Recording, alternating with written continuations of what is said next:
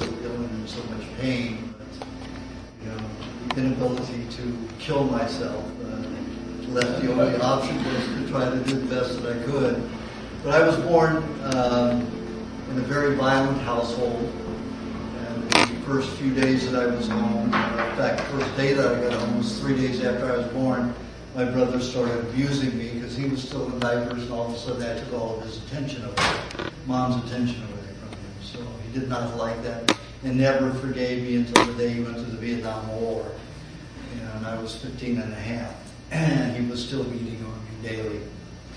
And my father was pretty violent. He put me in the hospital quite a few times, put a 9-iron in my skull one time. It was pretty brutal. And my mother overcooked everything. Everything was leather, it was awful food. And I used to have to sit because I would projectile vomit from the food. I had to sit for anywhere from an hour to 2 hours each evening and finish my meal. I could not do anything unless I finished everything on my plate. So I learned how to, with a half a teaspoon of milk, wash down a whole tablespoon of peas without chewing them. Anything I could do to get the food down. So by the time I reached 12 years old, I developed peritonitis that they misdiagnosed as appendicitis.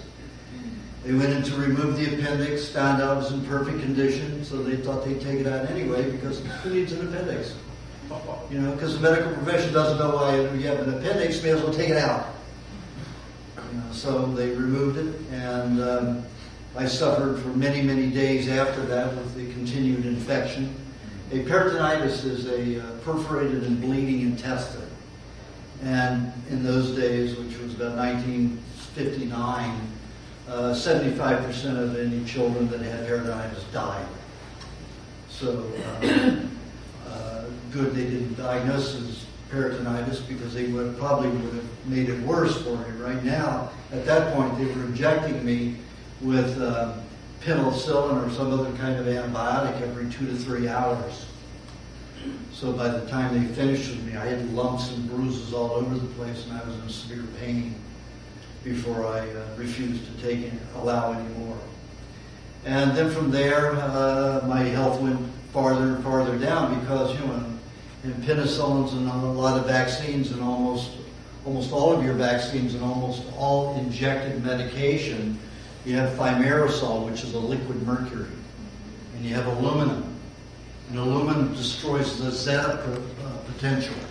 The zeta potential is the ability for nutrients to remain suspended in fluids, in your blood serum, or neurological serum, or lymph serum. So all of your nutrients just drop, like heavy, like there's a heavy gravity that occurs. It just rips the ion principles out of the system. So aluminum and mercury and all of those I was injected with every 2 to 3 hours for 4 days. So you can imagine why people turn out all bruised and damaged and swollen and big knots on their arms and butts wherever they got it injected. And I had huge softball sizes of lumps on my buttocks and my arms and my forearms, upper arms and forearms.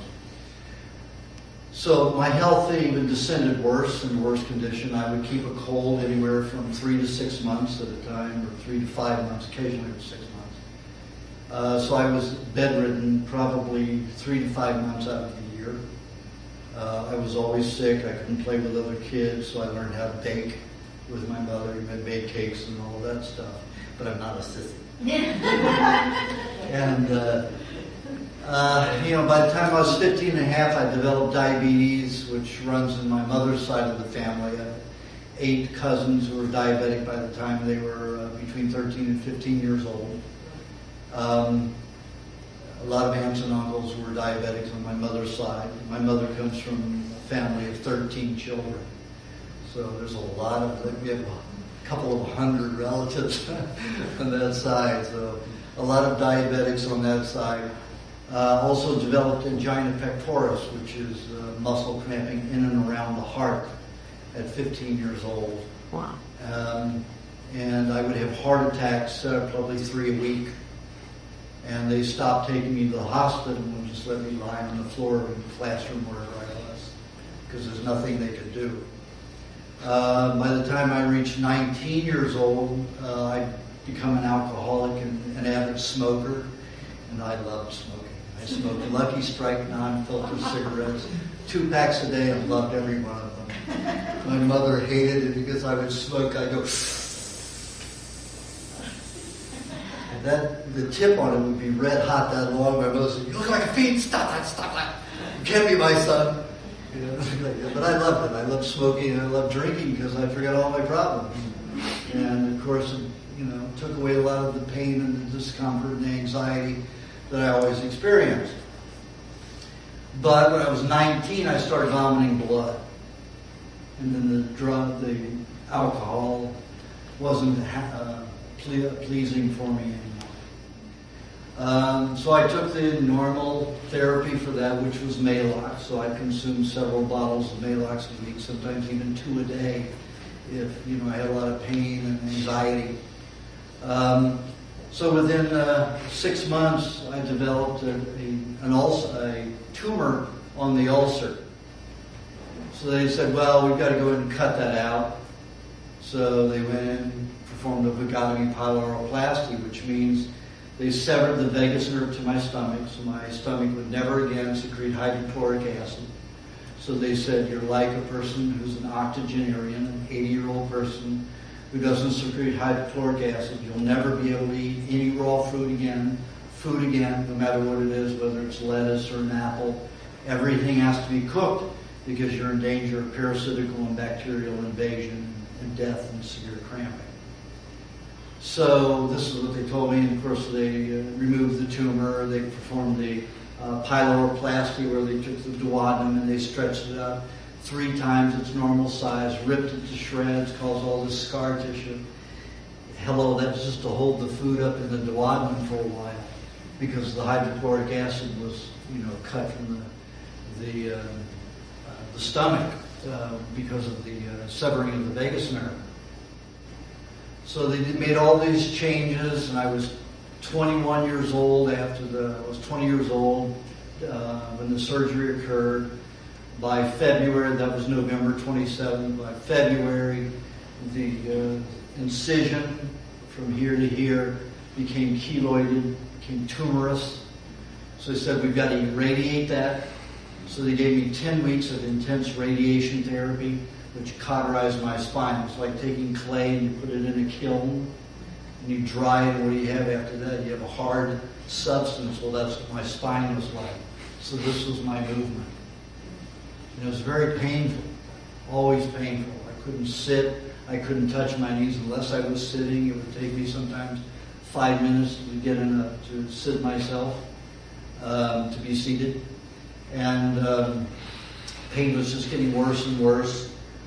It was a point where I was practically living on the floor, crawling like a worm because the pain was so excruciating, standing, sitting, or any other way. Even lying down, but it mitigated the pain a little bit. And then the radiation therapy not only cauterized my spine, but it gave me blood and bone cancer, multiple myeloma. So they said, "Oh, well, now we have to give you chemotherapy. You've got a 1% chance of living, but still, that 1% is worth going for it." So I went through the chemotherapy for almost 3 months, vomiting all the time, 24 hours a day. Lost my hair. When it came back scraggly and all gray. And then they said, "Well, it's not working, but we can still keep trying. We may as well try." And at that point, I was 21 years old, and I said, "Forget it. All you guys make me feel worse every time I see you," and that was that. So my option was to go into a hospice to die, because at this point I was a worm living on the floor because I couldn't sit, I couldn't do anything. I couldn't even lie in one position for more than 10-15 minutes before the pain got so excruciating that I had to move. So I decided I was autistic. When I was 18 months old, I received my 3rd tetanus shot because my brother didn't like me, pushed me on rakes and rusty nails and everything. My mom was an RN, and an RN with a baby is like paranoiasville. So, anytime, a baby got cut, it was take him to the doctor. And, tetanus shots, even in those days, they believed they at least lasted a year. But they were giving them to me every 3 to 6 months. If I, got a cut that was even near some kind of rust. So the one that I got when I was 18 months caused autism. The mercury and aluminum stored in my brain in the communication center. So I was unable to understand language. By the time I was 8, I had heard language enough, and I interpreted them as sound patterns because I couldn't correlate them to any kind of a meaning. So I was just like a parrot. I would repeat sounds that I heard for specific situations. And half the time it worked, got me out of trouble. I didn't get beat because I didn't talk, because I didn't look autistic. But I was autistic, and if I didn't answer, most people just thought I was belligerent, especially the nuns and priests who beat the hell out of me and my parents, so for being insolent and insubordinate. So, but I didn't know what they were asking me. I didn't know what they were talking about. I always knew when they were lying and stuff like that because I was very intuitional. And they were always lying. Lying to my brothers, lying to each other, right? This is like my mind was totally in tune to truth, emotionality with everybody, but completely blind to language. But I learned enough sound patterns, and I always picked a nice, intelligent, sweet girl to sit next to in school, so I'd copy the hieroglyphs off of her page onto the pages so I could at least get C's and D's in math in school. So I really could not spell the word "the" when I was 22 years old still, with no comprehension. I mean, I could write the hieroglyphs, but I had no comprehension that a T, what that meant, that it meant a sound, and the H and the T and the H together. There was no comprehension still. So since I was autistic, I refused to go to the hospice and be ridiculed for not being able to communicate. I'd learned enough language by that time, I could respond with, these sounds that would give a favorable response, and people would just leave me alone. And if they asked me other questions, I don't feel like talking, I don't feel like talking. That's what I could always say. I could always say that line, and people would leave me alone a lot of times, and most of the time. But in a hospice situation, I didn't feel it was good. I visited there. I thought I'd just die in my home. Like all autistic children, I had a unique talent that I never even understood myself. Somebody could give me a computer program problem, and I could figure it out in 10 minutes to an hour, and it would take people a month to a year to figure out. So, I just write it out. I didn't know how I did it, but I did it. So even though I was an idiot, I made a lot of money because my teachers in trade school understood my ability, and they understood that they would give me oral tests, but it was strictly not on language, not on anything, it was strictly on the math and the problems of flow charts and resolutions. So of course I passed first in the class with that kind of testing, but I was the only one they treated that way. So they pocketed me with different companies, and I was a junior executive at 21 years old, so because I could do these things, but here I was illiterate. So I made a lot of money. I had a house in Beverly Hills, a 2-bedroom house in Beverly Hills. So I decided just to go home and die there alone. But 2 hospice volunteers came twice a week. They'd shop for me, make food for me, prepare it, leave it in the refrigerator. For 2 days at a time, they would leave it around the couch, where I mostly lived on the couch and the floor. Couldn't even use the bedrooms because it would take me 30 minutes sometimes to get from here to the back of the room, crawling on the floor. So I had to have everything within a close proximity. And of course, lots of jars, gallon jars to urinate in, pans to defecate in. That stayed all around me for 3 days at a time until the members came, the volunteers came, and cleaned the house for me. But one of them was only 18 years old, a very wealthy young boy. He was a singer who got in with the Go Anything group, which the Ford Motor Company used to travel all around singing about the bright idea of Ford. And so he made a fortune, you know. Here's the 18-year-old, he was light, he was really 17, but he was 6'3", you know, black kid. Like he was, you know, he wanted to help out, so he volunteered. And he was making like $100,000 a year, and it was in 1969. And it was a lot of money for a 17-year-old. But he brought me he'd come in drinking carrot juice, you know, raw carrot juice, sort of coerced me into to drinking it. I was paranoid because every time I had carrots, they were cooked and they made me projectile vomit. So the thought of carrots in liquid form was even more gross. So, and I never had a raw carrot juice before, so I didn't know what it was. Anyway, he tried to coerce me into drinking this carrot juice. It took about 3 visits for him to do it. He also brought a little booklet that was about 82 pages about this woman who had reversed her uterine cancer by drinking a gallon of raw carrot juice a day. Of course, what was I going to do with that? I couldn't read it.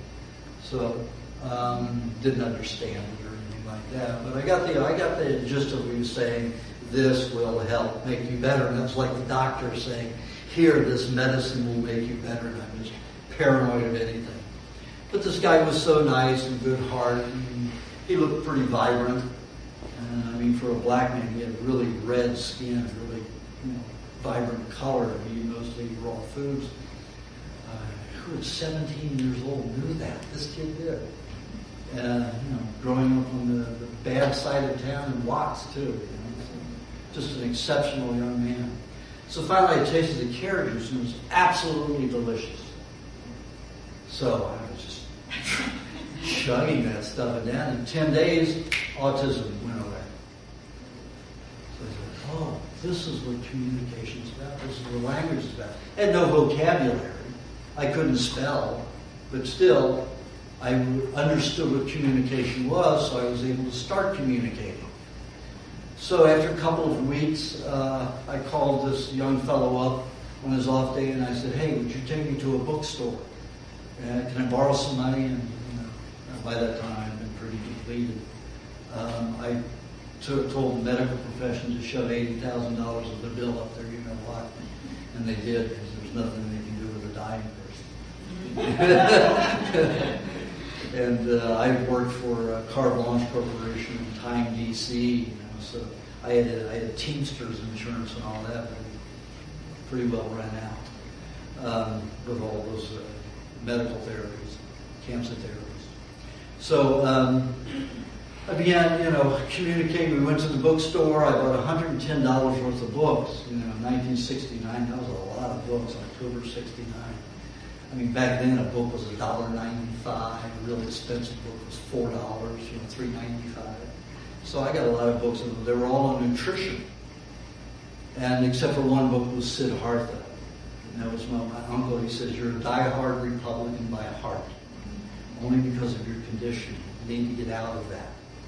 So he said, "You need to read the book, Siddhartha." So that was the first book I ever read. It was a short book. I spent a lot of time in the dictionary, but I got through it after about a month. And then it opened me up towards, because it was a story, it kept me engrossed. It wasn't like, you know, all the books on nutrition, which were so confusing. It was ridiculous.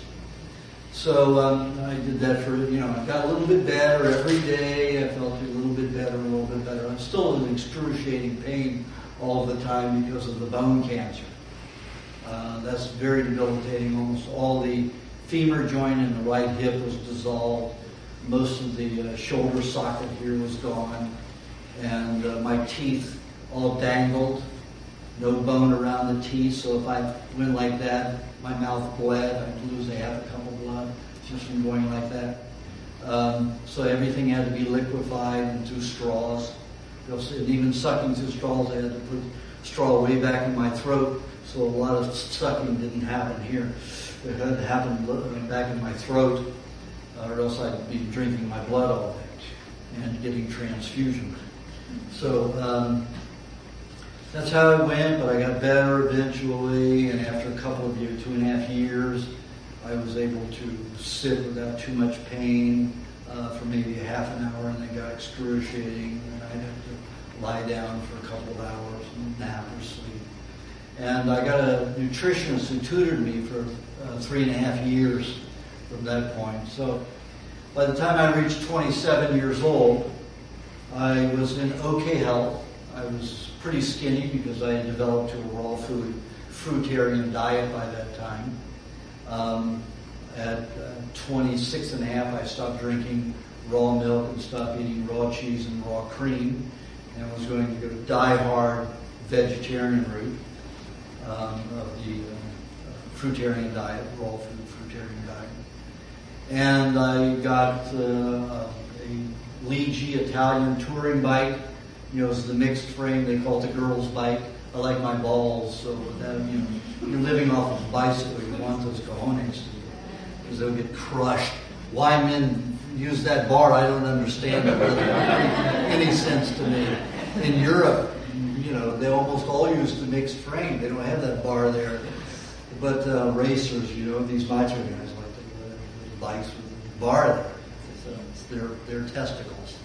So, you know, those bikes are unstable. I can understand that. So if I'm going 60 miles down a mountain hill, that thing's wobbling. You know, so I can understand that stabilizes it. But for, you know, practical utility use, it's not a convenient bike to have, especially if you're going around with 75 pounds of books and saddlebags, you know, physiology, anatomy, biochemistry, and on the bike.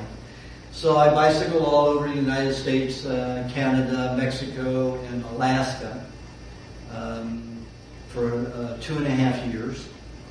I lived with about 4 different Indian tribes: the Eskimo, the Yaqui in Mexico, and way down in near the Yucatan, the Mayan, and the Sioux. The 4 that I lived with for a while. And all of them told me, what you need to do is eat raw meat. And I said, not looking at the aspect of ill health from eating meat, I would, after the surgery, I would eat cooked meat, and my face, my shoulders, my chest, my thighs, my buttocks, my back, everything would break out in these pustulations. And one director friend who was in the motion picture industry said, you know, if I ever needed a part for a hamburger, a live hamburger, I could use you as a monster, as the hamburger monster. Oh, thank you. That's very sweet and very kind. I'm just letting you know you need to change something in your life to stop that, and I think it's all mental. So, what you're thinking, you know, so that whole guilt system about it. There's something going on in your mind causing all the disease. So, thinking back about that, and all these, you know, tales of eating raw meat and how that would correct my system was a block. I was completely walled from it. The Berlin Wall or the China Wall, whatever wall it was thick and firm and solid, and it wasn't going anywhere. And also I thought about, you know, the repeated dialogue of saying, you're like an octogenarian, you eat any raw products, especially meats, raw or not well done. They didn't even say raw, didn't get near there. If it's not really cooked completely, well done, you're going to get a parasite, a bacterial food poisoning that will cause you tremendous pain and you'll die. So that, you know, resounding in my head, you know, going over and over, I wasn't going to get near meat. So after 2.5 years of multiple myeloma, the blood and bone cancer resurged. I was getting down. I got down to as low as 96 pounds, which is skinning. Right now I'm 170, so you can imagine when I was at 96 pounds. Just skin over bones, like I was out of Auschwitz. So I got very weak. I started vomiting a lot, very uncomfortable. So I said, well, I didn't find the answer. I mean, I lived with alligators. I observed chipmunks, lots of animals in the wild. I used to swim with alligators every day, a whole lake of them. They'd swim alongside. When I first went in, it was scary, but I thought, if I die swimming in this lake, it's okay because I want to swim in this lake. So, and all of a sudden you see these alligators come off the shore and get in the water. You see these eyes and nose coming off, so they submerge. And I'm just swimming along. You have no idea where they are. You know they're traveling under me somewhere. And I thought, oh, if I die, it's okay. So, they never bit me. Well, one bit me when I was having sex with a woman in the lake one time. Bit me right in the shin, so it was the last time I had sex with the lake.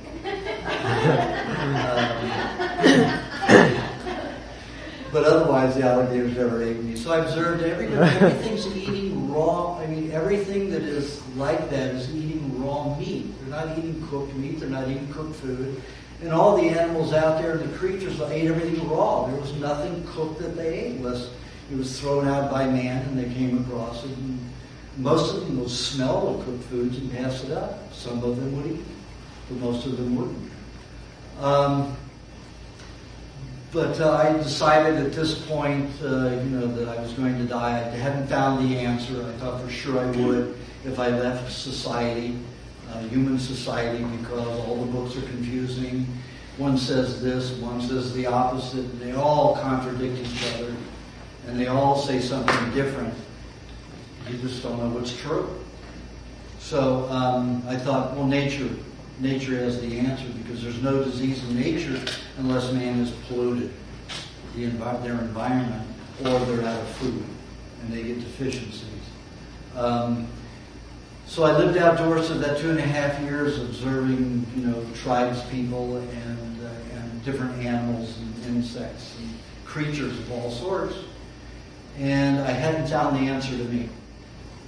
I was getting sicker and sicker by the day, so I decided, well, I'm going to go to an old Indian burial ground near Palm Springs, California, and fast myself to death.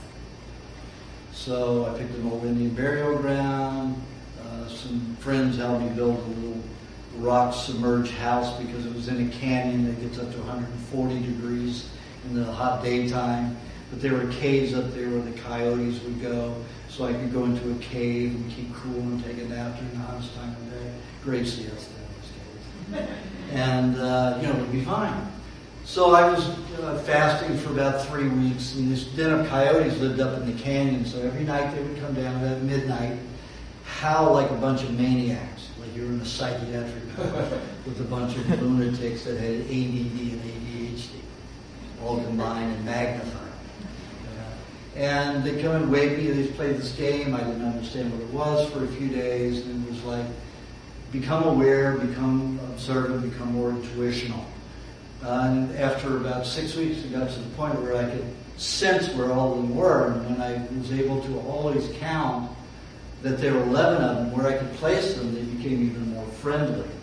But after just a few weeks of them appearing, they came down inside my little 7x6 rock and concrete. 5 feet of it was dug into the desert, so I'd sleep coolly there at night. We had a wooden rooftop. The rain, it didn't matter because it just kept me cooler, so it was okay. But one of the coyotes came down and woke me up and motioned for me to go with them. So I thought I was in a dream, so I may as well go. So I went and I watched them kill a rabbit, and they ripped it open for me, laid it at my feet, and here was the Easter bunny, bleeding to death, warm on my feet. And I thought, oh God, I'll puke. They actually dropped on your feet? Pardon? They put it right on my bare feet. Wow.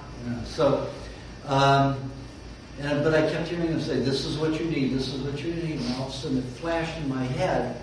I went back into time when I was probably about 14 years old, and my cousins and my brothers were going to go hunting. I was too sick to go hunting, so I wasn't allowed to go hunting.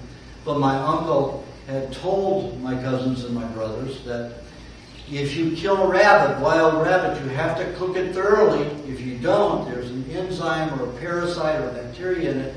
There's something in it that will cause you terrible intestinal cramps and you'll die within 2 days. And that flashed in my mind. I said, oh, these coyotes are going to help me kill myself quickly. Because I could fast for 40, 60 days before I die. And that's painful. Headaches, nausea all the time, trying to drink a lot of water. I thought, 2 days, pain, 2 days, easy, I can do that. So, I picked the rabbit up, tried to eat it, came right back up. Had eaten 6.5 years. So, it came up a few times, so I said, okay, I've got to psych myself. I'm back at the dinner table at home. I've got to eat this garbage food, and I've got to psych myself out to where I can swallow it. So, that's what I did. I psyched myself into it. It took 5 minutes. Started eating this rabbit raw. Really slimy compared to cooked. So, eating and after I got probably about 10 bites down, most of them started tasting good. So I started eating more, and I started eating it like I would, cooked chicken, because I love chicken, but just stayed away from any kind of meat, because after the surgery I broke out everywhere, no matter what kind of meat it was. So I ate this rabbit. I probably consumed 3 pounds of this 7.5-pound jackrabbit. Coyotes shared the rest. I went back to my campsite, my little sunken house, to die. And I knew I was dying because I was feeling good. With every step, I felt better. So I had had 3 near-death experiences, 2 on an operating table and 1 on a drug experience. Where my blood pressure descended so low, and I died for 3 hours and 17 minutes. But I was revived because I happened to die on top of a heater, which kept my body warm enough. So I was able to be revived. But I knew that I was dying because I felt good, and it was like I was having another near-death experience, but this time I knew that I was going to die. So I went back, got my sleeping bag, and went to sleep. And I woke, and I wasn't in any tunnel, I wasn't the sun, I wasn't anybody else, but right there in my sleeping bag. And I said, oh shit, I didn't die. So I'm checking for pain, much less pain. Usually I would have to lie, because the morning sun would come right down into the little cabin. So the sun would be right on me. It usually took 2 hours before my body got loose enough for me to feel warm enough to be able to move without severe pain. This time it only took 45 minutes. For 3 days, I seemed to feel so much better than prior to eating the rabbit. So it dawned on me, here's what the Indians were telling me, the raw meat. I had no pain. Here I'm 3 days. I didn't have 1 cramp, not 1 stomach pain. The rabbit made me feel good. It's the raw meat I need. And at that moment, a sidewinder rattlesnake started right past me. What? And I had seen, Indians, when I lived with the Indians, just walk up to a rattlesnake, put their foot on its head, pick it up right in front of the rattler, and swing it around and snap its neck. Its head just pops right off. They peel it back and they eat. So, out of my excitement for realizing the raw meat's what I need, I just automatically went up, put my foot on the head, picked it up in front of the rattler and started swinging, and I said, oh shit. I don't know how to do this.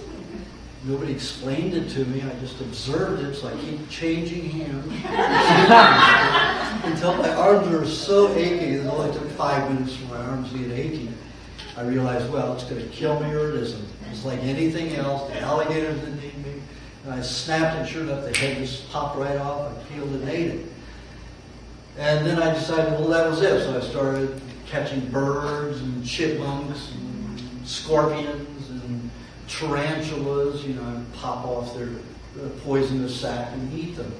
And I'd just eating anything, but there wasn't enough food in the desert. So I got on my bicycle, went down to all the farms that were within about a 15-mile range. And I bartered, I'd shovel goat manure, cow manure, anything. I'd milk cows, milk goats, anything in exchange for food. So I ate lots of dairy, raw dairy, lots of eggs and lots of chicken and some goats and beef, when you'd slaughter. So after 4.5 months, I looked like a scaled down Arnold Schwarzenegger. So I said, that's the answer. So I went back to Los Angeles to spread the word. And they said, are you out of your mind? You're going to get a brain flu. You're going to get, you'll get a flu in your liver. You're going to get parasites everywhere. And I said, but it's the only thing that's ever made me feel good completely. It's what I have to do. And he said, well, you become an idiot. And I said, well, I've already been that. And it's the only thing that makes me feel good. So I continued, and that was September of 1966 that I began eating, that I ate the rabbit, And ever since that I've been eating raw meats. And guess what? Never a parasite, never a bacterial infection. Everybody gets diarrhea and vomiting. That's a normal part of poisons that collect in the body in this kind of a society. Especially if you're eating cooked foods, or especially if you're working in a toxic environment. You're going to have vomiting and diarrhea. In fact, the people who are on this diet only have 12% at any particular time. On regular diets out there, the standard American diet, which is acronym SAD, Standard American Diet, SAD diet. The rate of vomiting and or diarrhea is almost 20%. So I did continue eating the raw meat for all those years. But every day, hearing it, you're going to get a parasite. I mean, for some people, when you get around them, some people first hear it. Because I was nobody who was shy about it. I'd go right into a restaurant and order raw meat. I did order cold steak on a cold plate. Everybody came out, the woodwork to see this. The chef, the waitresses on the other side of the restaurant would come over. Everybody would come over to see this. And some of them were pretty traumatized by it. You got to be crazy. You got to be crazy to do this. Well, that's okay. Crazy works, and it's if you feel better and you're doing better. So, but every day you hear that, and for 13 years I went around saying, I hope this isn't the time that it happens. I hope this isn't the time that I get a brain flu or a liver flu. Never happened after 13 years, and I said, wait a minute. I had a lobotomy pyloroplasty. I've eaten raw meat, crawling with worms and parasites. Like Harvard, Yale, Berkeley, USC, all of those are supposed to be renowned, Columbia. Nobody had ever studied humans eating a raw meat diet. Yet they came to this conclusion that you would get infections, parasitical, bacterial infections from eating raw meat. It was all speculation based on no facts. No facts whatsoever. So you have to look at that very, very hard. And when I studied animals that had parasites and put them on the raw meat, they got well quickly and very, very well. I got a laboratory technician to work with me. It cost me $60,000 to do just one of these experiments. And over the years, I did a lot of them. Almost $1 million I spent on laboratory tests and experiments. On one, we put an ad in the paper for dogs and cats that were over the age of 12 years old, closer to 14 or older if possible, and that had been diagnosed with parasites and had other diseases that they were being considered to be put to sleep. This would be part of only a food experiment. There would be no medication involved. We got so many calls, it was unbelievable. So we picked 30 animals.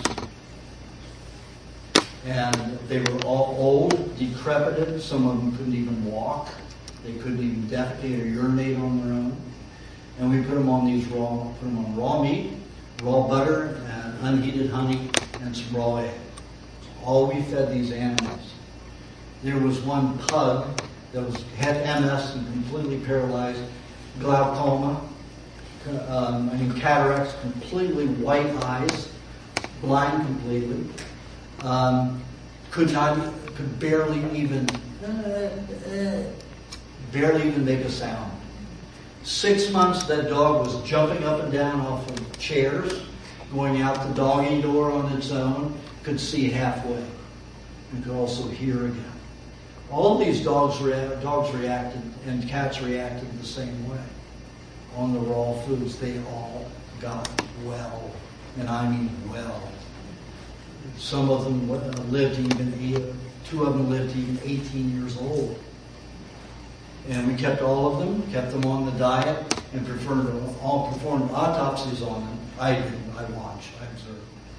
Autopsies on them, and their organs were like they were young. They were brilliant and red. And if you see an old dog or a cat in an autopsy, black, brown, green from gangrene setting in. The tissues are awful. And these dogs, even with their natural deaths, there was no disease going on in the body. There was no decay that brought them to the end of their lives. They just expired in their sleep. So, you put all that together and you say, where is all this propaganda coming from about raw meat is bad for you? It is absolutely insane. It is ridiculous. I've been eating since September 1976. I ate poison mushroom by accident, the death cap, the only deathly mushroom known to man. I happened to eat it by accident. And that's when I got so weak, so debilitated, that I began eating raw meat on a daily basis at that time, after a year and a half after the incident, because I just wasn't healing quickly enough. It brought my blood cancer back 3 times worse than it had been, plus it destroyed 90% of my liver. Wow. So, I mean, I had the massive amount of protein, and all of a sudden, December 1982, a year after it happened, I said, what am I doing? You know, because I was still in the fear of getting the parasite and everything. Let me just go with all this raw meat heavily. So I started eating raw meat twice a day, pound a day. Boy, did I start getting better quicker. So trash whatever you've learned about nutrition, it's all wrong. Because you know who runs the academic system? The pharmaceutical houses.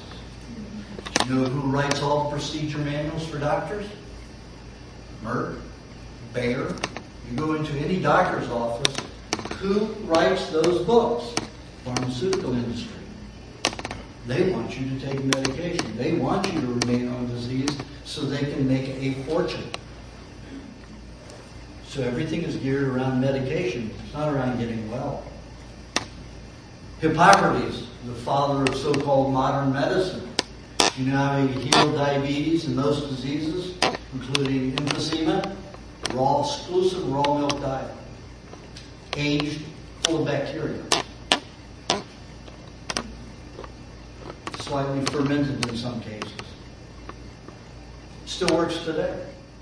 It worked 60 years ago. We have reports of it from many different places. And if you go to www.rawmilk.org, it's my website for Right to Choose Healthy Food.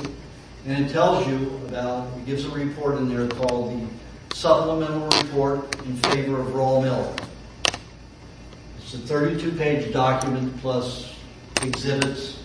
Comes up to 52 pages, but it tells all of the documented research from universities and trained medical doctors all over the world who proved that raw milk would cure and reverse diseases, osteoporosis. They also proved that pasteurized dairy creates disease, especially diabetes and osteoporosis.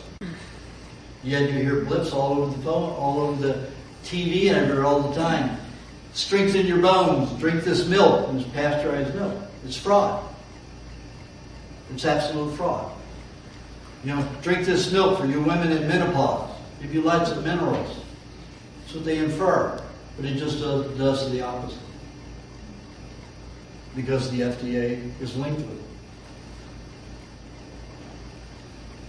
So, forget everything you've learned. Trash it. File it in number 13. And stick around for the workshop that's going to begin in about 15 minutes. The workshop is, was it 75 now? 70, yeah. $70. Yeah. It'll last about 5 hours. At the end of that, well, it'll probably be 3.5 to 4 hours of information. I explain how to do the diet, how the body works, how to eat foods to make the body work best, most efficiently at different times of the day for different problems overall. Explain after that. Then I do many consults. Anybody can stick around who's been part of the workshop.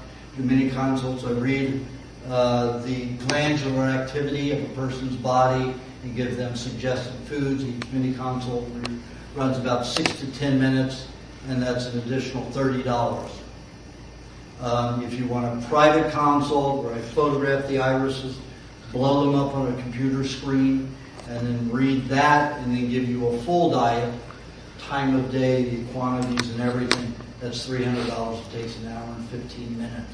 And I'll be doing that on Sunday and Monday. And then just see Stephen here for all of that. For all the setup. So right now we're going to break. This is the end of the... First of all, what I'm going to do is talk about... You may as well stay to that camera because I'm a peripatetic lecturer. No, I move it, yeah. Peripatetic means like to walk like Aristotle or whoever he was who used to walk and lecture and talk at the same time. So what I'm going to do is talk about the body a little bit.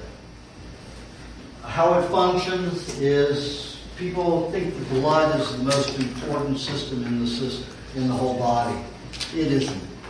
The main purpose of the red blood cells is to transport oxygen to other cells.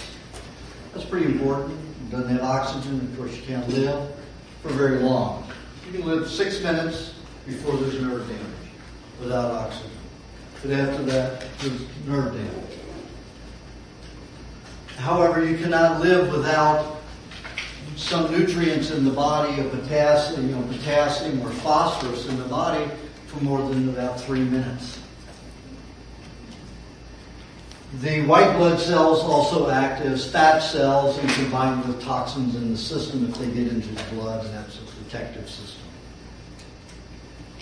The lymph system is a circulatory system that is more complex than the nervous system and the bloodstream.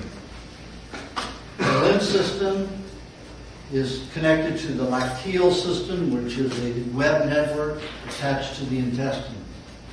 As you absorb nutrients through the intestines, it's always a milky substance, that's why it's called lacteal system.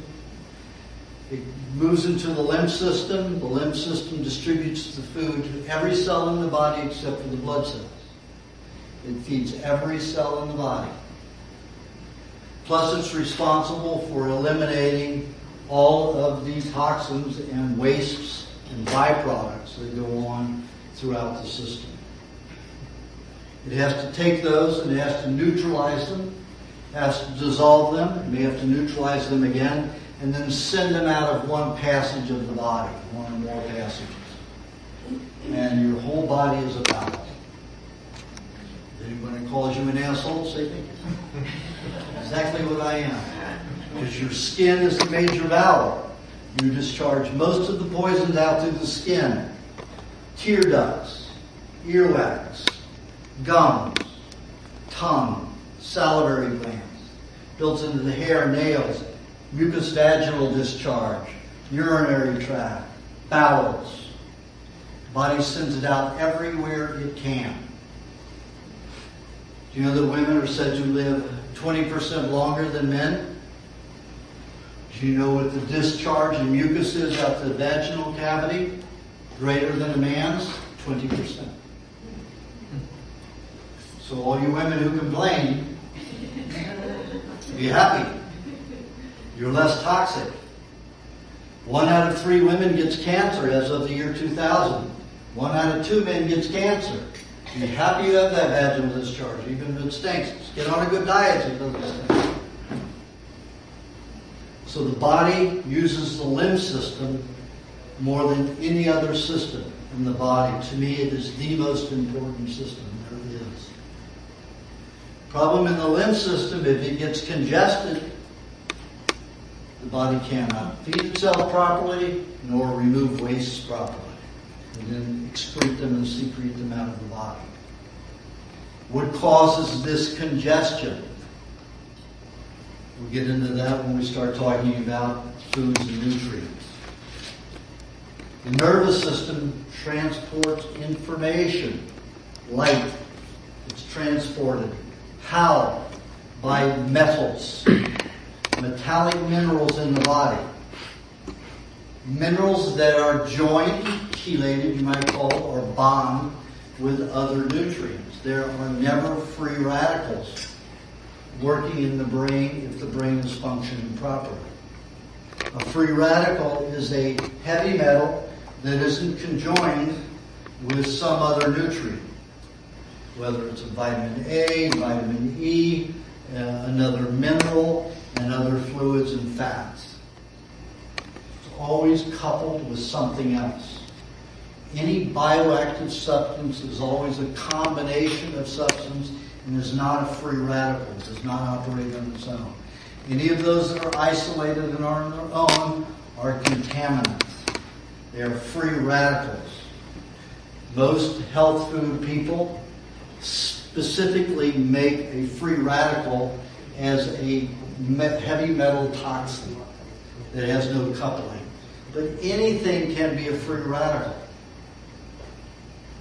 So for our purposes, we're going to call any nutrient that is not coupled no longer a nutrient, but a caustic substance that can cause damage. Most of them gravitate to the nervous system because the nervous system uses heavy metals. All kinds of metals, metallic minerals, to do its job of transmitting information and light.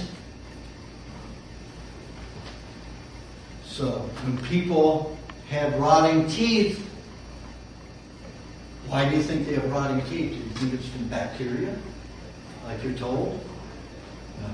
Bacteria comes in response to the heavy metals draining from the brain, going out the gums, causing plaque around the gums. The metal hangs around there. What happens if you put battery acid? Which are some very heavy metals. It will eat a hole in your arm, in your skin, no matter where you are. Put mercury on your skin. It will contaminate and turn the area gray and then black and then rot. A lot of metals you just put on your skin and it will damage it. When that comes in contact with your teeth, it destroys the enamel cells. What happens to these cells once it's damaged? It starts decaying. The bacteria is there to get rid of the decaying tissue. It doesn't cause the cavity. The heavy toxic substances from the brain leaking out your gums, on your teeth, hanging on your teeth, that's what causes the problem. So it's not the bacteria that's the problem. That's why attacking the body with fluoride, which is heavy metals, it causes more. Do you know that the tests, does anybody know about those tests that they did on fluoride? Do you know why there was fewer cavities in the groups that had fluoride? Because their teeth fell out. They had less teeth. Teeth actually fell out. Somewhere around 22% of their teeth fell out. The people who were taking the fluoride. 22% of their teeth lost. Certainly they have less cavities. They don't say they also had less teeth. So you've got to watch these These people are out to sell fluoride. They've got a contaminated substance that they're using. The gold industry uses fluoride to clean. And there's a water process. You don't need fluoride. But these companies want to sell fluoride. So then within the contaminated waste, they have to pay millions of dollars to contain this waste. Why not sell it on the public as something good and feed it to the world? Vitamin E is the same thing. You know what vitamin E is? 99.9% of the vitamin E out there that you buy, that you see in the store, it's a byproduct of Fuji and Kodak. Their chemical process of developing film. It's a byproduct of that. And some scientists got the idea that, hey, look at the molecular structure. It's 85 to 87% looks like D-alpha tocopherol, which is vitamin E. So they got somebody to say, got a bunch of scientists to say that worked for Kodak and Fuji back in those days, a long time ago, in the 60s and late 50s. This is really vitamin E. See how the structure is so much identical? And they call it vitamin E, and everybody's eating this byproduct of developing film. No research showing anywhere that it acts like vitamin E and is helpful. It's a solvent. Of course people's skin is going to get thinner. Of course it's going to take away scar tissue because it's a solvent. Vitamin E acts as a solvent when necessary in the body, but it's not a pure solvent like this byproduct is. Diane Cannon, when I worked at Aunt Tilly's health food store in Beverly Hills, she would come in and buy a whole bottle a week of vitamin E. And after about 10 years of that, she ended up in an institution because her brain, everything got so thin, she went crazy. Got into addiction, just went nuts. I kept warning her, don't do it. And she went from this flushed, full-bodied, lovely woman into this skinny, thin-skinned maniac. And people don't realize it, because they look good temporarily. What's going to happen in the long run? So you've got to watch what people are selling you because they're out to make money. They don't give a shit what happens to you. They really don't. If it harms you, that's just collateral damage in the business world. And if you don't think it is that brutal out there in that corporate world, you're in la la land. Take a look at the tobacco industry. They put substances in there to cause addiction. They deny that it causes cancer and lung cancer and esophageal cancer and all of that. They deny that there's any link to it. Because these people are interested in making money, and that's that. Period. So only you can be knowledgeable and observant enough to take care of yourselves. And that's what we're talking about today. Taking care of yourselves to the best of your ability amongst all the pollution. And if somebody really ridicules because you're carrying your cooler, and I carry my cooler with all my food, you let them ridicule. All they want is they break down and get sicker and more disease. Because they'll be the ones who suffer. You won't be suffering, but they will. That's what you want. Let them suffer. Those who want to suffer, let them suffer. You just take care of yourself so you don't. So the neurological system has the attraction to almost all the heavy metals that there is in the body.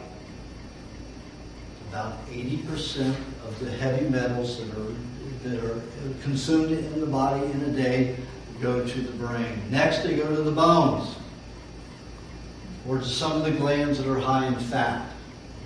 Liver's not terribly high in fat; it's concentrated in protein. But your pancreas, gallbladder, spleen, very high in fat. Brain is exceedingly high in fat. So most of your metals stored in those areas, in the prostate gland, the gonads, the ovaries, all those places are reservoirs for toxins because of the high fat level. Now, where do these toxins come from? Do you know that herbal teas, you can get it from herbal teas. You know why? because there's heavy metals in all of food. You've got iron, you've got lead, you've got all the minerals that are in the earth in every food that you eat. When you cook them, you break the link. Then they become free radicals. And if your pancreas in your system isn't extremely resourceful to be able to leach nutrients from your body to recouple them while we're still in the digestive tract, guess what's going to be running around in your body? Free radicals, damaging everything and everywhere. That's why people get old and decrepit. There should be no synonymy with aging and deterioration. In the Andes mountains, they eat a tremendous amount of raw meat, and when they cook something, sometimes it's very light. But here you have 90-year-old men involved in a kickball exercise through the Andes Mountains. We're talking about really high, 100 miles. And what they do is they get about 20 of them at a time, and you have groups of them.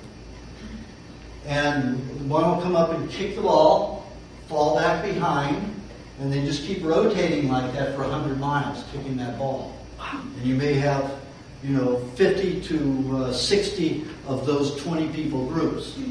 Every year they do this. 90-year-old men get up there and do that. Do you know the people in this country who do it? I know a few of them. They're active buddies of mine. One of them would consume two bottles of aspirin in the 100-mile race. 2 bottles of aspirin to be able to make it. He probably wouldn't make, but regular, marathon, 26 miles, and that's it. He would never make it if he didn't have his drug, the aspirin. But you know what happens to him when it's over? He has to isolate himself completely in a room for 20 days. You know why? Aspirin stops blood clotting. So his skin gets like tissue paper. If I went like this to him, I'd rip the skin right off of his leg. Just doing that. The skin would just peel right off, just like tissue paper. So he has to isolate himself, eat tremendous amounts of protein, just to be able to rebuild and re-heal. So he can go out, and it's a year before his skin is better, and then he does another one. Hello? And I say, what does it prove? Oh, it feels really good to do it. I say, wait a minute, it takes you a year to recover, and you say, it feels really good? What, while you're running? Then you're isolated for 20 days in a room. Oh, it feels good. It's okay. Worth it? Hello? Okay. But that's his choice, so I really can't judge it. But not for me, certainly. And get perspective on what you're really going through, and you might change your mind about what you do too, and what you eat. Yes. What do the guys in the Andes do? They don't chew on anything. So they're just fine. Yeah, they're fine. And they may pick up a leaf to eat on the way or something like that. But most of them, they don't eat anything during that whole 100 miles. They don't even drink water. They just chew on some leaves to get a little bit of moisture. Sometimes as they do it, some pine needles sometimes. Pine needles are full of oils and fats. So, you can get a lot to keep your mouth lubricated if you do that. They don't really, they'll chew on them, break them, but not really chew them to eat them. They just squeeze the juice out of it. Got a little bit of oil. Wow. The glands are responsible for keeping energy levels up. They produce hormones to keep certain levels of functionality going. Prostaglandins are intercellular hormones that are produced to keep a cell vital and pumping and energetic. If any of these systems break down, then chronic fatigue will settle in a gland or the whole body. Many glands or the whole body, the whole system. Anytime anything malfunctions in the body, it's either from starvation, malnutrition, or from contamination. A lot of people say, oh, it's all in your head. That is absolute bullshit. There's nothing that happens in the head that doesn't happen in the physiology first.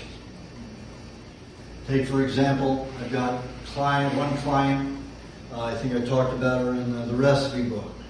27 years on 5 drugs a day for psychological problems. On and off the diet. Every time, she'd go through this emotional thing, she would stop eating the diet and go for donuts and all this other garbage. And finally, after a year and a half, I said, she got yoga tapes out there and all this stuff, teaching me that kind of. She's so opposite of everything that she's teaching. It's odd reality. It's what she wants to achieve, so she's teaching everybody else to teach herself, maybe. And that's probably what it is. So after a year and a half, I said, I'm going to give her a false name, Jennifer. Jennifer, if you don't try the high meat, I'm not going to work with you anymore. You take me on these roller coasters, I take the ride with you, but it's very exhausting and very time-consuming. You need to pull it together, and you need to do something a little bit more difficult. You need to either stick with the diet or try the high meat. I'm already on this crazy diet where I eat this raw meat. I can't, it's antisocial. Boom. Happens to me a lot with these particular psychologically challenged people. So, you can't take it personally. It's like if I want an elephant to be a tiger, it's never going to happen, so I don't expect it to be different than it is like that. So, she called me, a few hours later. Okay, how do I do this high meat thing? I said, well, it takes about 10 days. I don't have 10 days. I might kill myself tonight. I started saying, well, it could be easy on all of us. Instead, I said, well, I know somebody who has a lot, pre-made. You could probably buy some from them. So I called the fellow, gave her number if he wanted to sell her some, and he did. So he sold her some. So I get this call about 10:30 at night saying, from Jennifer. I just took the high meat about 40 minutes ago, and I'm really nervous. I've got a lot of anxiety about this, and I need to talk with you. And I said, no way I'm answering that phone. I'll be nursing, babysitting her all through the night. So every hour I get this call. I need to talk with you. I'm really nervous about this. What could happen to me? Don't answer the phone. After about 4 hours, Aajonus, please answer the phone. She's getting very nice. Every hour, she's getting nicer. And this is a woman that used to say, on a good day I feel good today. That was a good day. And that was a very good day. She said that, like that. So by 5 o'clock in the morning, about 4:30 in the morning, 4:45 I think it was, she says, okay, I'm going to stay on the phone until you answer. She starts whistling this happy tune. I said, it's time to talk with her. So I picked up the phone, we had a 10-minute conversation, went to sleep. She went to sleep. It was that easy. And if I had been on the phone with her, it would have just charged more of her fears. It would have been, I would have wasted a whole night on the phone with her. But she got through it. Now, she eats it every day. She eats high meat every day because it makes her feel so good. How much? Quantity? She eats about a golf ball size amount every day. Sometimes a large marble size amount, but mostly a golf ball size. I have one guy that suffered it for 40 years. Depression for 40 years. He only eats high meat. He doesn't eat any, and he eats 2 pounds a day. If it doesn't stink and it isn't rotting, he won't eat it. And he is the nicest, most delightful guy, and he's a landscaper. Heavy duty work, And he's out there doing it with all this energy and as happy as can be now. For 40 years he was depressed. So, and people talk, that is what will kill you. You're going to get flus, parasites, bacteria, it's going to kill you, it's going to rot your brain. It is not true. It's just not true. And every doctor that opens his mouth, and every person that opens their mouth to you and says something about it, say, show me any case where it's happened. And I've said this to 100 doctors. And at Yale too, when I gave a lecture there. I said, show me one case where that's provable. Now, don't you feel stupid? And that's just what I asked him. He said, don't you feel stupid? You're out there postulating something you don't know shit about. How do you feel about that? What if it makes people feel really good and it changes their entire lives to better, and you're here knocking it down and you don't know? And you're just parroting something because it sounds good. It sounds like it probably exists. But it has nothing to do with reality. So how do you get the body working properly? It's what you feed it, yes. High meat is when you take meat and you encourage bacteria to grow on it. Fermented, yeah, that's only the bacteria that breeds alcohol. But there are many different bacteria that will break down the proteins and the fats. Just like in milk, we have acidophilus, which breaks down the sugars, the bulgaricus, which breaks down the fat, and glycosaminoglycanus, which breaks down the protein. So you have a variety. Those are just three of the main ones that operate in milk to help it break down. And if you encourage the acidophilus over the bulgaricus and glycosaminoglycanus, it'll be sweeter fermented milk, like kefir and yogurt, rather than a very heavy, bitter, nasty-tasting one where the bulgaricus and glycosaminoglycanus predominate. But if you want to get well quicker, you have the bitter, nasty taste. I've got a quick question. Yes. And this is so that I can continue to pay attention to what you're saying. I've been following the diet, the raw meat diet, for about 4 months. And I've been focused at getting my meat at Whole Foods, organic meat. Right? And so far I've heard you say you've retrieved fish out of the trash. You've eaten raw in restaurant, which was that you didn't say whether that was organic or not. So sometimes if I'm hungry, Whole Foods isn't open and I don't have raw meat. What about getting raw meat from the Safeway or Albertsons or something like that? I ate mad cow for 3.5 years when I lived in Paris. I don't have Thank you. I did. I ate mad cow for 3.5 years. It was only a month at a time, but it was 3 months out of a year for 3.5 years. And my girlfriend who lived in Paris said, "You're not going to marry me, it's over." So it was over. So I was finished with my mad cow experiment. But I didn't know it was mad cow until she said, "That's it, it's over." I got on the plane and I look at a magazine and it tells me that Carrefour supermarkets had been selling and utilizing the mad cow meat for 10 years. Well, for the last 3.5 years, when I was in Paris, that's where I got my meat from, Carrefour supermarkets. So I've been eating the mad cow for that many years.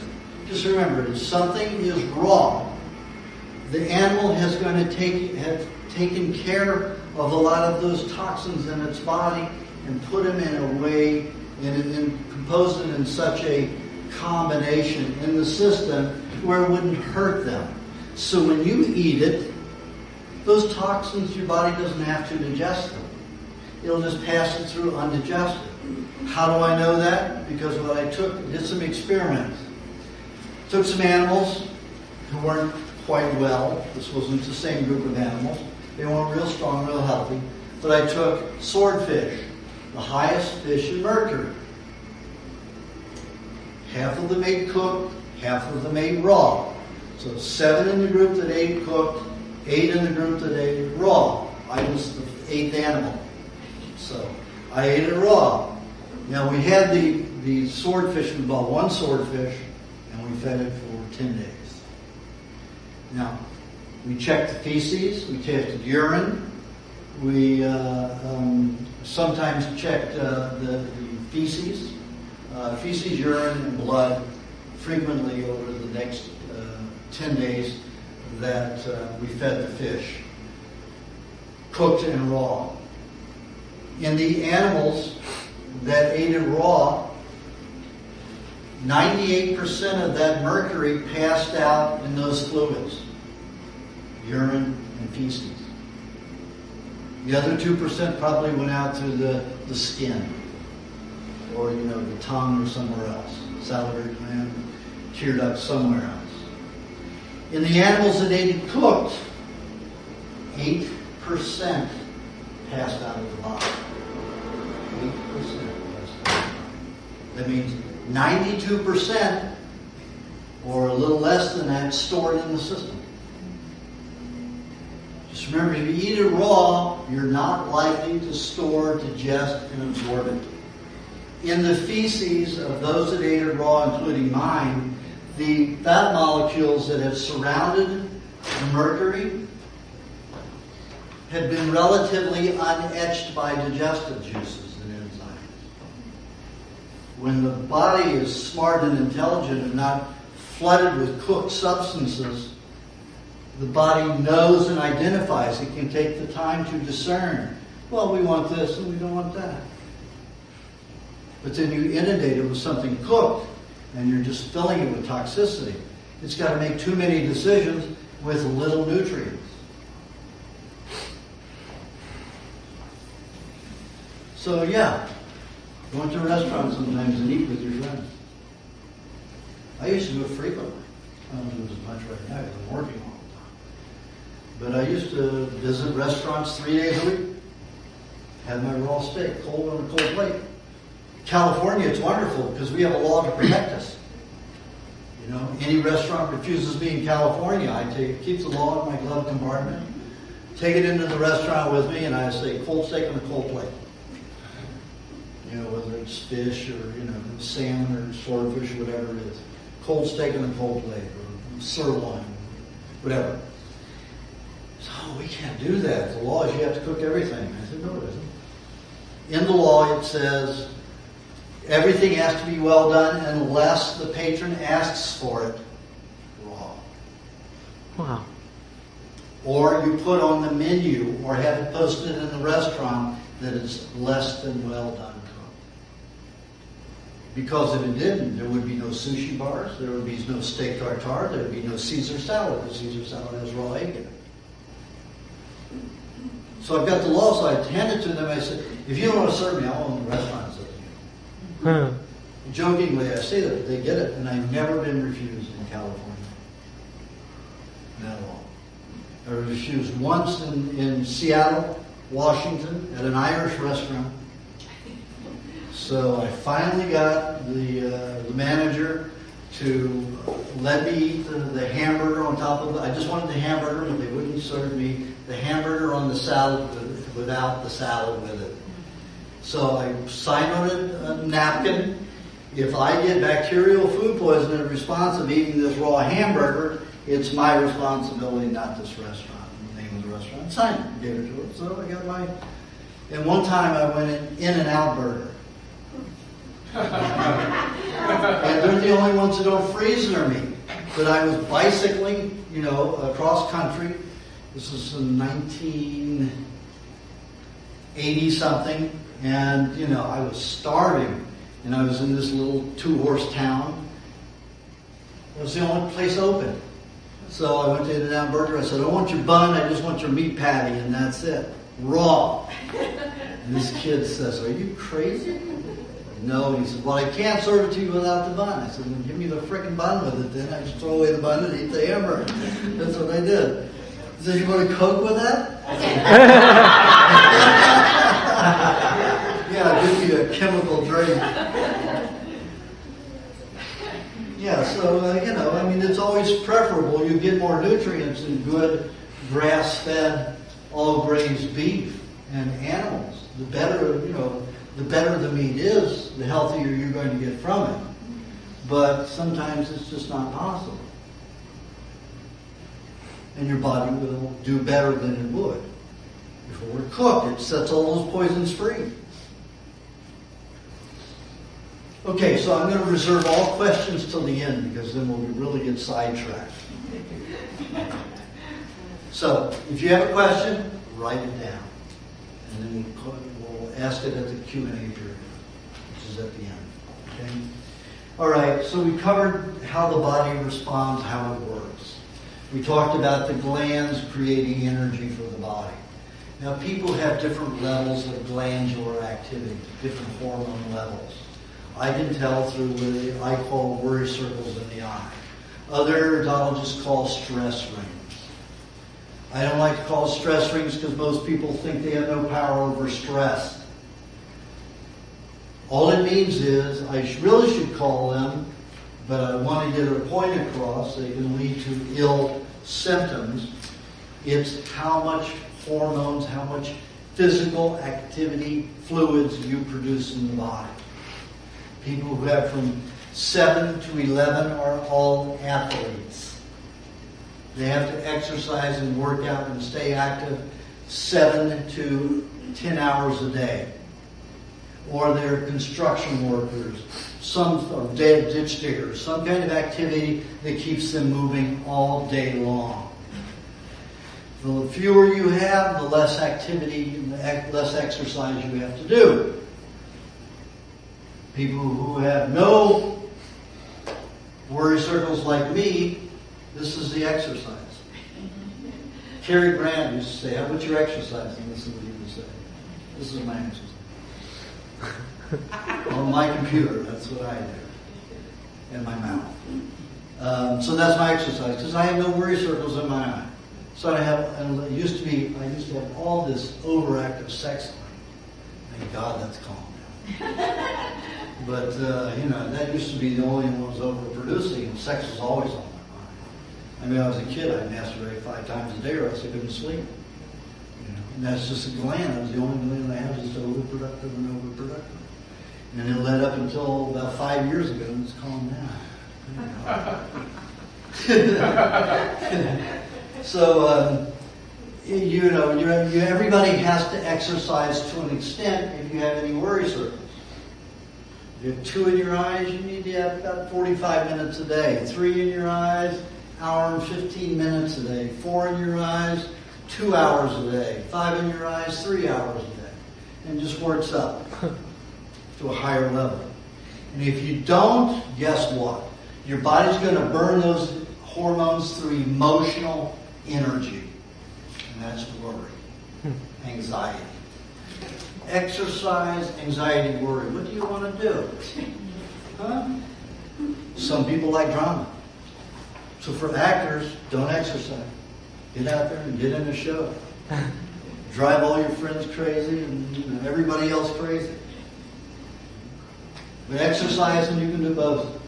You can have a good life and feel good and be mentally balanced. Children are the same way.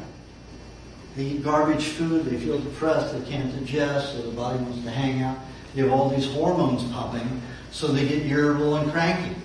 Because they need to exercise, they need to get out and get physically active, and they don't have the proper nutrients in the body to do it.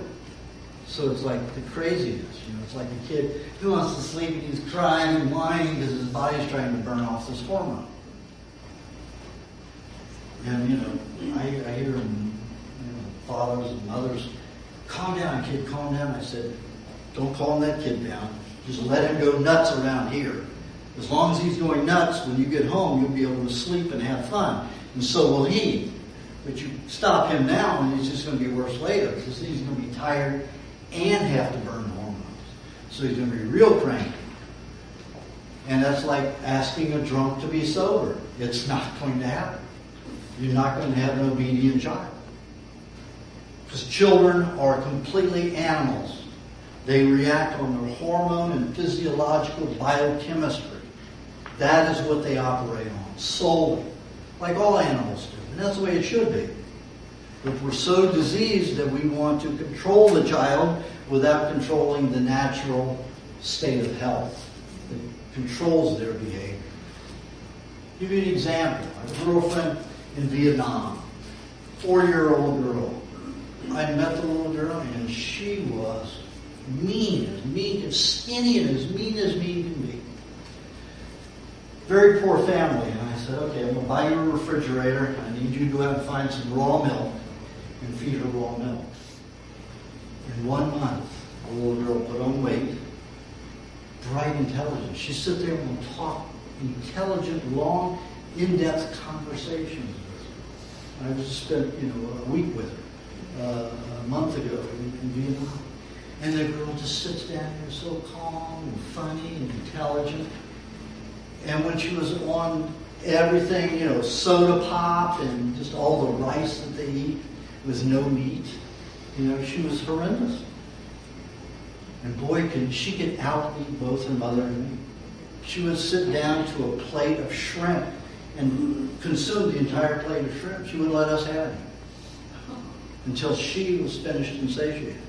We didn't care because, it kept her calm. And then we'd order more for us. After she finished.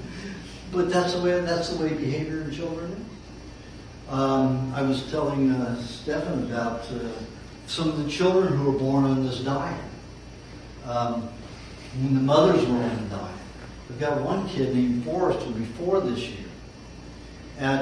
When he was 1.5 years, I was in New Jersey giving a seminar, and I stay with the family whenever I'm in New Jersey doing the seminars there. They presented at their Kung Fu Academy. And little Forrest was a little over 1.5 years. He turned 2 at the end of December, his birthday. And he was sitting with his 4-year-old cousin. And Nicole, his mother, came home, brought him a new puzzle toy, put it between he and his cousin. And he looked at it, he knew his cousin was going to take over the new toy and play with it, until she was finished, and he would take care of it afterwards. That's how patient this kid was. So, and all this kid ate from the time that his mother stopped breastfeeding him, which was, I think, about 4 months old, because he kept having colic from her milk, just a little bit. So I suggested that she just feed him raw cow's milk. The cow's been on a raw diet all of its life. She's only been on a raw diet for about 8-9 months. So of course she's going to have contaminants in her body that are going to get into the milk. So she resisted, and it's not natural. I said, it's not natural to feed the baby toxic milk if you can feed them good, healthy raw milk from a cow. So she said, but the cow's milk won't help the baby grow as intelligent as a human. I said, we'll see about that. So he liked the milk, it was okay, but he had an affinity toward buffalo liver. So we blend him half buffalo liver and half milk. And that's what he had in his bottle for still drinking. And he'll be 4 years old in December. But he was a little over 1.5 years, sat there, watched his cousin. Now what this puzzle was, it was a wooden board cut out with the indentations of the alphabet.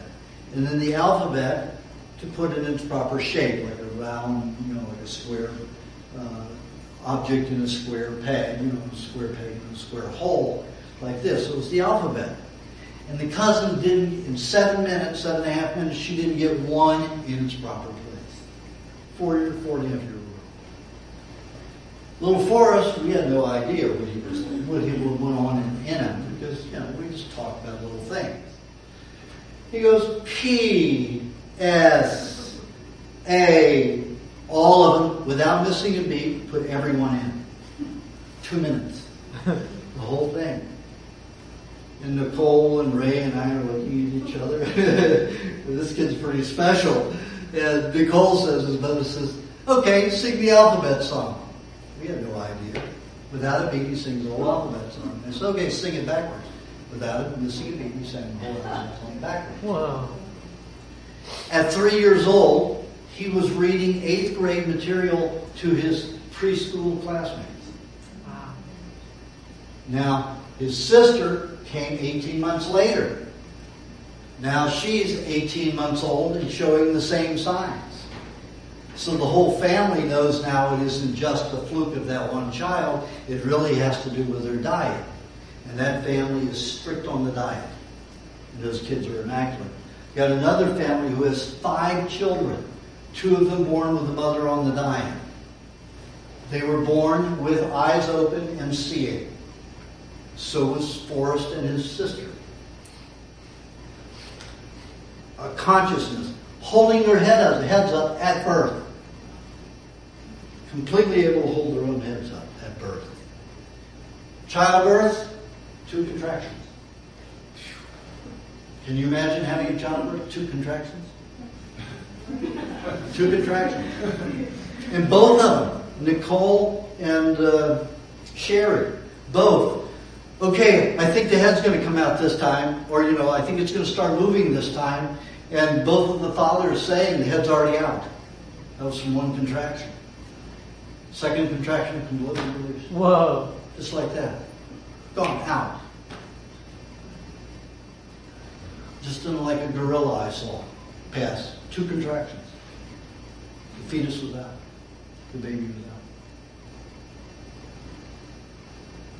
So, diet has everything to do. Biochemistry has everything to do with behavior and intelligence. I told, I don't know if anybody remember who Paul Cohen is. Paul Cohen was one of the world's greatest tennis players way back in the 50s, before McEnroe, and he was McEnroe's coach for 10 years. He's on the diet, been on the diet for 10 years. He's got a 15-year-old daughter. So I was telling her this morning, I was consulting him, about this girl who was in Nevada City who went on the diet. Her mother forced her to be on the diet. The parents had divorced the year before. The mother was not feeling well. She went on this diet from exposure to some other people who were doing the diet. And she forced her daughter to be on it. The daughter rebelled. Daughter was a pretty good student, pretty good person, B average, maybe minus to average B level. Wanted to be a professional ballet dancer. And she was an okay dancer. So in that year that her mother forced her to be on the diet in the morning and after school all day long, and she had to take a milkshake to eat sometime during the day, even if she ate with her classmates. At the end of that year, she had gone to the top student in the whole school, and she had become the top ballet dancer. Guess who came to me personally of free voluntary will the next year? She got a scholarship for at Juilliard for dance this last year. Just going on the diet. It makes all the difference in the world. Some people get it and some people don't. In children. And this girl got it. And I think that this girl this morning, London, got it. But we'll see. We will see. Because she's been fighting with her father since she was born. 4 years old. So behavior has a lot to do with what you're, in fact, about everything you have to do if you're a child. It's all dietary. When you're an adult, you've got that, you've learned to, be comfortably numb, to fight everything, to adjust, to do all these mental gyrations. And we shouldn't have to go through all that to be happy. Being happy should be as natural as breathing. And it can if you're on a good diet long enough. Some people get happy right away. Some people are so toxic it takes them longer. You just have to be patient. So, and there was nobody that wanted to end their life, more than I did. I was just never successful. One time I had the answer of how to kill myself. I had the answer. I knew it. I stayed up for days without sleeping. I wrote all these letters to everybody I didn't mean to, just to take up the time to stay awake, to say I'm sorry, but you deserved it. It happened. Just want to say that I wish you everything good. Even at that time, you deserve what you got. I wish you everything good now. So that's what I went on for days writing things like that. My parents, my brothers, ex-girlfriends, ex-everybody, teachers, everybody keep my mind active so I can stay awake. So on the third day, I taped my, used duct tape, taped my arms together, took a large plastic bag, 10 mil thick, garbage bag, put it over my head with this rubber band that was an inch wide and about an eighth of an inch thick. Put that around my neck, got down, put my legs through my arms, so my arms were behind my back, and went to sleep. I woke up with my body flailing like a fish out of water and passed out. When I awakened, somehow the plastic, I had it down to here, had worked its way all the way up to where I could breathe. So not even that worked. Because I wouldn't use gas and it would shoot myself because that's contaminating the earth. So I had to do it naturally. But that didn't work. And for some reason, it got rid of my depression. That was after the poison mushroom. He crossed every day for 3.5 years. And I did that, and it stopped. And I realized, wait a minute, maybe we're getting too much oxygen. Maybe we need to be needing more carbon dioxide. So, people breathe to get rid of high anxiety, hyperthermia. They just go into the, breathe into the bag, and they're rebreathing their own carbon dioxide. Hey, it works. So again, it's a chemistry thing. And it can change depression. But it's not permanent, long-lasting like high needs. It's just after some stinky stuff.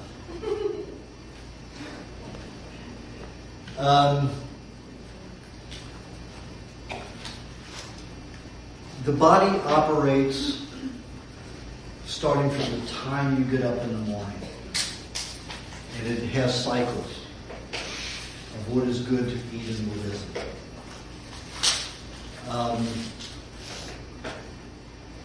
I'm going to leave that as the hook, go into, we're going to get into that, what to eat, what time of the day, and why.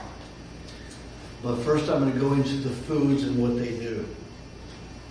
Now, carbohydrates. They've been giving the big pump for athletes and everything. Carbs, carbs, carbs, carbs, carbs. But what is the result of high carb intake?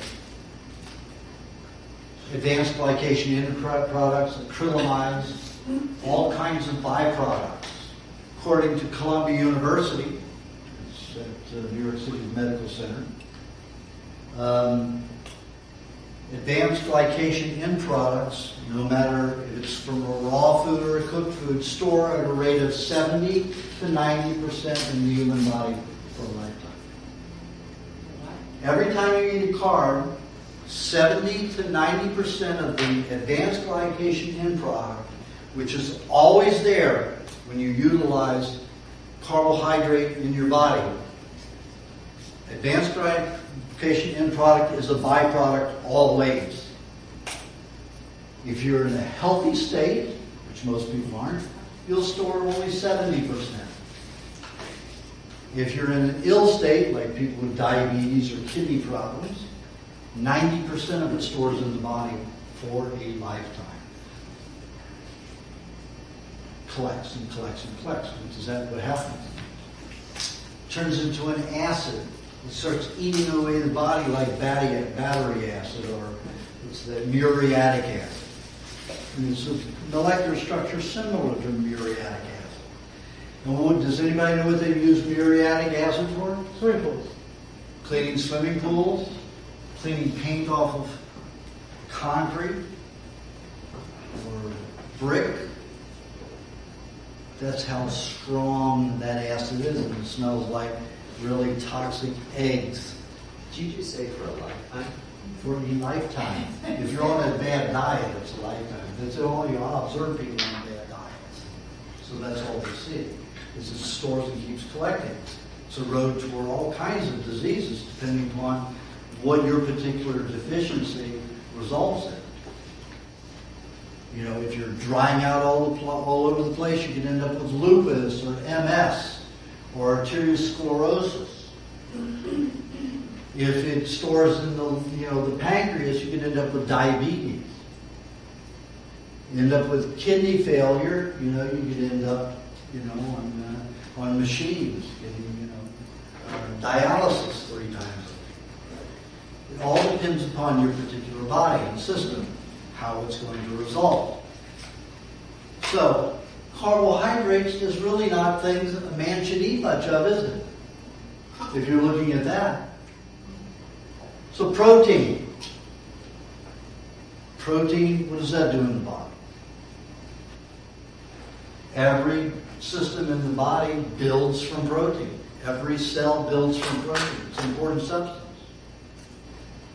Well, what happens when it's cooked? There's a lot more uric acid, there are heterocyclic amines that are formed, and a number of other byproducts. But the most so-called dangerous and been studied is the heterocyclic amine.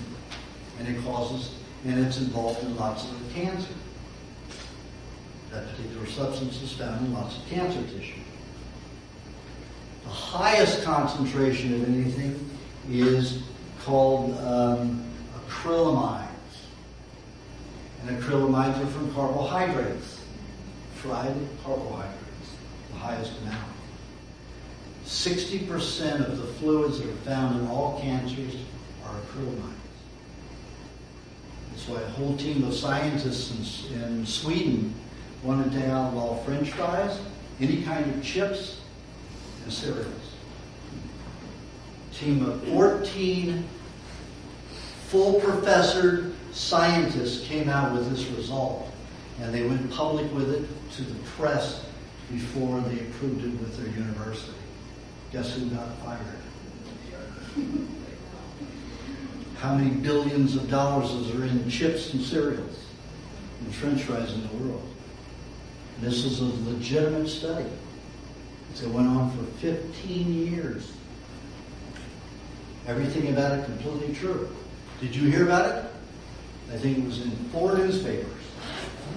One day it was gone. Only place that carried it frequently was Europe, England. Covered it a lot. Probably 15 or 16 different titles or different articles. So, with the protein, we have mainly the heterocyclic amine, which is also involved in cancer tissue, also involved in some heart disease, but it's mainly cramping, not hardening of the arteries. If we take a look at the tribes who eat meat, because they say hardening of the arteries, hardening of the heart is caused by eating red meat and meat fat. But yet the tribes who eat only meat and cook it all have no heart disease and no hardening of the arteries. Again, bullshit. Who started that one? The vegetable oil industry in the 50s started that. Wanted people to start eating vegetable oils instead of lard. And people to start eating rendered fats and eat vegetable oils. Yet the vegetable oils, guess what they turn into in the body? Resins. They harden and crystallize in the system. So what causes hardening of the arteries and heart disease? Arteriosclerosis, most MS. Vegetable oils. Herbivores' body temperature is about 100 to 101 degrees. For vegetable oils to stay fluid, they have to stay that warm. In the body, human body, at 98.6 or lower, except during fevers, the fats of your body makes, fats and uses vegetable fats as a part of a cellular building, cellular structure. Over a period of 10 years, a little more or less, it crystallizes and hardens into a resin. Do you know what the stone amber is? Fat from a tree. Do you know what causes kidney stones, bladder stones, liver stones?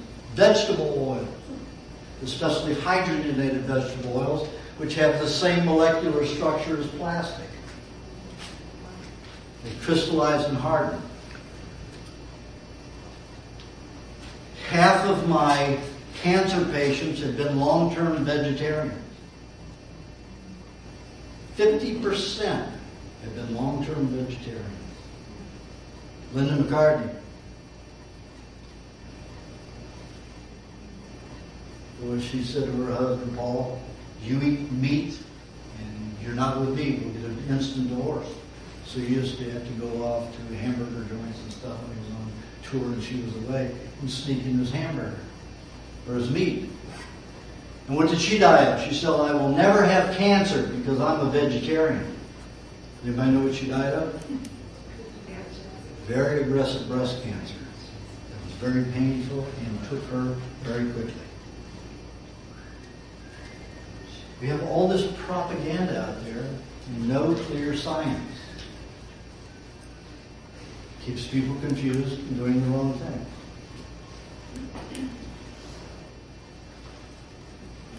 Then we have fats. Fats in the body, this is part of the fat cycle we're talking about. Fats lubricate. The body makes them into solvents to dissolve toxicity. They protect the body. And they arrest toxins and contain them. And they give you the strongest amount of energy that you can have. Take a look at your bodybuilders. All muscle, very little fat. Are they very strong? Put them up against a weightlifter. And how big are your weightlifters? Almost 100% of your weightlifters are fat. Lots of extra fat. Your wrestlers, plenty of fat. 27 to 30% fat in their bodies. Bodybuilders, 12% fat. No strength, no stamina. Look pretty, but they aren't strong. Like fat people are. So fat gives you the strongest energy that you can have.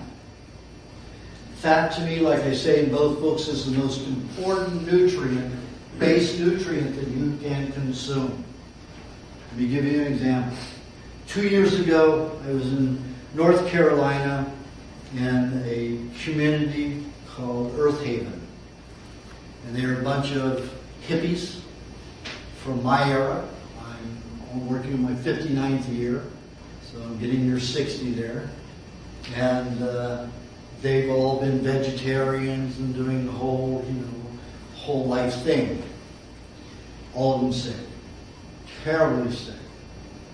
One of them was so sick his eyes turned black, he got chronically fatigued and couldn't move. Went on the diet. Within 6 months, a different person. A year and a half. Vibrant person. Helping everybody. So he got me over to, to this group, lecture for them, see them as patients. Well, this is the type of people that they are, very so-called conscientious. And that's all I'm used to seeing there. And all of a sudden, this motorcycle looking guy comes in. And I said, ooh. Okay. I can see this guy had been into drugs maybe 30 years, alcohol, probably 25 years, and he abused all of them because it showed in his skin. But he didn't look really sick. He just looked a little tired and worn. But his skin showed a lot of abuse. Had a lot of adipose tissue, the swelling, the nodules all over the place. But his coloring was good, his blood looked good, everything was good. And I shot his eyes, went up there, I said, whoa, glands are clean. I said, I can see by your skin you've been a drug addict and an alcohol abuser for, 25, 30 years. He said, yep. And I said, this doesn't make sense. I said, you're only maybe 40, 35 pounds overweight. And, it takes people really, really fat to be able to withstand the kind of abuse that you went through. And he said, well, before I went on your diet 4 months ago, I was 300 pounds. And he'd been that way since he started abusing himself. Then it all made sense to me. Even if it's bad fat protects you. So people who are fat are much better than people who are thin. Even if it's toxic fat. You are protected. And I tell people that who are overweight, they say, oh, heck, in 1 month by just putting the honey honey and saliva on my neck for maybe 2 times a week, 2 nights a week.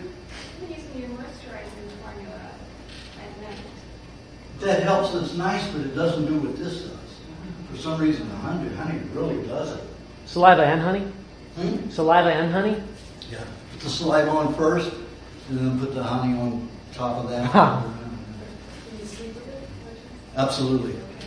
You got us all better than that cow stuff. And that's if you have moles and gross. You need to. I'm real sensitive to the smell of the milk. Well, then you could use honey for that. I found it does work. 2 nights a week. Pardon? 2 nights a week. 2 nights a week or every night. You can do it every night. Well, I wouldn't do it every night. Well, if you're leaving it out open during the day, it's fine. You probably do it every night. I'm just not that vain. I'm vain 2 days a week only. I only afford vanity 2 days a week. 2 nights a week. Show some signs of maturity. Anyway, the fats are the most important nutrient in the body as far as I'm concerned, especially if you're sick and living in a toxic society like we are. Like, even though I'm walking around, all these fibers here, if I scrape those up and burn them, you know what I will have? A ball of plastic. If you're wearing synthetic clothing, you're going to get fibers in your lungs, which are plastic. What does your body have to do with plastic? It has to dissolve it. Guess what it becomes? An epoxy and a glue again. What's it going to do to your system? It's going to deteriorate it. So stay away from any kind of synthetic clothing. Carpets, either get rid of them, put down tile or wood, or put down wool, cotton carpets, wool cotton silk. Decontaminate your life as much as possible, because every nutrient you spend on that toxicity takes away from your health, just making you a little bit more deficient. And if you're looking for the best quality of health, do everything you can to make it easy. That's why you don't see me kicking around down here. I'm stepping. You notice my steps. Knock the fibers all over the place. Maybe I should start carrying a cotton carpet with me. Lay it down. That's a good idea. I do that. So fat is the most important in the body. That's why I talk about it so much in both books. Protein builds every cell in the body. It's needed, along with fats, for our body to produce any hormone and prostaglandin or anything in the body. The tribes who eat raw meat and raw milk have no degenerative disease at all. The Maasai tribe eats about 60% milk, raw dairy products, 40% meat. The Fulani eat 90% raw dairy products, a little bit of raw meat, and about 8% cooked meat. The Fulani have no degenerative disease, but they have some emotional problems. Also, they have splotchy skin, but they still have no degenerative disease. They've got an interesting little thing that goes on in their society. If there's an argument between adults, the children get together and they mimic the argument that evening in a play and make fun of it. So it eases the tension. That's great. It's a good way to get rid of it. But if they get rid of their cooked meat, then they probably would get rid of that added uric acid and or caustic uric acid and the heterocyclic amines that are causing that emotional stress. The Samburu, they eat about 1/3 raw meat and 2/3 raw dairy. Now the Messiah are considered the strongest, tallest, smartest tribe in the world, happiest tribe in the world. I mean, they're ultra skinny. But they've been eating raw meat and raw dairy their whole lives. They aren't toxic, so they don't need a lot of fat on their bodies. They're like 7 to 10% fat. But they're, like 7 foot 10, 7 foot 11. Average height is about 7'1". And they're extremely bright, and nobody can ever beat them in fights. They're warriors, uncompromised. And though they eat the highest amount of raw animal fat, except for the Eskimo. Eskimo, because it lives in such a difficult environment, has a lot of fat, which is just the opposite from the Maasai. But the Eskimo, the wild Eskimo that still lives out in the wild, eats 90% meat and fat, lard. They're fat and they're considered the jolliest of all the tribes. Can you imagine putting your baby in an igloo, crawling around naked on ice in an igloo? Aren't you worried about a cold, Mom? Dad? You are a healthy kid. Crawl around on an ice igloo floor. No heat. Crawling around butt naked. If we put our people, all of you, and the rest of everybody in Alaska, 1 year, you'd be dead through 1 year winter. Probably 90% of you would be dead. How many people, if the heat goes out, how many people do we have die in one night? 230 the last year. One night. No heat. 230 people died in one night, in one city. No heat. And that's not that cold. In Alaska, it'd be different. So, we can glean a lot from these tribes.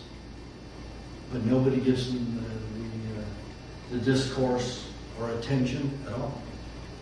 Why? Because it goes against the restaurants, the food industry, the supermarkets. It's all about money, making money, not about health and caring for everybody's health. Sure, we'll get rid of a hell of a lot of population in the next 20 years, because we can expect a hell of an epidemic. This is like in England and in Ireland and all their main cities. The Black Plague. There was a blacksmith and a jewelry shop on every corner, every block. Smelting fast. What is England? It's on an island. Ireland, it's on an island. Fog. You have this molten steel, this metal, floating in this fog. People breathing it. You're going to have a Black Plague. None of the people who lived out in the farms got the Black Plague. Only the concentration of people in the cities. And some of those that migrated from the cities finally, that grew up and spent their whole lives in the city and went out to the farms, those were the only ones who got the Black Plague. Disease comes from toxicity, malnourishment. Get rid of the toxicity as much as you can in your system, in your bodies, and feed yourself the healthiest nutrients. I'm not saying mad cow was a good thing for me to eat, the best thing for me to eat, but it's the only thing I was able to get while I was in Paris. When I was traveling around throughout France, I could go to butcher shops, I could get good meat from the farmers out there. It was everywhere. But in Paris, there was nothing. There was no raw milk. I had to travel 60 miles to get raw milk and raw cream. But after my 3.5 years there, I had every health food store carrying raw butter, raw milk, and raw cream by the time I left in '96.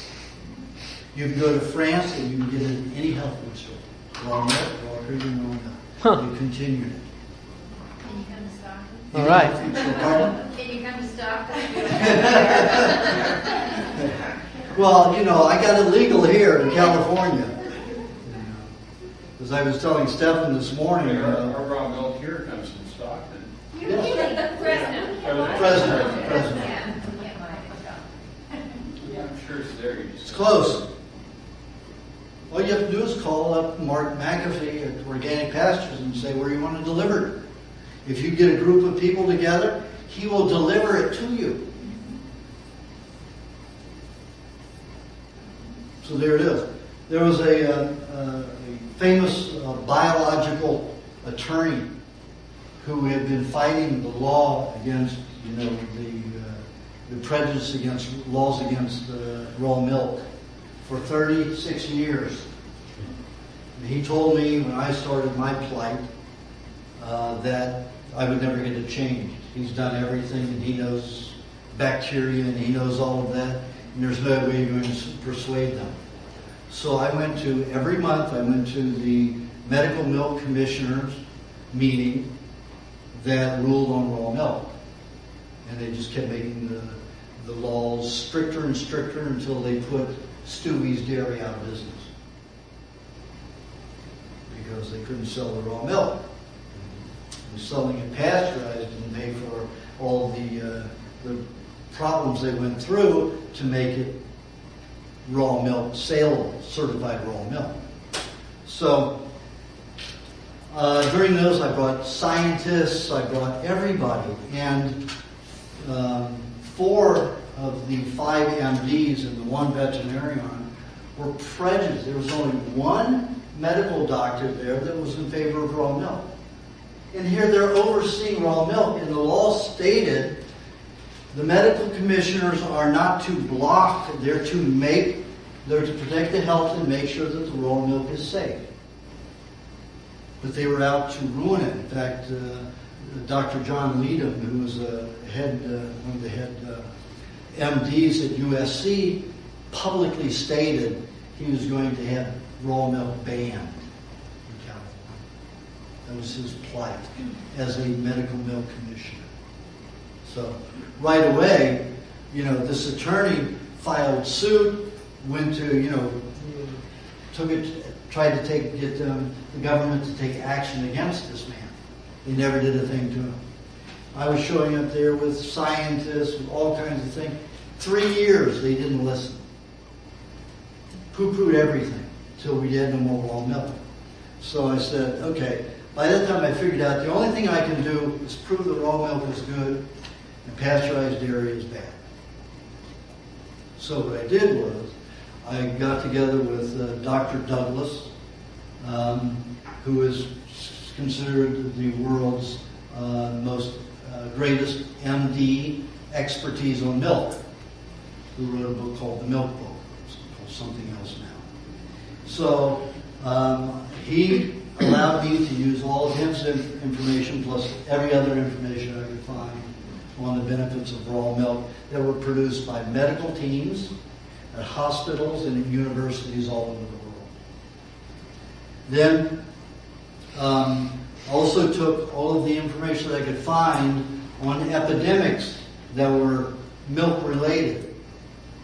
And guess what? There was not one epidemic scientifically attributed to raw milk, but hundreds attributed to pasteurized dairy. One of them involved 197,000 people. Now, why isn't pasteurized dairy outlawed? Big business. Big business. And that's exactly what it is. So I wrote up this report. It was only 32 pages. Now, the attorney, which told me that I'd never be able to change the law, had a 500-page report. It was so complex, so confusing. You know, you stop and say, wait a minute. How much of this is really to do with raw milk and disease? And he's talking about bacteria. How does it relate to milk? Nothing was cohesive and coherent. Any, politician that isn't really bright is going to pick up that information and say, it didn't clear up anything in my mind about it. It just made more confusion. I made a 32-page report with another 20 exhibits from doctors stating that they've had experience with raw milk, it's never caused any harm. Dr. Paul Fleiss, a famous childhood doctor, you probably know his daughter Heidi Fleiss, and I had a lot of doctors. Dr. Privatera, is also a famous doctor who beat the American medical profession. They tried to take him to task for not practicing the regular medical therapies. He beat him in court. So he won. So he was one of those that gave me a letter. And I had a letter from a mother, that talked about how her daughter reacted on pasteurized milk and how she reacted on raw milk and actual incidences.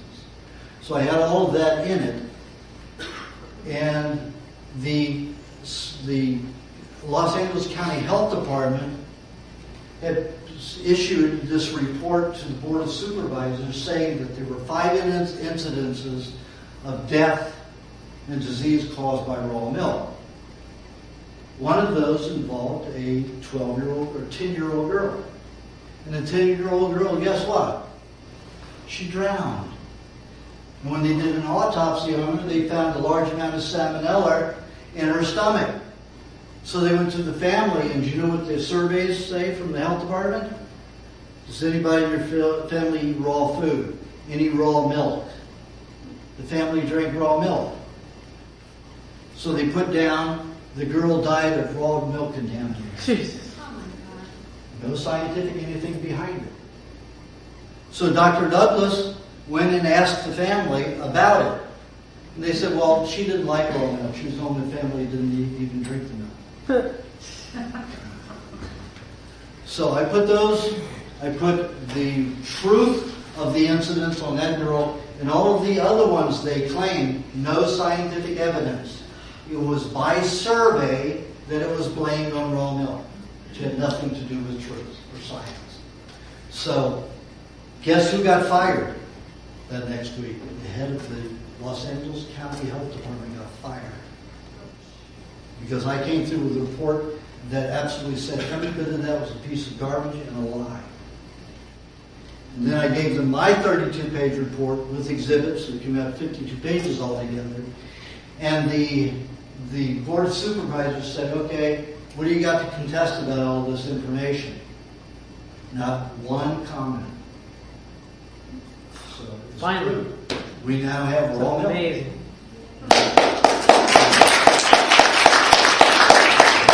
Thank you, Aajonus. We did it. You did it. So Yeah. now we have it. We've changed, with that report, we've changed the law in 6 states in the last 3 years. Wow. And we continue to do it. So if you want that report, download it. Some of it's in the recipe book in the very last What chapter. are the other states? Pardon? What are the other states? What? What are the other states? But it's legal in Indiana, Colorado, Minnesota, Wisconsin. They're allowing for they're not making it completely illegal. They're allowing for cow share programs, where each member is an owner of the cow and they can have their own milk. So it's a little manipulation there. I wrote the laws for that. How generous. Pardon? Yes. Yeah. If you're part owner of the cow, you can have your raw milk. Yeah. But it works, That's what we did in Indiana. In Indiana, the governor stepped in and said, get off of their backs, let them do it. So we had the governor come in and do it. So, but that report goes a long way. And then there was another fellow that wrote a report on the medical use of milk, Andrew Bernstein, and he is a cum laude graduate of Johns Hopkins. He put a small report in there. It's not published, but if you email me, I can email it to you. But he put up this report on how children in hospitals were fed bacteria that counted in the millions of bacteria per liter. And children were getting well from it. So with that kind of information in there, we give that too. So they're bombarded in the health departments. They are just bullshit artists. They aren't even good researchers. So they can't even contest anything. They keep coming up with the same rhetoric or the same incidences, even the CDC. And the CDC, the Central Disease Control, federal government in Atlanta, Georgia, they were at the meeting against me, and the state of California's health department were against us at that board meeting. But none of them could show any kind of data or information against my report. So they lost. And they keep operating that way, out of intimidation and lies. Yep. Is there any further resistance? Is there any resistance to trying to bring it back the other way? Or now that it's in place? Well, they called in the federal government. So the federal government, FDA and USDA, issued a letter to all states asking them to outlaw raw milk because it's a hazard to health. Whoa. That's all it said, yeah. That's all it said. And the CDC has a pamphlet saying the same thing with no evidence. Right. They Yeah, do it they're by trying to protect. propaganda. They're trying to protect big business. Absolutely. Yeah. Absolutely. But all you have to do is condition people to like sour milk, spoiled milk, and then it's fine. You don't lose your product. Then everybody will eat it in whatever condition it's in. Yeah. But no, they're going about it. They just want easier to handle food that isn't going to explode in a bottle if it's too long than it is. And it's easier to pasteurize and not have to worry about it. Okay, so fat, protein, carbohydrates. Now, how much carbohydrates do we use? There was an MD that did quite a bit of research back in the 30s that showed that the human body only requires 5% of its diet to be carbohydrates. And he showed that there was enough carbohydrate in meat and some vegetable juice to handle that easily. And the citric acid cycle of the body. That means burning of fats, utilization of fats for energy. That's where that carbohydrate is needed.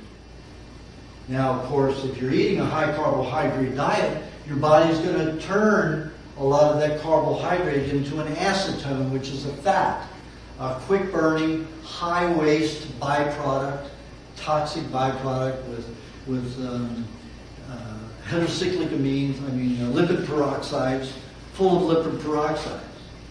And it's not a good fat to burn.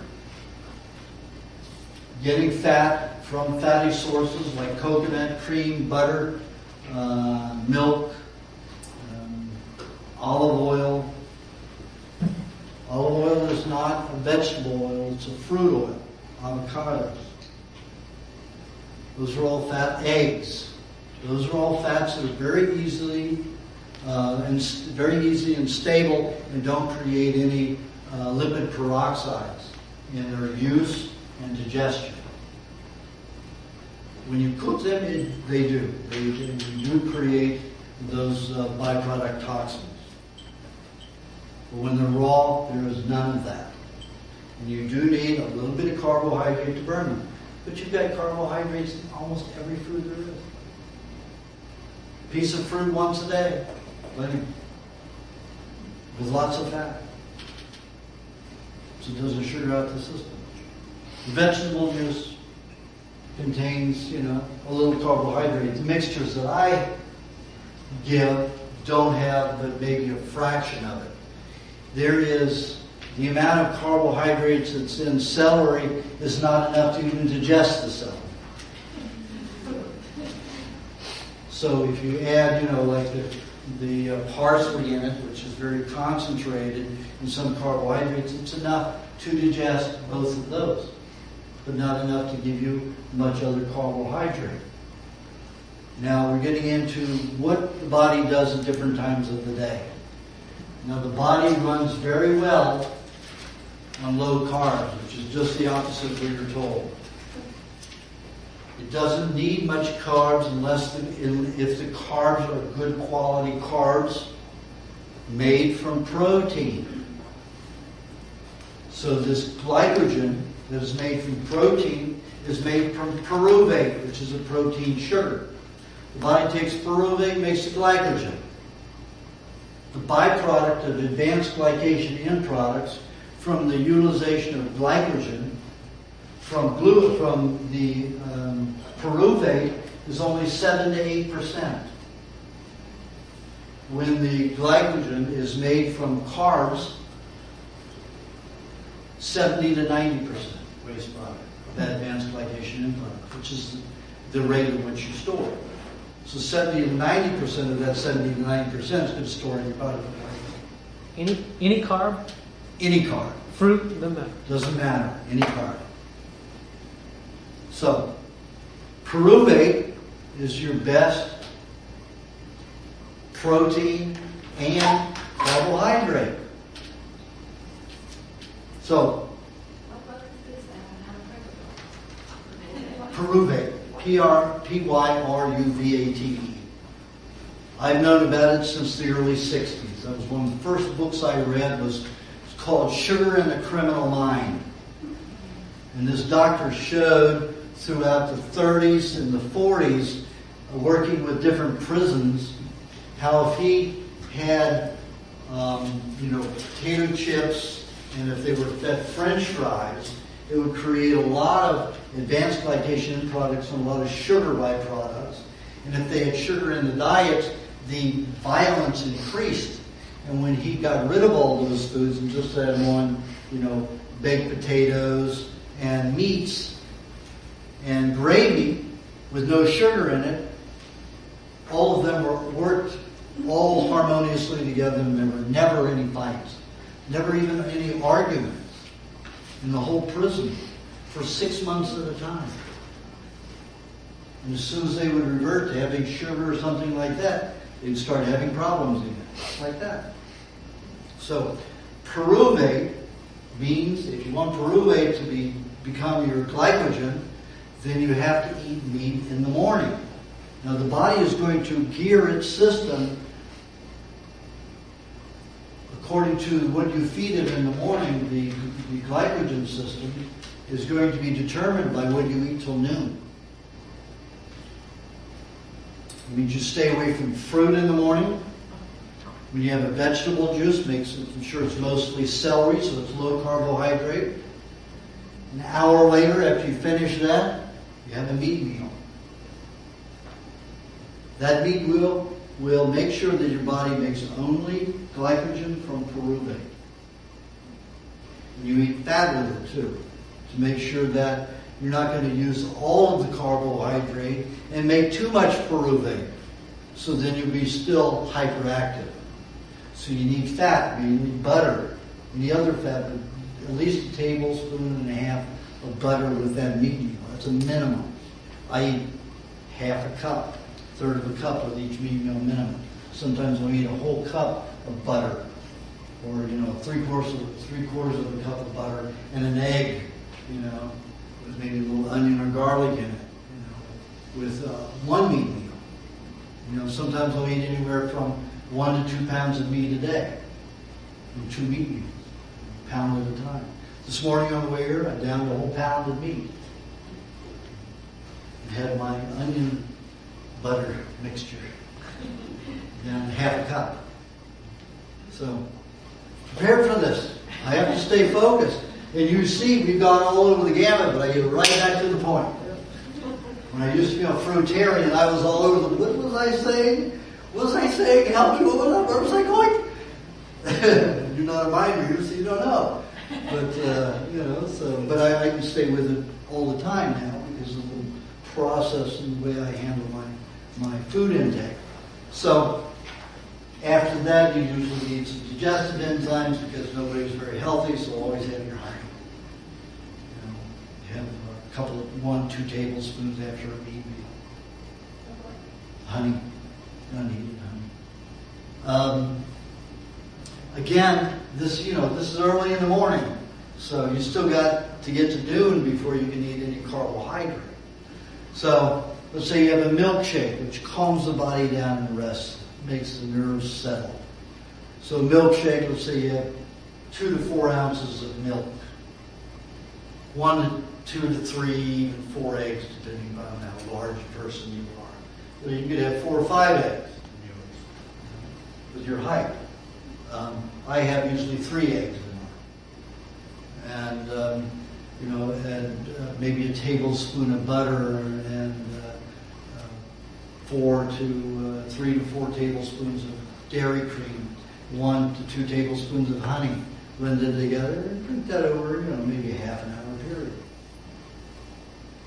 Then you're getting around noon, and you have another vegetable juice, so you're still not putting the carbs in your body. So honey's not the carb. You don't call honey the carb. Yeah, like I say in the recipe book, it's mainly when the bees collect the nectar, they swallow it, and they have an enzymes, and they change the molecular structure of the honey. They have enzymes which go into it to alter it into enzymes for digesting mainly protein and some fats. It breaks fats down. So it's mainly a digestive enzyme. So it's your digestive enzyme supplement. When the bees get back to the hive, they vomit. So that's what honey is. It's bee vomit. Let's call it I had a punk rock group which wrote a song called, they called it, I Like Bee Vomit Flower Pussy Juice. And that was the name of the song. Punk rock group, and they did it. It was a good song. It was about honey, but it described what it was. Anyway, so you don't have to worry about carbs. However, in some people, it causes a discharge of enzymes that are coupled with concentrations of sugar and sugar byproducts in the pancreas. And when that discharges, it creates a lethargy, of tiredness, or an anxiety. So it makes them feel like they're having a sugar reaction from the honey, but it's not from the honey. Because every time I've tested the blood, or it causes some people to vomit, check the vomit, it is not anything in the honey. In fact, it causes some chemicals to come out of the system, and they vomit the chemicals. And the bacteria and the honey has nothing to do with it. Very little quantity of it in there, in relationships that couldn't cause that problem. But the concentrations from deadly chemicals, yes. And I had one fellow, Jeff Slay, Skin and Bones. If you go to www.wewantTolive.com, but the We Want to Live, 2 is a numeral 2. Right up there, they have his before and after. His skin and bones looks like he came right out of Auschwitz. Next picture is a year later. He was that way in 5 months. He waited a year to take the picture. And you see it's like night and day. His girlfriend, he was in a disease state and he couldn't figure out what the disease was. He was wasting away. He was 15 pounds lighter than that picture, so you can imagine already. He looked like he just came out of Auschwitz and hadn't eaten in a year. So he's even 15 pounds lighter than what you see on the website. I allowed that person to post a lot of my articles and a lot of information that I've written and interviews of me that nobody else has on that website. It's available. Also, all of my books will be on sale there in downloadable form in a few months, and you'll be able to search. You'll be able to subscribe to it. So it's probably going to be something like $80, $90 a year. And you go in and search everything on that I've written. And the interviews and anything that I've said about anything will pop up. So you search, you can't even do that with my books, But you'll be able to do that with my books and with any article, anything that I've written on that website in several months. So I'll send out emails letting everybody know. So it's an easy way to research anything that I've said about it. Pop it up right away. That's wewantTolive.com. But the 2 from We Want To is a numeral 2.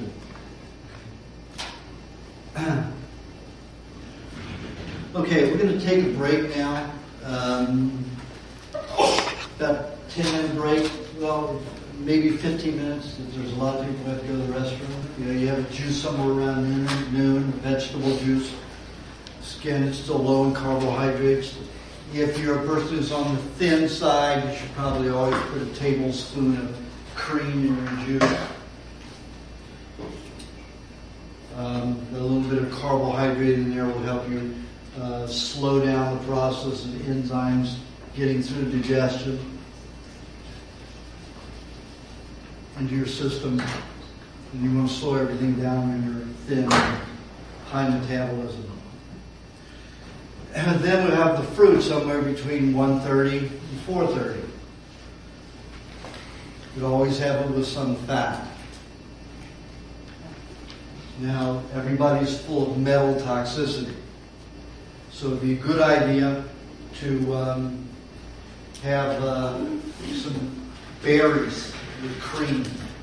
Now, we didn't talk specifically about any fat, but your coconut cream and your coconut oil are the best solvent fats that you can have for metal.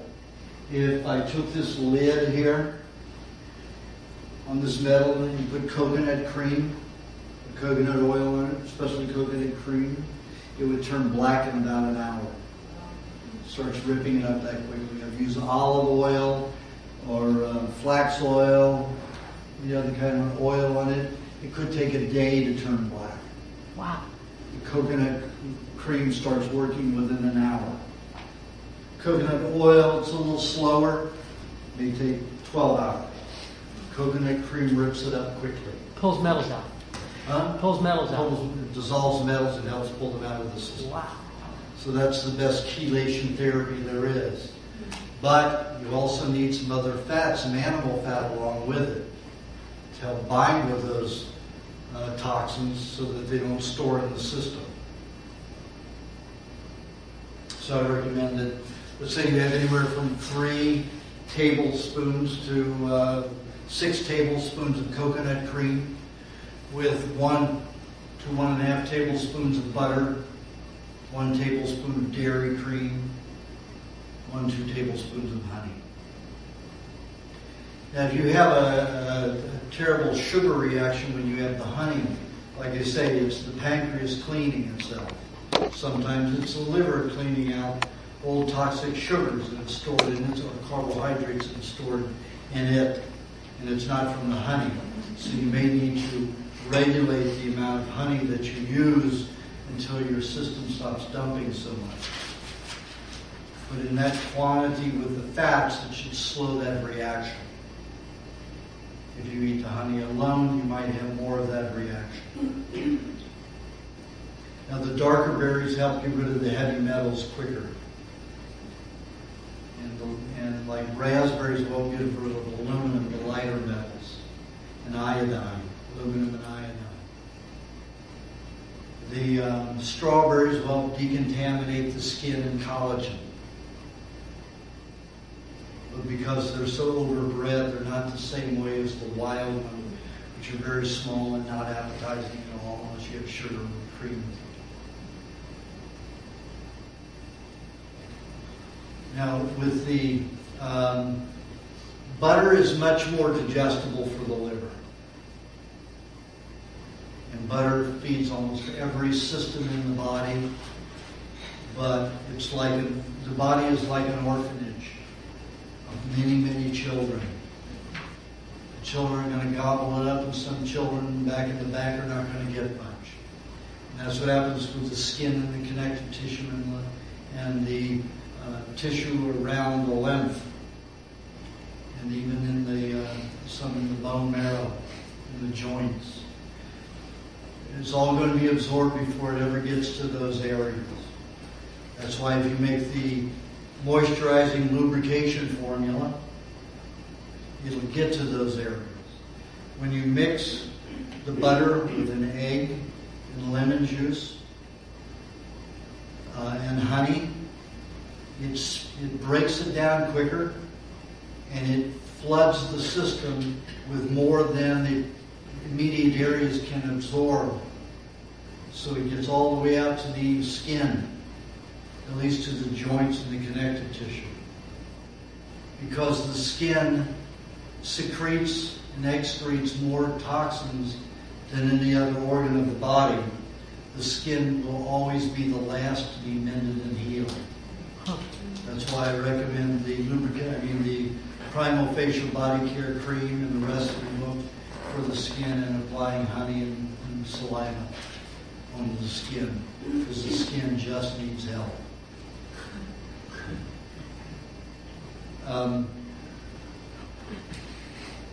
The cream is the best for the nervous system. It lubricates and stabilizes and relaxes the nervous system where no other fat can do that.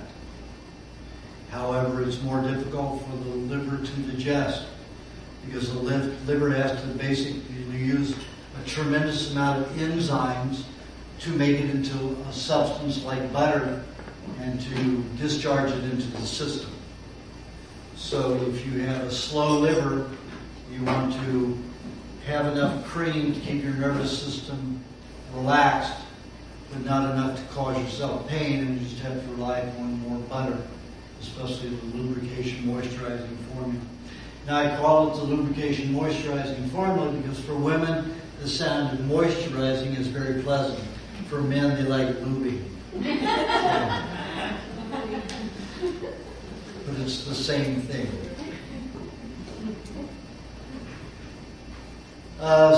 The fats, like I said in coconut cream, rip out toxins of all kinds. Arterial hardening helps get rid of, old resins, other oil resins like in vegetable oils.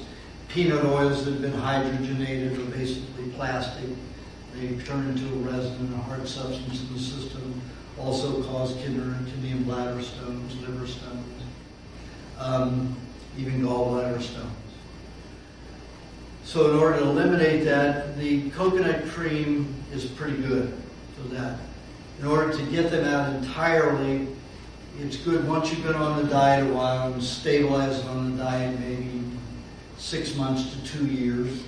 And I do recommend that people don't do anything that causes detoxification for a 2-year period on the diet so they get strong and healthy. Those are usually very thin people. People who have more weight, they can go into this forced detoxification a little earlier. And one way that'll be in the next book that I'll produce will be about detoxification, how you can speed detoxification. Now, I don't often recommend it, but there are a lot of people who are overly anxious. So they take supplements and they do all kinds of things. They do things like coffee enemas that beat the hell out of the colon and strip it of the E. coli. And E. coli, if you rip that out of the system, it takes a minimum of 45 days to bring the colony up to a point where you're digesting proteins okay. And 60 days to bring it back to a point where it's flourishing, where it naturally should be. Each enema and colonics are the worst. Colonics can destroy it permanently unless you eat shit to replace it, or meat that you've taken some buffalo dung on and rubbed it on the meat, let it grow in there, and then eat that. You have to actually replace it. So colonics are one of the worst things you can do. Chelation therapy is the worst thing. Because what it does is it pulls the metal out of the softer tissue like glands, and then it just deposits it in the connective tissue, the lymph system, the bones, and the skin. So it's like me, let's say it's like me having 30 boxes, and you can carry 3 or 4 at a time. And I keep giving you 30 boxes at a time. You're only going to be able to carry 3 or 4 out at a time. So all these boxes are going to pile up all around you. And that's what happens in the system. So it causes mass contamination of the lymph, connective tissue, bones, and bone marrow. And it leads to bone cancer and bone deterioration.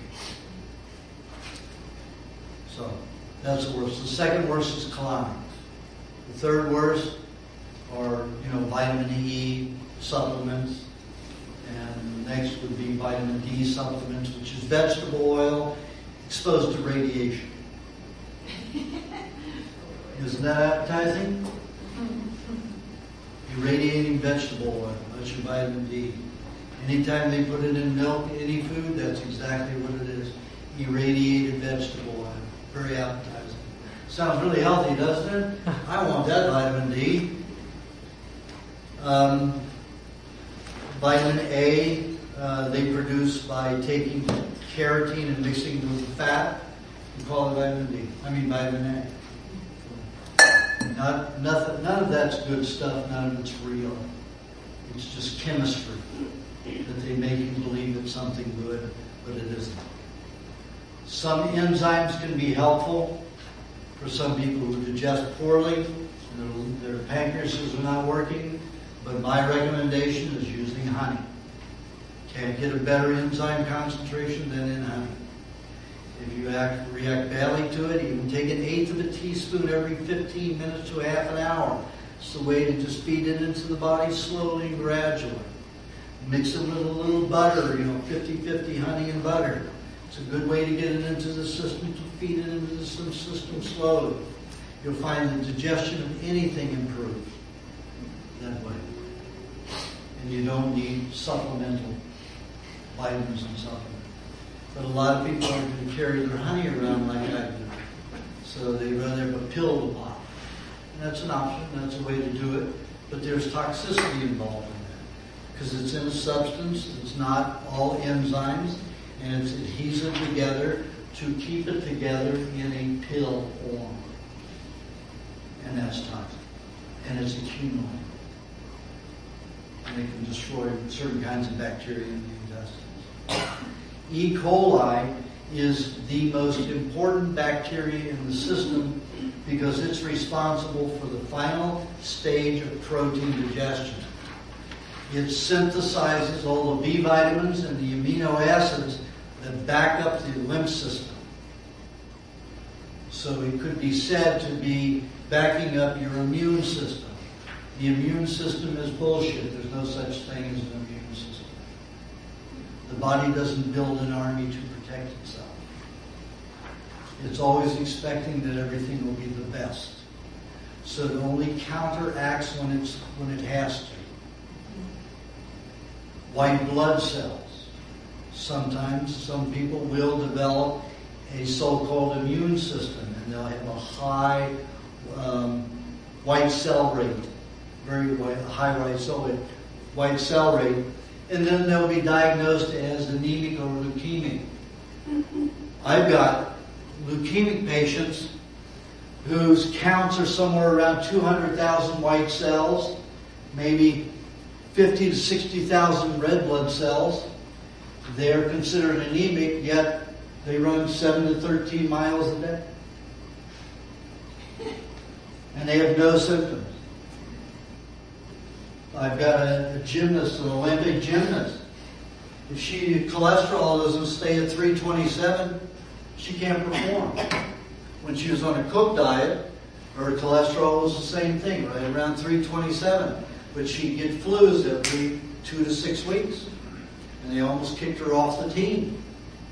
And when she went on the diet, the cholesterol stayed high, and she does amazingly. Phenomenal. The difference is in the type of fat that's in her system and how she can perform. The doctors like to have these markers which say, come to me, let me give you drugs. And the pharmaceutical community has done that, caused it. In the early 1900s, about 1908, Dale Carnegie and Rockefeller both took over the universities by giving them millions of dollars in research funding to look for the active chemical agents in food and herbs that they can package and sell as pills. So when you get into that kind of environment, these scientific doctors want accolades and they want the money, research money. So they start lying. They start manipulating their results and their records. And this is going on and on and on. Now it's so bad that doctors are hired to look over the badly written and prejudiced material and give their recommendations and review these drugs for publication. These doctors have had nothing to do with the research. They've never been into the laboratory. They're just given selected papers to do this. And they're paid phenomenal amounts of money. So these markers that they look for, high cholesterol, low red blood count, high white count, all of that is garbage. High blood pressure, low blood pressure. If your body has that condition, it is that condition because that's what your body is saying you need.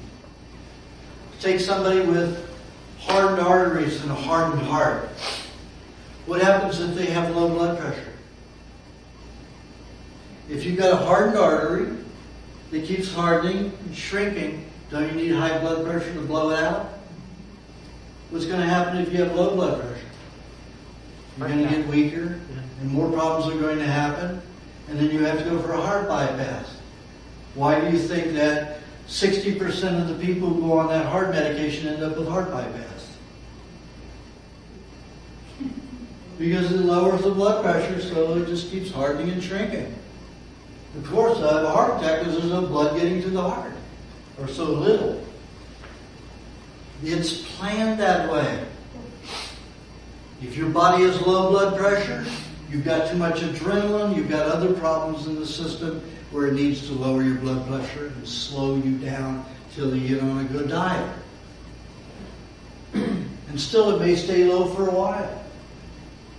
Blood pressure, high blood pressure may be the perfect thing for you if your body's in that state, unless it's caused by some kind of medication. And then it can be dangerous. Like when I took all those drugs and, my blood pressure went so low I died. Same with my son in the hospital, if you read about it in the first book. I had to get him off of the Dilantin, which was just slowing his metabolism down and lowering his blood pressure to, dangerous. But if the body's doing it naturally, that's where it should be. And don't try to change it. Thank you. I've been trying to tell people that for so long. So. Okay, so let's say in the afternoon you have your fruit. Now, your body's already conditioned, already decided how it's going to operate with sugar for the day. So it's got all this pyruvate ready to make glycogen for the rest of the day. So you're eating fruit at this time isn't going to change that. Your body's not going to say, all of a sudden say, okay, I'm going to go to a lot of carbohydrate to make the glycogen.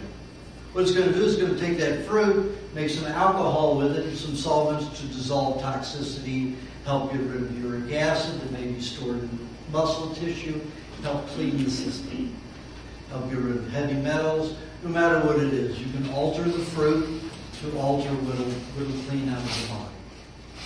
Papayas will help clean the spine and the digestive tract. Also help clean the pancreas. Berries help clean metals out of the system, the skin and the connective tissue. Coconut cream and pineapple help flush out a congested lymphatic system. There are several books which tell different things that can clean the system, what fruits are for, and in the recipe book I have some of that also. In the detoxification book, it's going to be extensive. Every fruit combination is what they can do together to help detoxification. What you can do to help get rid of the hardening of the arteries and the vegetable oils that have a tendency to collect is if you make the juice for 3 days, it'll stay pretty fresh for 3 days if you do it with the honey that I explained in the recipe book. If you keep it for over 3 days, it'll be detoxification. It starts fermenting, turning into like a vinegar. And those oils, vegetable oils, have the bacteria in them, which will search out old resins that are in the body and start breaking them down.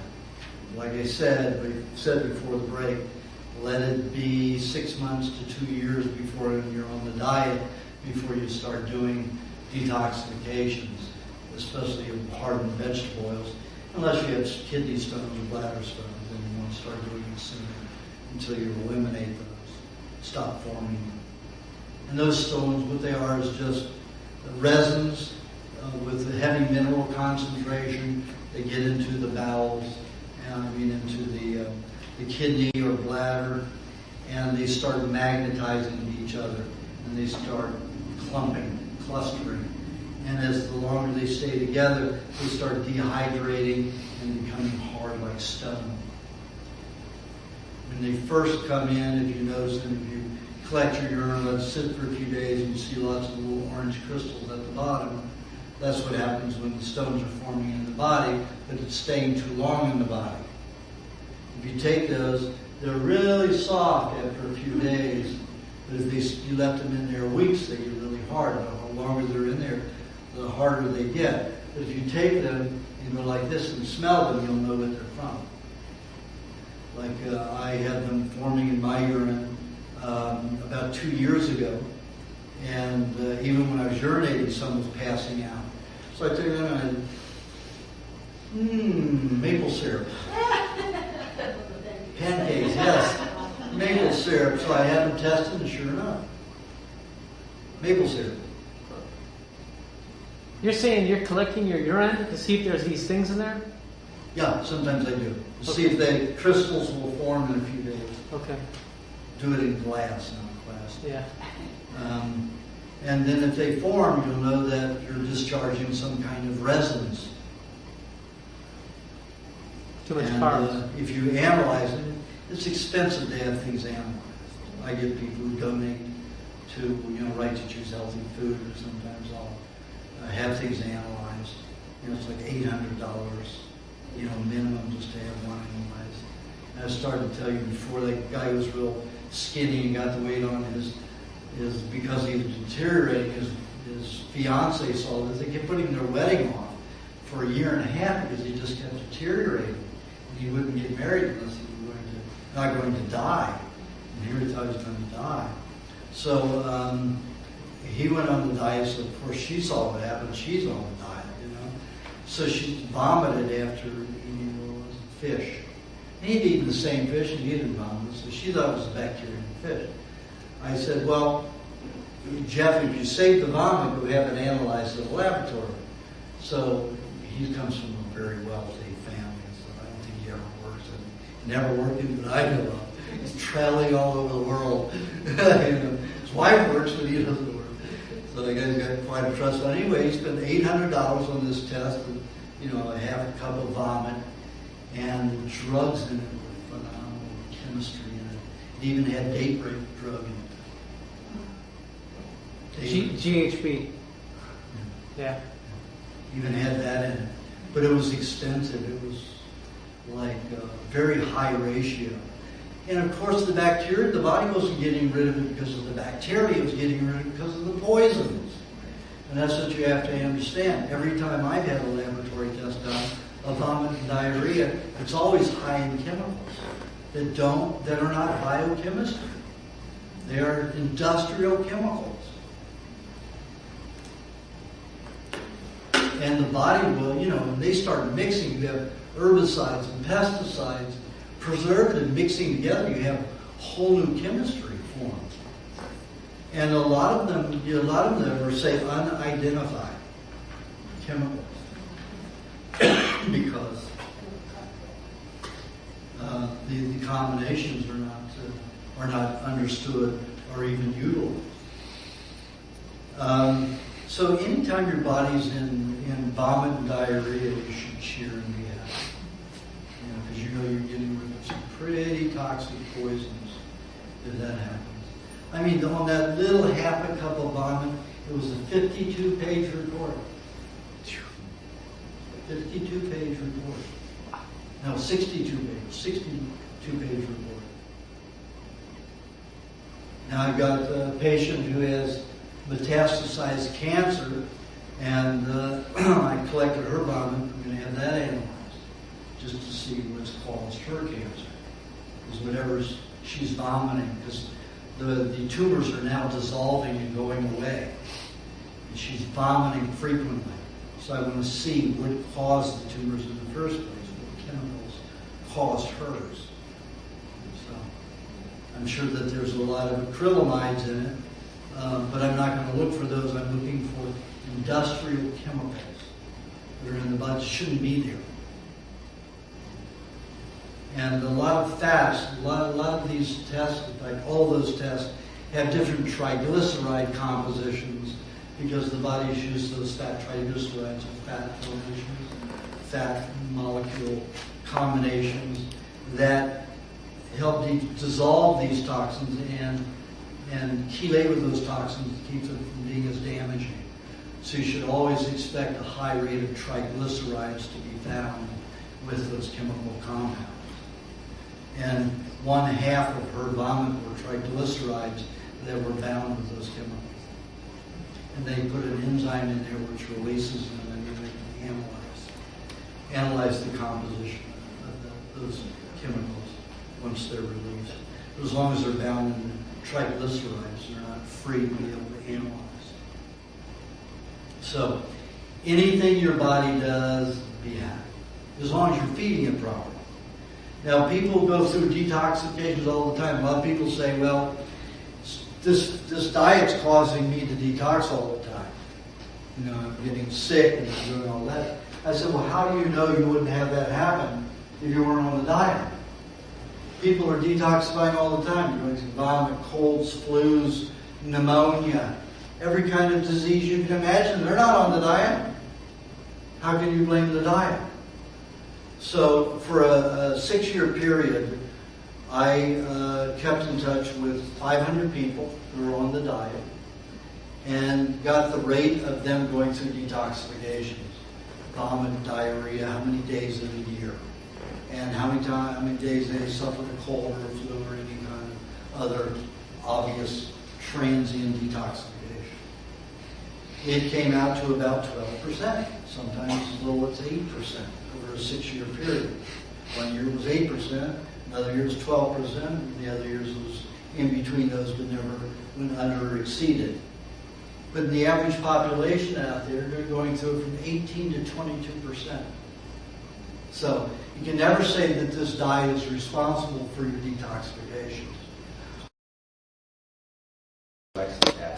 So you're saying there is food poisoning, but not through a bacterial source? Right, it's from chemical contamination. Oh, okay, like the industrial chemical.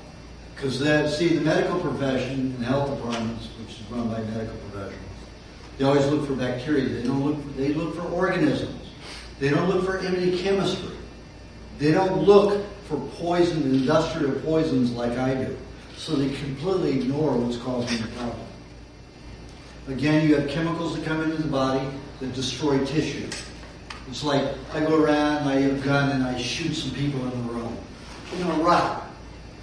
So all of a sudden we have bacteria and worms which come and help degenerate them. The worms and the bacteria that are going to now degenerate the body didn't cause the problem. The problem was the gun that brought the bullet in that contaminated the body, destroyed the body. So you see the difference? Sure. I had an experience 6 months ago when I was in Chicago, and I haven't vomited in, I don't even remember how many years ago I had vomited. And I thought that I ate some bad food because we had so much food that it didn't all fit in the refrigerator when we put it outside. This is January in Chicago. Cooked food? It was cooked food, and we set it out on a fire escape because it was cold enough. And I had eaten some of that also. I mean, I don't know if that's why I vomited, but after a couple of days, I was up all night vomiting. I hadn't vomited since I was a little kid. Well, bacterial food poisoning can come from cooked food. Like the Jack in the Box food. Like the Jack in the Box, that was cooked food. All epidemics have come from cooked food, not raw food. Don't blame it. So Not food the poisoning same. could come from cooked food. Yeah, because you're taking the cooked food, and then the bacteria that grows on it's going to be diseased.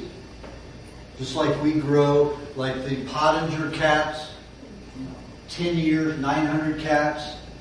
Some of them grown on cooked food, some of them grown on raw food. The raw food cats have absolutely no disease. The cooked food cats all have disease. The more processed the food, the worse the diseases. Howl with rats, same thing.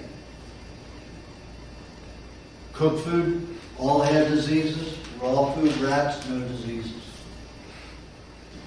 Interesting thing he did, he found that in the Pottinger tests over that 10-year period, that the cats all lived 1/3 less life than the cats that ate raw.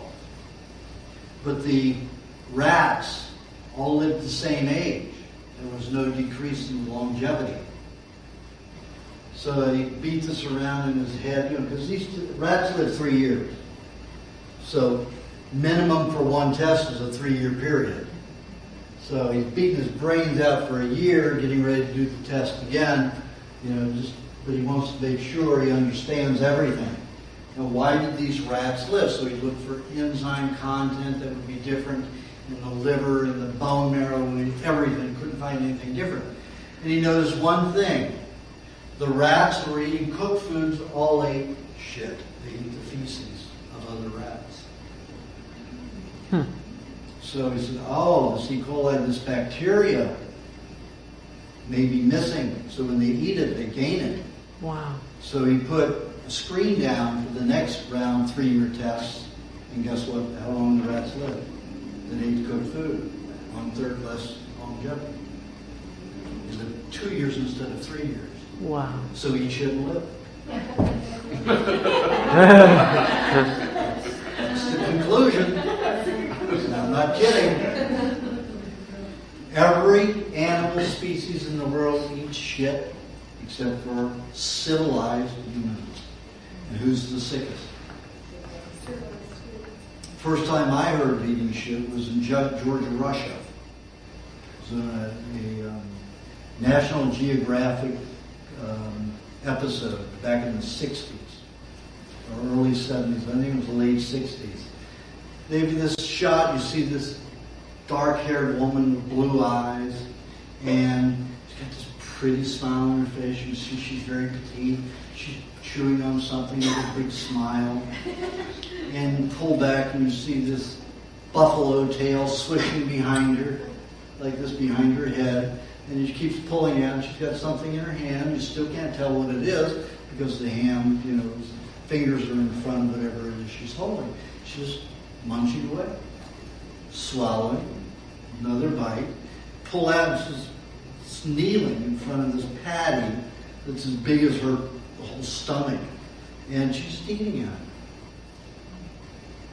Eating at it. Well, incredibly healthy. These people lived to 150 years old. Wow. In Thailand, they go through, because there's not a lot of meat there, they go through and they go through the buffalo dung after 3 days of being out there, and they pick out these beetles. They look like Japanese beetles. And they eat them. Now I've got one of my patients is a Thai girl who was brought up as a farm girl, in northern Thailand near Laos. She now lives on Koh Samui, an island in the south. And I just spent a week with them. And, she shares all of her food with me. Let me tell you, it's primitive. She goes out in her garden and she picks off the beetles and just puts them in a bottle like this, as a bottle like this, as a bottleneck on it. She just throws them in there and then she'll go around live. These things are still crawling. And it's just so natural for her. And she's incredibly, she's like 50 years old and she's incredibly vibrant and strong and healthy. So she loves the diet. She understands it entirely. And her boyfriend, who's American, who's only been on the diet only 5 years, he watches her and can't do it yet. I can't do that yet. You know, but he eats everything raw on the diet. Do those insects actually taste good? Do they think? I mean, do they like? Oh, yeah, they're pretty crunchy, crispy. You know, I mean, Texture, yeah. you know, I mean, grasshoppers just taste like grass that they're eating. You know, worms. I had a girlfriend who grew up in Peru, and you know, they didn't have much meat, so they would go around collecting caterpillars and worms and eating them. So, you know, a lot of times they would cook them, but as children they didn't, because they wanted to eat them because they wanted to share them. If they found a worm or a caterpillar, they got it down quickly because old brothers and sisters were going to share that. They were going to share it, you know. So, and they would just pop them like that. So, I mean, I'm with this girl, and after, you know, I made it a natural thing to eat these kind of things. She'd go into a grocery store, you know, a health food store, and see a worm, you know, on a you know, a ear of corn. She knows what's going to happen to that worm. She'll pop it, eat it like that. I said, what does it taste like? She said, corn. And it does, like popcorn. That's what it tastes like. It tastes like what they eat, corn. And it tastes pretty good. With all this protein. There's a tribe that they're hunters. And they will take the meat and slice it in long slices, narrow, and about that thick, maybe half an inch to 3/4 of an inch thick. They let the flies lay their larvae all over it, and then they eat the maggots on the 5th day, right before, you know, that night, that day they'll go into cocoon and become flies. And they eat them right, and that's all they eat. They never eat the meat. They only eat the maggots. They have no disease. They can run like 30 miles an hour. They're incredibly healthy individuals. And that's all they eat, maggots. Where's that? It's in Borneo. Okay. And I think there's some tribes in Australia that do it too. Excuse me, how does the body digest something that's alive and swallow it? Oh, well, the hydrochloric acid will just dissolve it. And if you don't have enough blood, I suppose if you're healthy, you have enough. Well, unless you're like me, you know, I don't have much in my stomach. But throughout the intestines, you secrete hydrochloric acid. A lot of vegetarians argue, you know, that that carnivores have 15 times more hydrochloric acid than we do in the stomach only. Well, we secrete it throughout the intestines where they don't. We secrete it all through the small intestine. So our digestion, we may take 16 hours maximum to digest our meat, whereas a carnivore will digest in 10 hours. Yes. So then, if you want to reimplant the E. coli in the large bowel, wouldn't it be better to get some feces from a carnivore animal than an herbivore, since they have to digest protein so much, like a healthy lion or whatever? It probably would be, but where are you going to get it? Yeah, I don't know. Yeah. Probably would be. I thought the same thing, but Yeah. buffalo feces works. What we do is we have an Amish farmer who supplies us with it, and he gives us the whole bowel, and cut it off like a sausage, wrap it. So you get to eat a slice of the bowel along with the dung at the same time, so that you can really heal and regenerate the bowel. Is that Morris Ranch? Or not Morris I Ranch? can't tell. Okay. Oh, okay. It's not anybody you know. We've got a private one for that. Okay. It just does that. You know, if you ever need research money, you should do Fear Factor. Everybody says that they don't want an old man. They do not want an old man in there. They couldn't get enough old men that would do it with me. And then I got to put me with the youngies. So the feces is wrapped in bowels? Pardon? You said the feces are wrapped in bowels? Yeah. So the animal is given they are. So I got a lot of clients who eat it, especially with cancer. I explain that in the rest of the book. I'm explaining more in the detoxification book when it comes out. So that bacteria in the colon is very important for synthesizing B vitamins and amino acids to strengthen the system even more, so healing takes place better. 90% of healing happens in the sleep state. Some people can get into a healing state without going into the sleep state. But it usually has to be somebody who really knows how to meditate and get into an alpha state or a deeper than alpha state to be able to do that. Most people just have to go to sleep.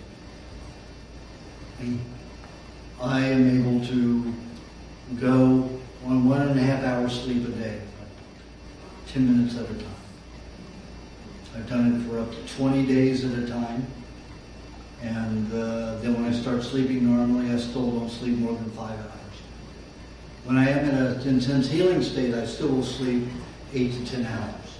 But that's not very often. And when I do that, I pile up on the meat.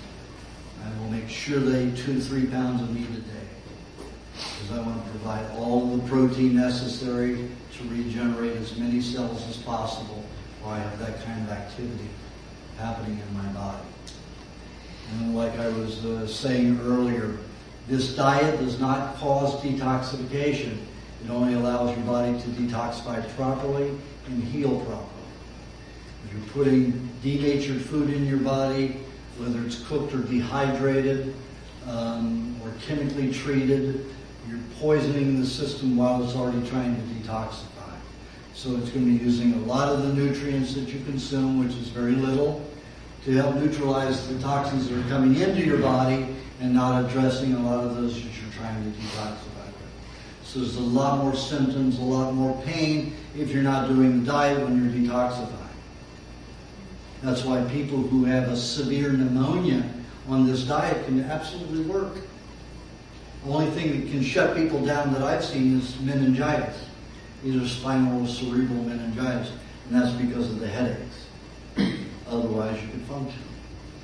So this diet allows most people to function during drug detoxification. So remember, this diet doesn't cause it, any kind of detoxification. Your body does the detoxifying. If you get some nutrients, it says, oh, now I can do the detoxification work I want to. Now that you're eating that, indirectly the diet is causing it. But it's really not. It's just facilitating your body doing the detoxification. And the diet really is not causing the detoxification. The cause of the detoxification is the poisons that are already stored in the body that your body needs to get rid of. And that's what a lot of people don't understand. They become afraid. You know, everybody's detoxing, having ill symptoms and everything. And all of a sudden they go on the diet and things get better, and all of a sudden it happens again. Oh, it's the diet. It's like, hello? It happened before. You're going through it before. Those toxins that you're discarding were in your body before the diet. You're not eating those toxins now, so why is your body flushing out those toxins? It's certainly not the diet that's putting the toxins into your system, so you can't say that it's the diet causing your toxicity, your detoxification. So you just have to keep on point. You keep rational. A lot of people panic. Just can't go to that panic stage. Just have to stay focused and solid. Let it happen. Enjoy it happening. Picture all the garbage that's leaving your body that means you'll have less severity of disease. And when it's all gone, there'll be no disease. I mean, that'd be nice. I've got 18 years to go. I've only been doing this diet, eating meat on a daily basis for 22 years. It takes 40 years, so I have 18 years to go. Hell, I'm almost 60. I've never felt better in my life, and I get better every day. Of course, I have some periods of detoxification. But, you know, I get healthier and stronger every day. I mean, how many people 60 years old can look and feel like this when they were dying at 21?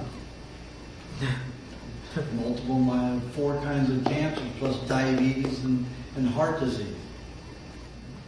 It's great. Awesome. So this can do it. You just have to not panic. And also you have to enjoy it. There's some people that need to experience disease. It may be part of their, journey in life to experience disease, and that's okay. And don't beat yourself up for it. The disease will do enough of that. And that's okay. I have no judgment about it. I mean, I chose my diseases to learn what I've learned. And it's been good for me, so I took advantage of having the disease. So anybody can make good of anything. So enjoy it. Enjoy your disease or health, whichever you choose. A lot of people say, well, what if I do it 60% of the time? And I say, does that ruin everything that I've done? And I say, if you only ate one raw food in your entire life, you'd be adding health to your body. That's good. So do as much as you do. And that's good. It doesn't wipe out everything. It adds to your vitality and happiness.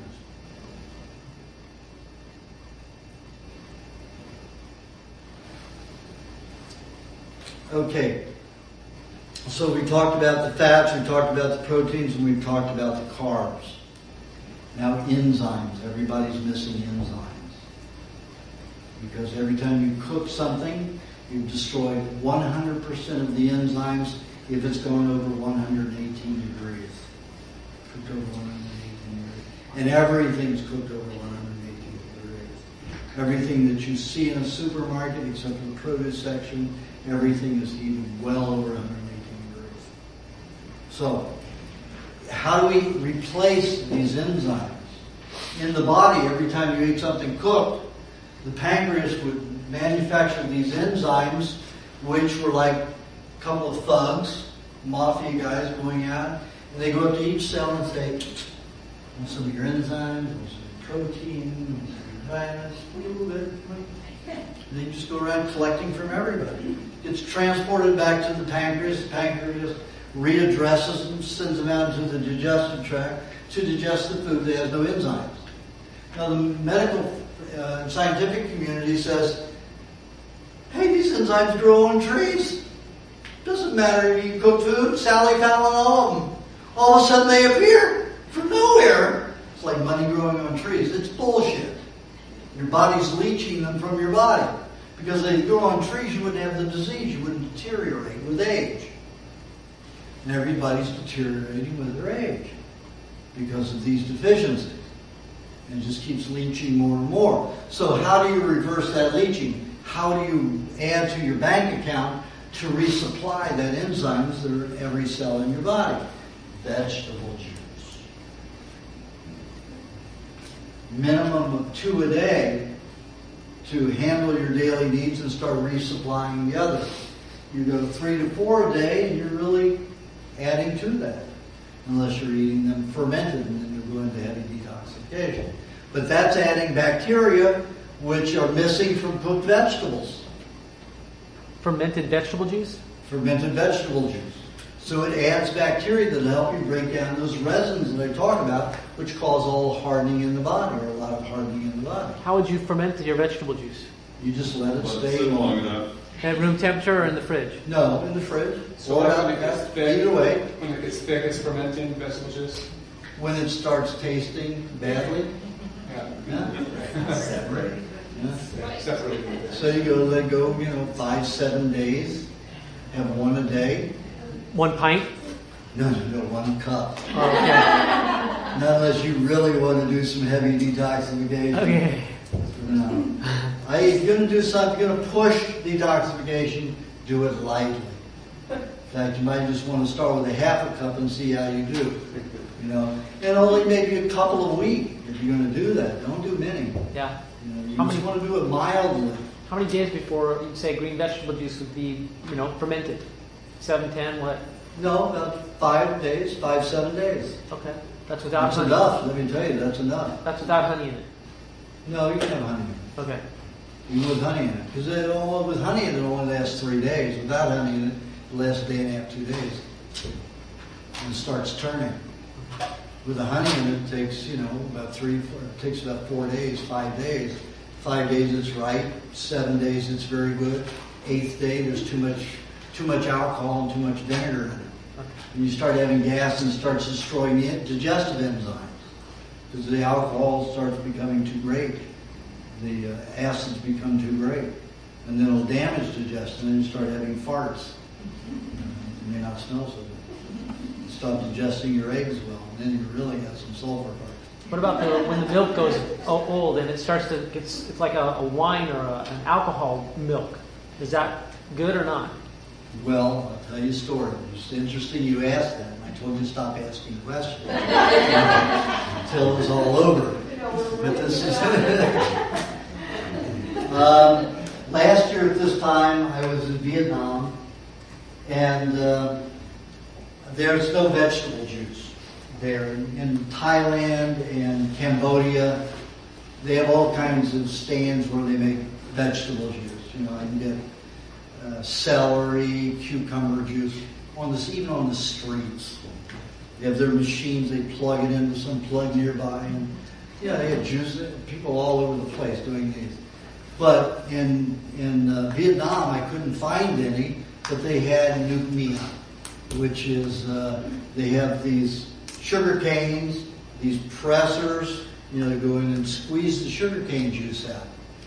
And I was getting mighty thirsty because I went 3 days without any juice, and I'm looking at this nuc mia and I'm saying, oh, it's high in sugar, I have a little bit.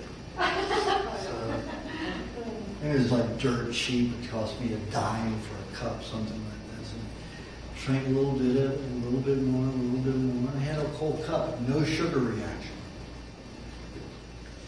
So I said, how can this be? It reacts just as if there's no sugar in it, like celery juice. No sugar reaction. Next day, I had 16 ounces within 20 minutes, no sugar reaction.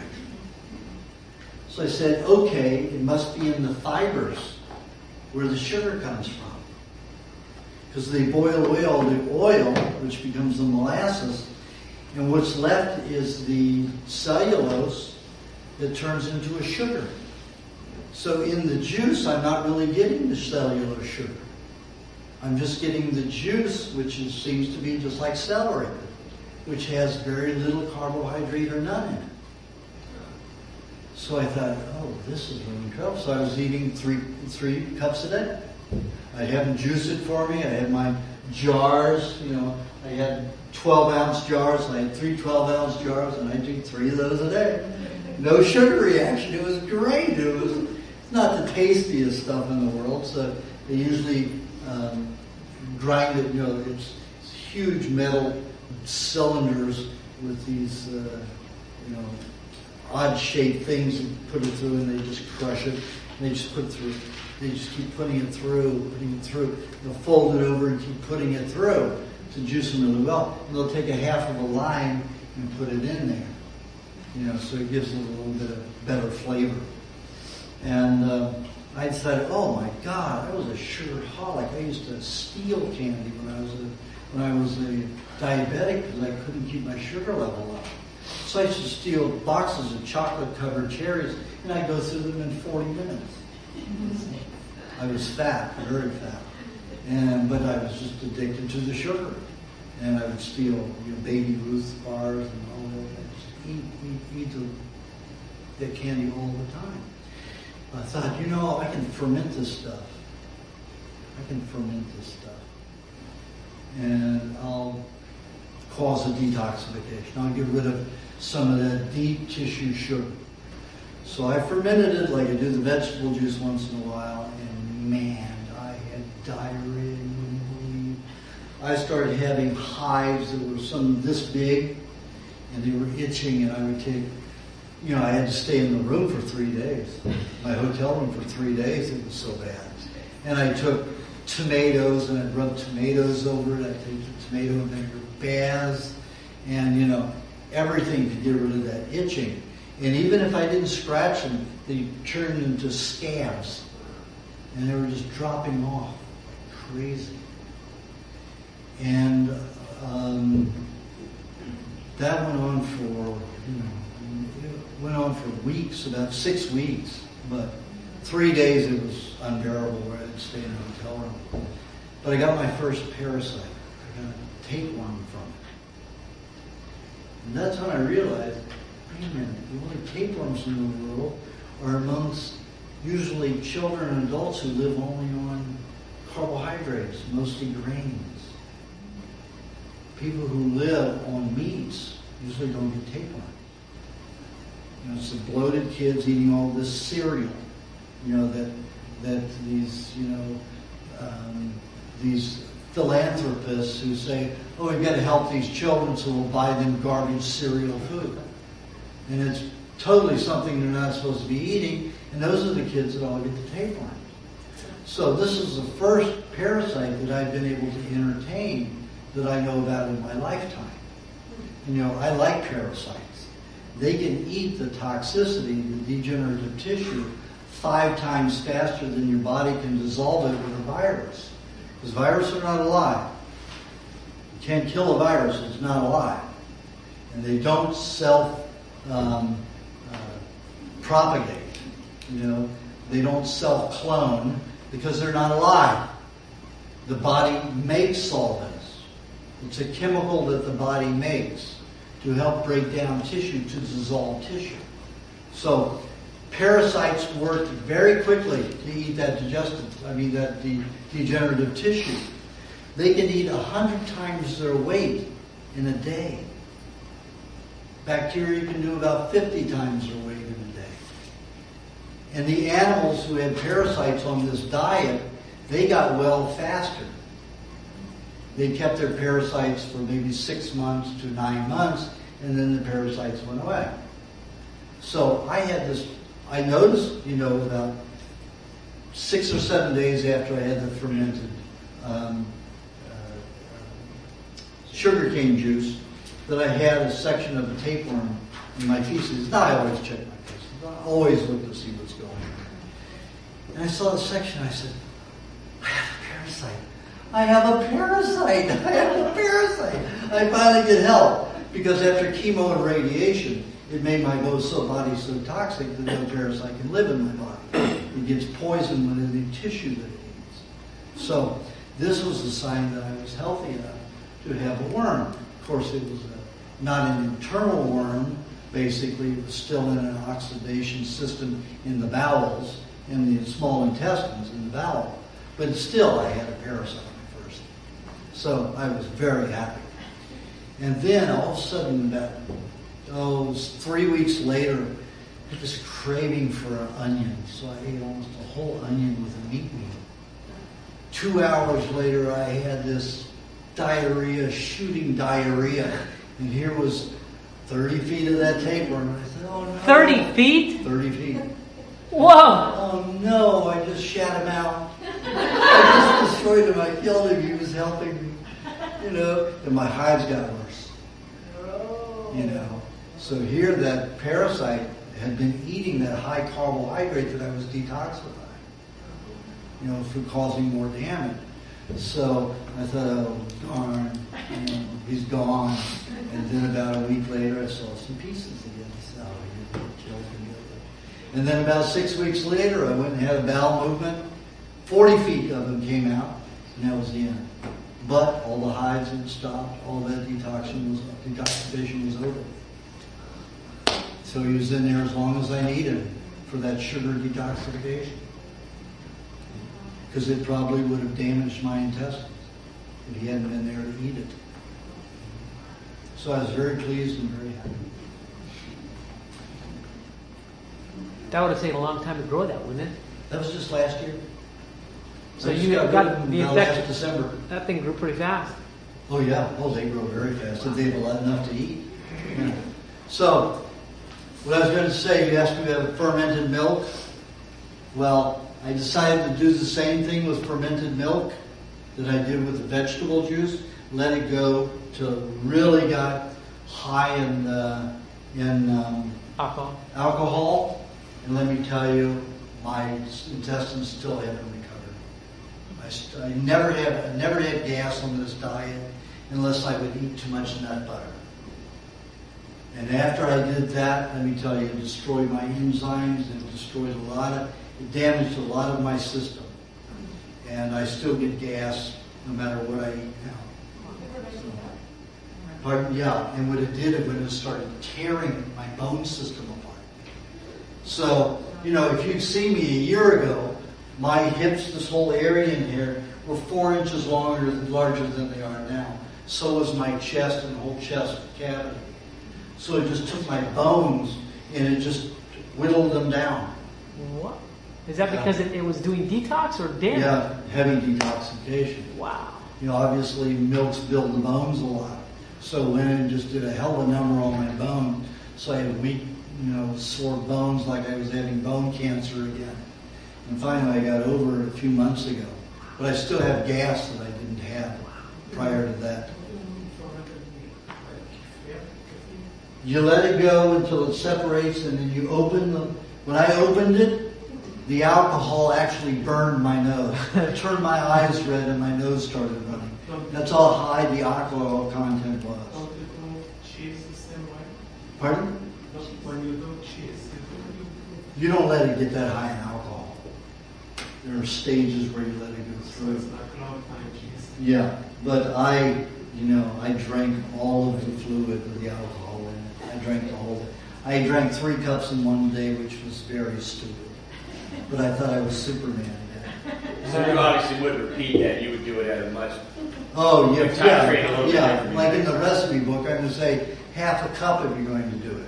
Not 3 cups in a day. How long does it stay? How long is what that takes? Oh, it'll stay for months like that. No, but after what period of time did you drink it? After Oh, it was after about 3 weeks. 3 weeks. Yeah, 3 weeks. So would you have also not fermented it quite as long to have lower alcohol content also? So both Yeah. too much and too concentrated. Yeah. Destroyed too many enzymes. Right. And digestion is still slower for me. So you can cause harm by trying to do too much detoxification. But that's part of my life. I'm experiencing it so you guys can do it easier. I'm my own first guinea pig. And then I use other people. But the good thing about this is that I've learned where harm comes, so nobody's ever harmed in my experience. Not anymore. Early stages of it. But I was too ignorant to know what I was doing. So, after you have the fruit meal, which is your one detoxification meal, then you want juice again. And really this is the last juice that you need. But if you want another before you go to bed, it might make you feel, if you're not a diabetic type or have a hypoglycemia, if you're a hyperactive type and highly acid, it can make you feel even more alkaline and calm by having another one before you go to bed. It's a veggie juice. Vegetable juice. Pardon? It depends upon the individual. It could be anywhere from a half a cup to 12, 16 ounces. If you're a big person, it's a hot day, you've gone running for the day or played basketball, 16 ounces is good. In fact, I have some guy who's 6'6" and plays basketball. He'll have a whole quart after that. But he needs it. Big body, lots of perspiration. I noticed that one of my latest cancer clients has been on the diet for 2 years, and her perspiration smells, because I go take a look at her every 2 weeks, and she's bedridden.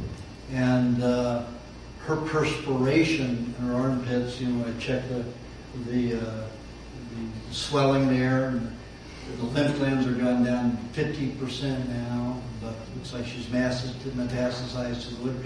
It's finished here, it's going down here, so just hoping she can survive during all of it. She kept her weight up. Because she was one of those girls that allowed herself to gain, like 50 pounds before she started going through the heavy part of it. So now that she can't eat, she's not losing too much weight, and she has enough to buffer it. So hoping that, by the time it finishes passing through her, because cancer is like a cold or a flu. It runs its course, dissolves that dead tissue, and is gone, as long as you can maintain. Pain is too severe, you can't eat. That's her problem right now. But, Alonzo, like I talked about in the first book, she would go into a vomiting spell during that period where she couldn't eat, and detoxifying, dissolving those dead cells so much that she was vomiting 11 times a day. And she'd get down to 68 pounds, skin and bone. She's only 5'2", 5'2.5". We'd get down to 63 pounds, I think, 62 pounds, I think, when she got the lightest. And I thought for sure she was going to die many times. But all of a sudden the body would stop. She would start eating like a bad person. Consume 3 times more food than I could in a sitting. And then she'd gain all that weight and she'd go through it again. So it would stop. And she made it through. So that's what happens to most people if they don't panic. And they just pass through it. It will run its course no matter how severe it is. It runs in the medical profession and count on being around. So anyway, her body, when I check the glands on her arms or in her crotch, it smells just like the celery juice. So it's, because if I go to these people who come to me with advanced cancer, they reek terrible. The odor is so bad, permeates the whole house. And hers isn't doing that at all. It's a nice, fragrance.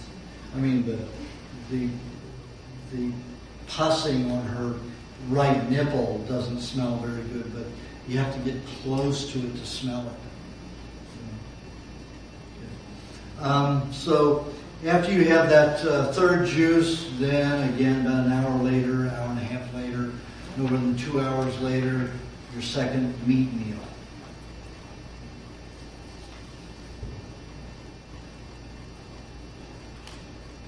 Now, most people should be having a pound of meat a day, which is a cup and a quarter, a cup and a half of meat. And when I'm talking about meat, I'm talking about any flesh food. I'm not talking just about beef. So total altogether, minimum of a pound of flesh food in a day. If you're a diabetic or you have hypoglycemia, it'd be better to break your meat meals into 3 meat meals. So you have juice an hour later, and don't let it be more than an hour later, because it's too much time lapse. Your blood starts eating itself. So it should be 1 hour after that first juice in the morning to have your meat meal. Then then your milkshake, then a juice, then another meat meal, and then your fruit meal. Or the diabetics or hypoglycemics could go juice, meat, fruit meal. Juice again, meat. So you have 3 meat meals that way. It's better to break it up. Because the liver, the pancreas doesn't secrete, doesn't utilize, and is very active, so it's not changing over enzymes as quickly. And you just want to make sure it's spread out, the meat spread out a little bit. If you're diabetic or have hypoglycemia, you have a sugar problem. But if you are not, what is the sequence, please? You have 2 meat meals. So it's juice, meat, maybe a milkshake or milk or eggs by themselves, then a juice, then fruit meal with fat, then juice, and then meat. And in the evening, if you're a hyperactive person, you might have another vegetable juice for you in bed. Anybody could have another milkshake, or milk with extra cream and honey, or down eggs, Rocky style, or Aajonus style, where you're sucking them out. And then set your alarm for 5 hours after you go to sleep. If it takes you 15 minutes to go to sleep, set your alarm for 5 hours and 15 minutes. Set your alarm for 5 hours after you sleep. So you don't sleep more than 5 hours. After 5 hours, even if you were 700 pounds, red blood cells start eating each other because the protein level drops to 0. So the red cells become cannibalistic. So what does that cause? High contamination and toxicity. So what happens, you sleep 8 to 10 hours, you wake up and go for coffee because you're too toxic. You go for some kind of stimulant. When a child, you will wake up? Absolutely. Well, children usually will do it anyway. infants who wake up every few hours. And if you're feeding a child right, they will always wake up within 5 hours. If you've got a child that's sleeping over 5 hours, you wake that kid up because you know he's going to be cranky that day. He's going to have more of a problem. He's going to be more of a problem. So in a lot of kids, all you have to do is stick a bottle in their face, and they'll suck while they're sleeping. It doesn't matter if they're sleeping and sucking, if they're eating. So the red blood cells don't eat themselves. They get protein. Another way, if you start this diet, then you have to do that. Any diet you should do it. Any diet. People should be eating every 5 hours, or else the red blood cells will eat themselves, eat each other. What do you suggest to eat when they wake up in the morning? Down a couple of 1-2 eggs, or have a milkshake already made, or a half a cup of milk with a little extra cream in, a little honey. Down it, go right back to sleep. And then you'll wake up and be entirely different. John Fox, okay? After 3 years on the diet, he said to me, I still have trouble in the mornings, 10 or 11 o'clock before I really get my energy level going. What can I do? I said, John, I've been doing seminars at your house for 3 years. Are you waking up after 5 hours and eating something? No. Hello? Do it. Set your alarm tonight, wake up, eat something, milkshake, eggs, milk, go back to sleep. What happened the next morning? Woke up with all this vitality. Didn't have to wait till 10, 11 o'clock. It's a big difference. Makes a big difference. I get that a lot. I've got it in the recipe book the same way. But there's so much information in there. Everybody should be reading those books at least once a year. There are key issues in there that may apply to you and you miss them. And everybody goes through changes. And those things may not apply today, but they apply tomorrow or the next day. So you've got to keep up with the information if you want to take care of yourself the best and have the most vitality and the most awareness and consciousness. Yes? The vegetable juice that you mentioned is always with an egg or with a cream or just the vegetable? Well,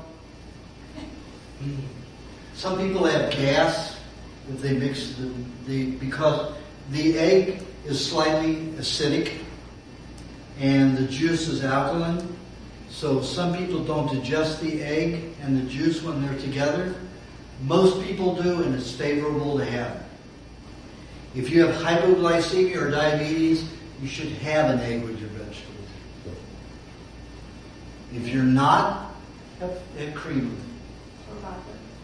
Or butter, but you just have to eat the butter before you drink the juice, because the butter is not going to melt in that cold juice. So it's either butter and...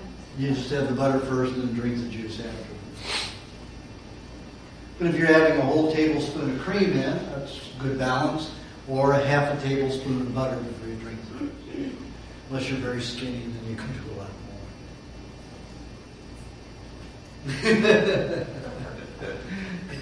So, okay, so that takes care of the pattern. We've gone from beginning to end with that. Now we'll open a question and answer session. Yes? Thank you very much for being here. You're welcome. I have a couple questions, but I'm going to limit it to one. I've just started juicing.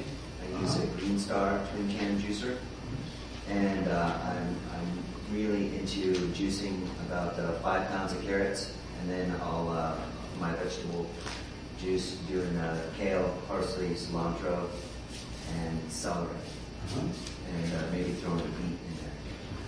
Do you have any comment on What is the ratio? Is it 50% carrot juice? Or? No, I'm keeping the carrot juice. The 5 pounds will juice a quart, and I keep that separate. And I don't mix that in with the other. But I really like having that carrot juice. Can I use that as my vegetable juice? If you do, it's very high carb, so your mind won't be as clear. Use that as you're using late in the day. Like if you use it for the last juice, it would be okay. As long as you got, if you're having 8 ounces at a time, you need 3 to 4 ounces of cream in it. Either coconut cream or cow or dairy cream. To slow that sugar down from going too fast into the system. Sometimes it even causes a heck of a liver detoxification.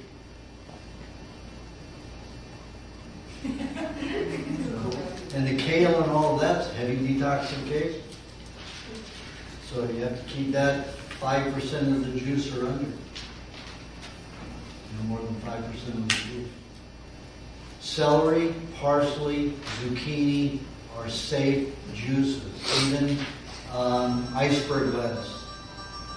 All of that's good. A lot of people say, well, maybe my cancer patient. It's the only time I give that number to anybody.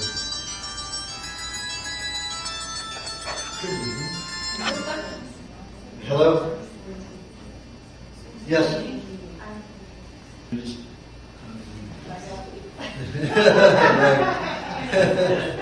Not happy at all. Those vegetables, The celery, parsley. the celery, parsley, Zucchini. zucchini, and cucumber. Those are all safe juices. And iceberg lettuce. A lot of people say iceberg lettuce has no nutrients in it. Whose standards? What are you looking for? What, it doesn't look like parsley? It doesn't have a lot of chlorophyll in it? Well, what does iceberg lettuce have? Water. Opiates. It's the only food that we consume that has opiates in it. Huh. Opium. It's the only place we can get opiums to completely relax the body. Relax the nervous system, settle you down. It's the only lettuce I ever ate as a kid. I hated any other lettuce, but I'd sit there and eat a whole iceberg of lettuce at one time. Yeah. The hash is from marijuana. Yeah. What's the best thing to regenerate the nervous system? Is it the high meat? Yes. Well, no. What was your question again? What was the best thing to regenerate the brain, the nervous system, whatever? Well, let me finish this other question. Oh, okay. This other thing about the juice. So, you don't want a high carbohydrate juice until your third juice. So if you want to do it, a lot of people who have jaundice means they've got a lot of bile in their system. Their bodies use bile in place of fat to bind with toxins, so it's permeated throughout their system. Carrot juice, especially in combination with coconut cream or dairy cream, will pull that bile out of the tissues. A lot of people say, oh, you eat a lot of carrot juice, you're turning orange. I've taken skin scrapings and you'll find no carrot juice in there. Very little carotene at all. What you find is high bile in that tissue. So that orange is the carotene from the vegetable juice taking the bile out of the system. And the bile is causing that orange look. I've seen that bile turn completely bright orange. It's orange, even more orange than that lid right there. And then it'll turn brown like a birthmark. And in 6 months it's gone. Especially in cancer patients. So bile has a lot of people who have cancer have a lot of bile problems. Excessive bile, it kind of melts your tissue. Bile is to digest fats. It's to break down fat. And if your body uses it in place of fat, if you're on a fat-free diet, then it's going to use bile to bind to those toxins. And then you've got a very solvent, caustic chemical in your body. It can kill a lot of cells and cause dissolution of your body. Cause a lot of disease. It can cause lupus in one person, MS in another, cancer in another. There's all kinds of problems. What was that from? Like excessive bile. Excessive bile? Body using bile in place of fats to bind with poisons in the body. So, use your carrot juice that way. But they usually suggest that people don't have it more than 2 days a week.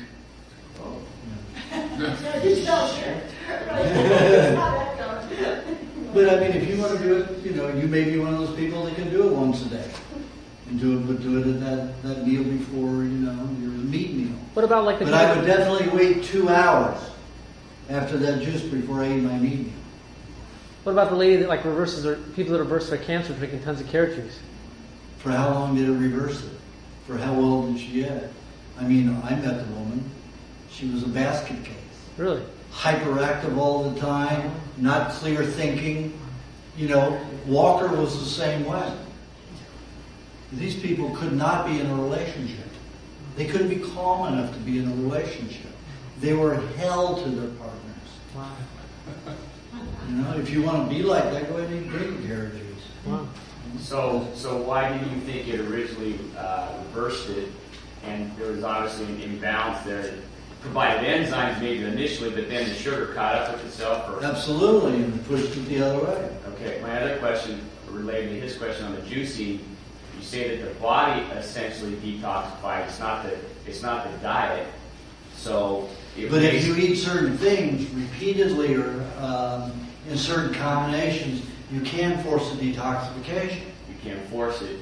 Force a detoxification. I've been telling you, some things will force a detoxification, especially fermented foods. So the kale and some of the other things that are more along the medicinal quality or whatever. Very concentrated chemicals. So no matter how healthy you are, your body doesn't need that type of concentrated nutrient in it. And it will cause an imbalance. Okay.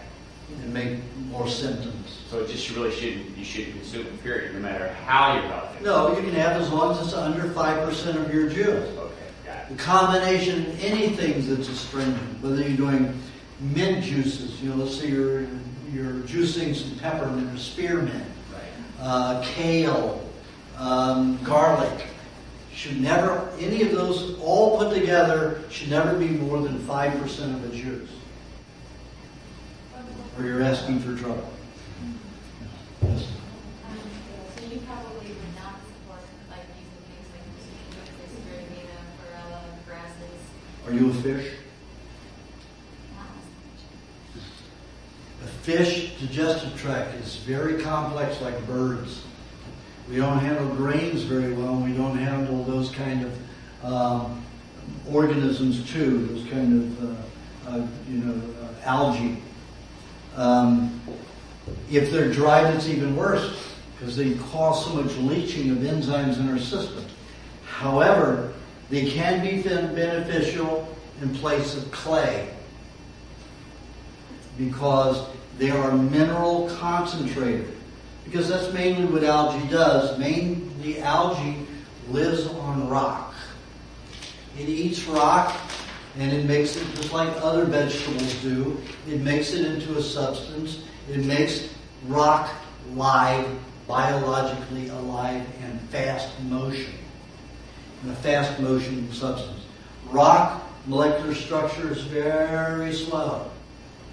When the algae eats it, it becomes rapid. Goes into, then if a fish eats it, it becomes even more rapid. So you see the speed of things change. But a human cannot take rock and eat it. Usually an animal has to eat the algae before the human can eat it. Just like the vegetarian animal eats the vegetables and then we eat the vegetarian animal. That's our system. It's geared for eating meat, not vegetables, including algae. Because in my tests on feces and people who ate it, 92% of it passed without digestion. The only benefit that I saw that a lot of heavy metals were combined with it. So it acted like a sponge to pull toxins out of the blood, neurological system, and lymph system as those systems circulated through the stomach and intestines. It was like a magnet, just like I suggest people use clay to do the same thing, or cheese without honey. It'll absorb the poisons. It'll pull them out of those systems as it goes through the digestive tract and the stomachs. We really have two stomachs, the stomach and then the duodenum. Herbivore has 2 to 4 stomachs. We have 2. Basically, we call it 1, but they're really 2 stomachs. Hydrochloric acid dumps in 1, bile dumps in the other. So, yes. So that question about what's the most effective way to regenerate the nervous system? Okay, eating red meat with white meat together. You know, like in my book when my son went through the brain damage, I didn't feed him beef alone. I blended or ground the beef with fish. But white meat fish, not like salmon. Salmon's white meat. Salmon? Any fowl and seafood and fish are all white meat. Okay. Even ostrich. Ostrich meat is darker than liver, or as dark as liver, Yeah. but I still consider it white meat. It wasn't a good choice that I chose to call it white and red meat, but it's what I called it. So, Okay. fish and beef is a little bit better for the brain.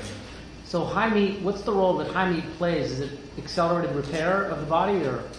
Well, it all depends. Now, the bacteria, a lot of people think, well, bacteria causes detoxification. It isn't the bacteria that causes detoxification, because the bacteria that feeds on meat does not pass through the digestive tract. It remains in the digestive tract. Bacteria doesn't pass through stomach walls. That bacteria is there to break down the meat, to pre-digest the meat. So when meat is pre-digested, you have more available proteins. So the body may use them to detoxify or to heal. It depends. For some reason, it has affinity to the nervous system and the brain. The brain has no nerves in it. It has neurons, axons, ganglions, things like that. But you can do brain surgery on somebody without anesthetic because there are no nerves in the brain. But it helps rebuild the brain and nervous system better. High meats, because I would have to assume that, come to that conclusion, because everybody who has psychological problems disappears. Problems disappear with high meat. I mean, let's say 9 out of 10 cases, even more than that, probably. Always works. Always works. 1 out of 20, it may not work all the time. Could that be too because of the increase in the B vitamin production? Since that's so B vitamin and, yeah. and amino acid availability. Because that's so important, obviously, to the nervous system. Right. Absolutely. Yes. So when when somebody goes through a period of being nauseated to the point of vomiting, is that happening particularly on like fish when they eat that? Like you talked about fish being a trigger for people vomiting more often than other types of meats, and I'm just curious if fish. And then the second question on that is well, give me half of it first. Okay, go ahead. Okay. I have seen that people vomit more often with salmon. But it's salmon that's not ocean wild caught. It's either farmed or caught in a lake. Like I said in the recipe book, the lakes are all at least 35% polluted. The ocean is only about 4% polluted. What's your choice? Because if I get any kind of fish, and I would say half of my patients go through the same thing. If they eat wild, lake-caught salmon, they go into vomiting or diarrhea or both. I'll go into it immediately. If I eat the wild ocean caught, I can eat it every day, all day long, and never have a problem. So then that would mean that the fish they're eating is actually toxic, and it's not just detox from the body, it's just toxic fish. Yes. Okay. Right. The fish doesn't even have enough of its own fat to bind with the amount of poisons that it's getting in the lake. Okay. Then the other thing I wanted to know is when I get to the point where I've eaten raw meat for so long and nothing cooked, and then there's less and less of an appetite for it, like I just find it less and less palatable, is that where the body's getting to the point where it's ready to like detox, like to take that life force and it's like gonna get to the point of vomiting? Absolutely, that's a detox of chemicals. Like I say, if you take the $800 to $1,200 and have that vomit analyzed for chemicals, you will find out why you're vomiting. Yeah.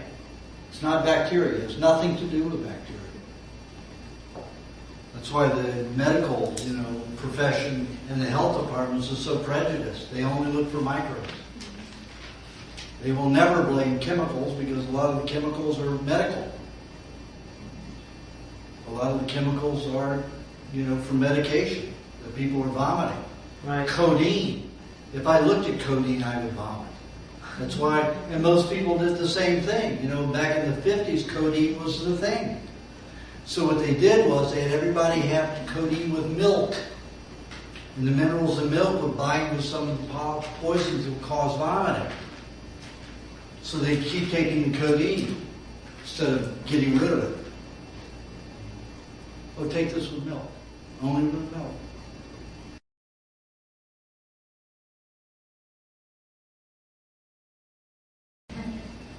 Okay. So water. They say you drink 8 glasses a day minimum. How many is 8 glasses? 2 quarts. 2 quarts. 2 quarts of water. How many pints of blood do you have in your body? 8? I don't know, 8? I don't know. Most people have 3.5 pints in their body. So that's a lot of water. Now, why do the Aborigines who live in up to 127 to 140 degree deserts never drink water? Why don't they dry out and dissolve and evaporate and become sand?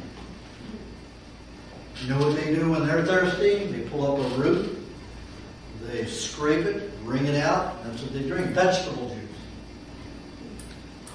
Concentrated minerals. You can absorb 100% of the H2O when it's bound with other nutrients in the body. In the solution. Water, only thing it has is minerals.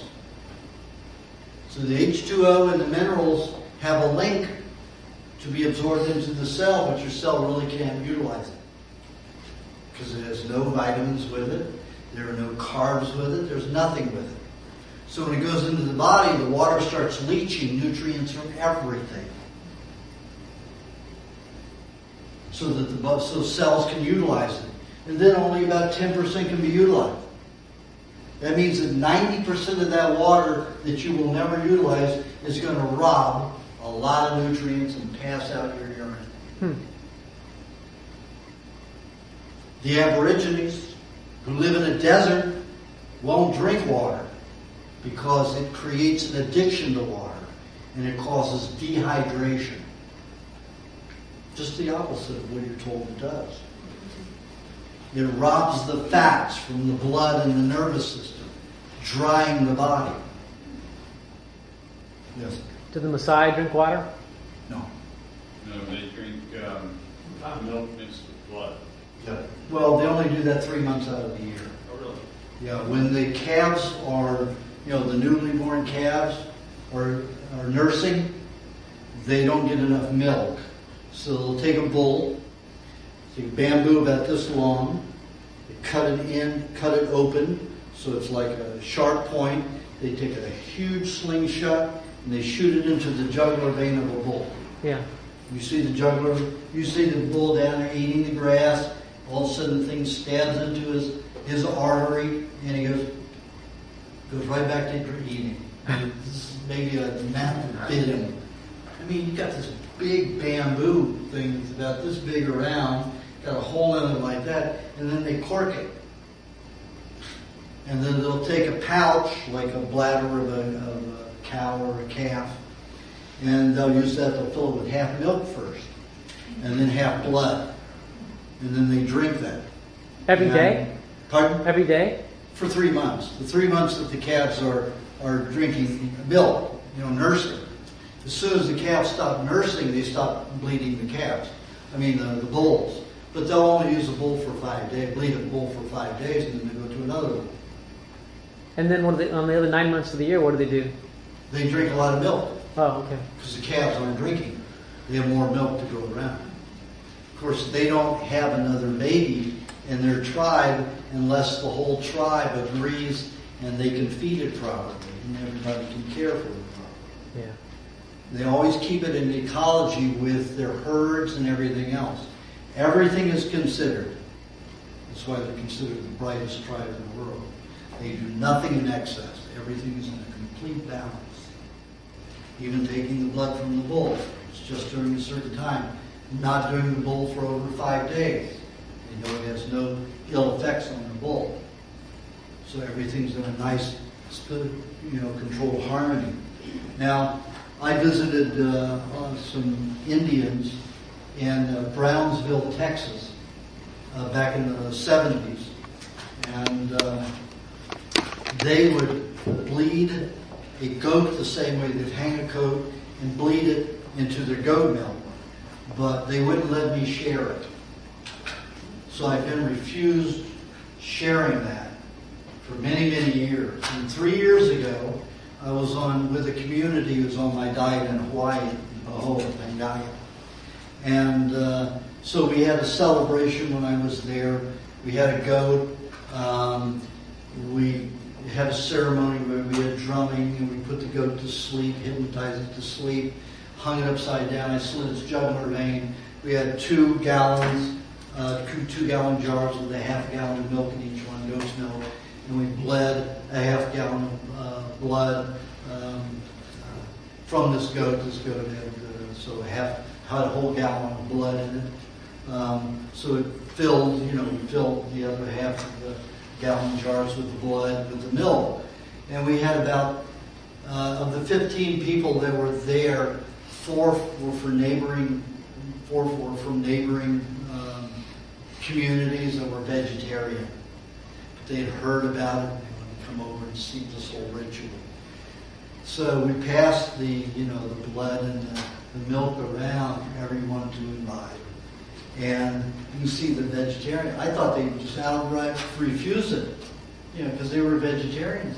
But they got so worked up in the whole thing because we had done the whole ritual, because we made the harness to hang it from the tree to spin the goat around until it went to sleep. We cut it, so drumming and chanting, the whole thing, just to have fun with it. And so when it came around, nobody refused.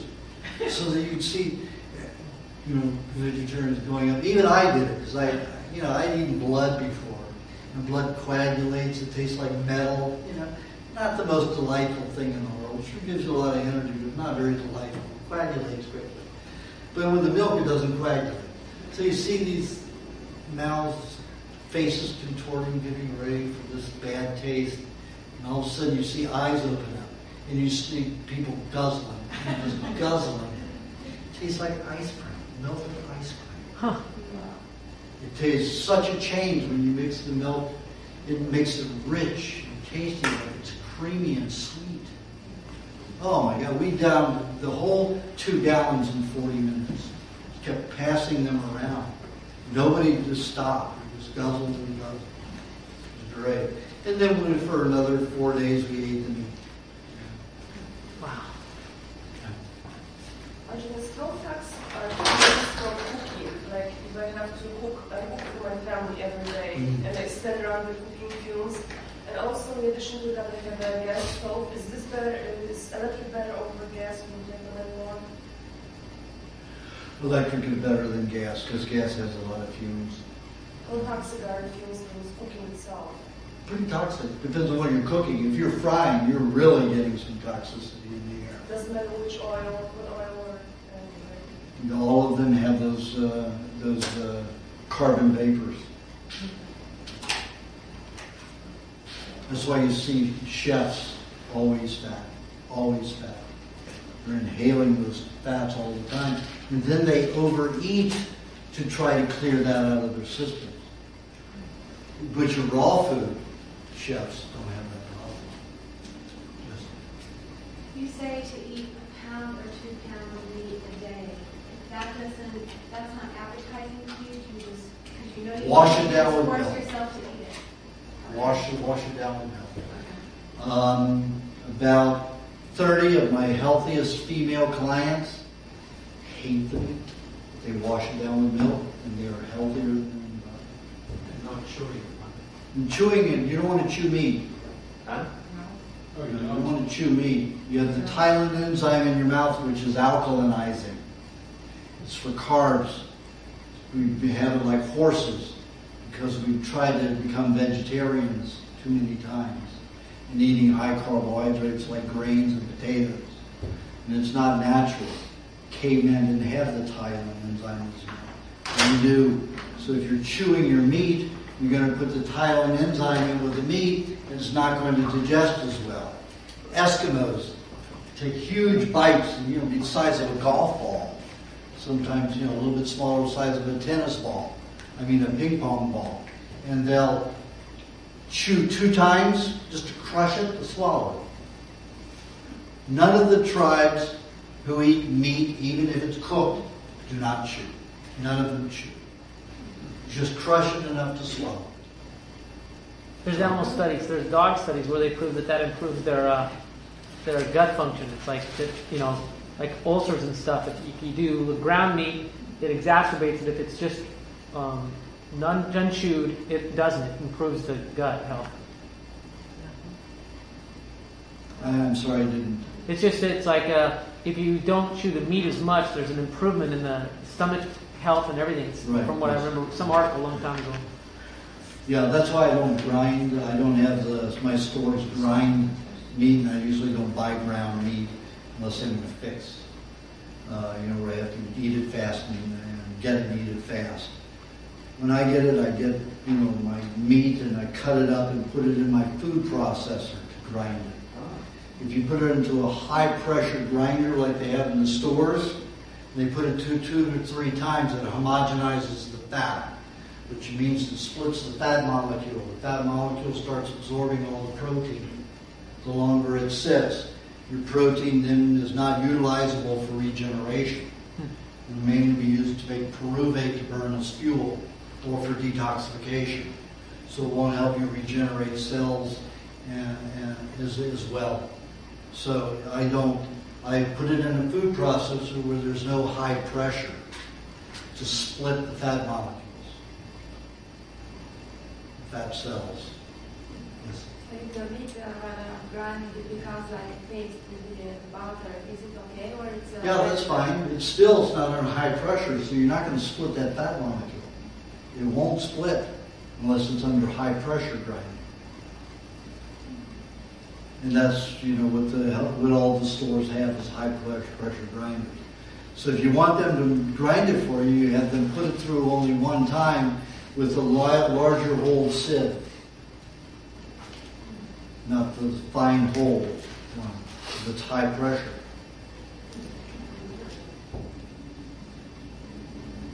Yes? Would you have a recommendation for hot flashes? Pardon? Would you have a recommendation for hot flashes? Ice.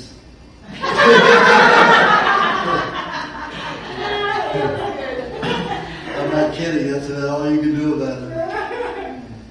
Hot flashes, yes. What can I do about hot flashes?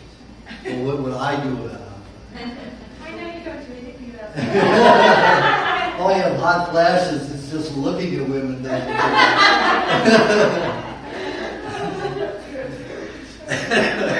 But it's a little different than yours. Sometimes you can create that amount of perspiration. It really all you can do about that, it's a hormonal discharge and a changing of the hormonal system. And usually there's a lot of heavy metals involved in that discharge. I've tried everything to mitigate them. And the only thing that I found that works 50% of the time or reduces 50% of the sensation is cucumber. It has to be peeled. Peeled cucumber. Peeled cucumber. Eating it, not juicing it. Eating a peeled cucumber. At the time or all the time? Once a day. Oh, okay. If you're going through menopause, heat flashes, eat a cucumber once a day. Peel a cucumber. No matter if it's organic, peel it. There's something about the cucumber peel. For a lot of people, if they feel they need Viagra or Cialis or one of those, Levotril, whatever they are, to make a hard penis stay really firm. You can do the same thing with a cucumber. Sometimes, though, the peel causes the opposite, a softening of the penis. So, for most people, they can try eating the whole cucumber. For most men, they can try eating the whole cucumber to do it once a day for at least 10 days, and that's when it sets in to working. Wake up and you got a heart on all the time. I've been my experiments. So, but if it's a peel on it, it doesn't work all the time. But when it's peeled, it works almost all the time to get into it. So that's probably where they got the Viagra and Cialis and all of that, was they went into a cucumber and found out what caused it, and then they started producing it in the laboratory.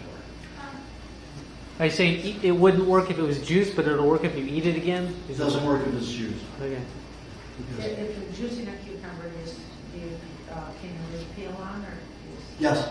Yeah. Unless, you don't want to, unless you want to heart one, then you.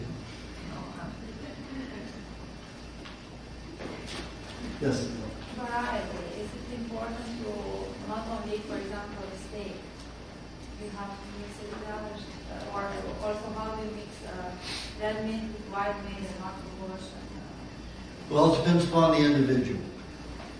She asked, how do you mix red meat and white meat? Now, if I'm eating only red meat, I will at least have 1 or 2 eggs with it. I get too acid if I only eat red meat. I might even get irritable slightly. And you don't want to even see me slightly irritable. I used to be terrible. Now it takes a lot to get me upset. You get a bad injustice and I'll get upset real quick.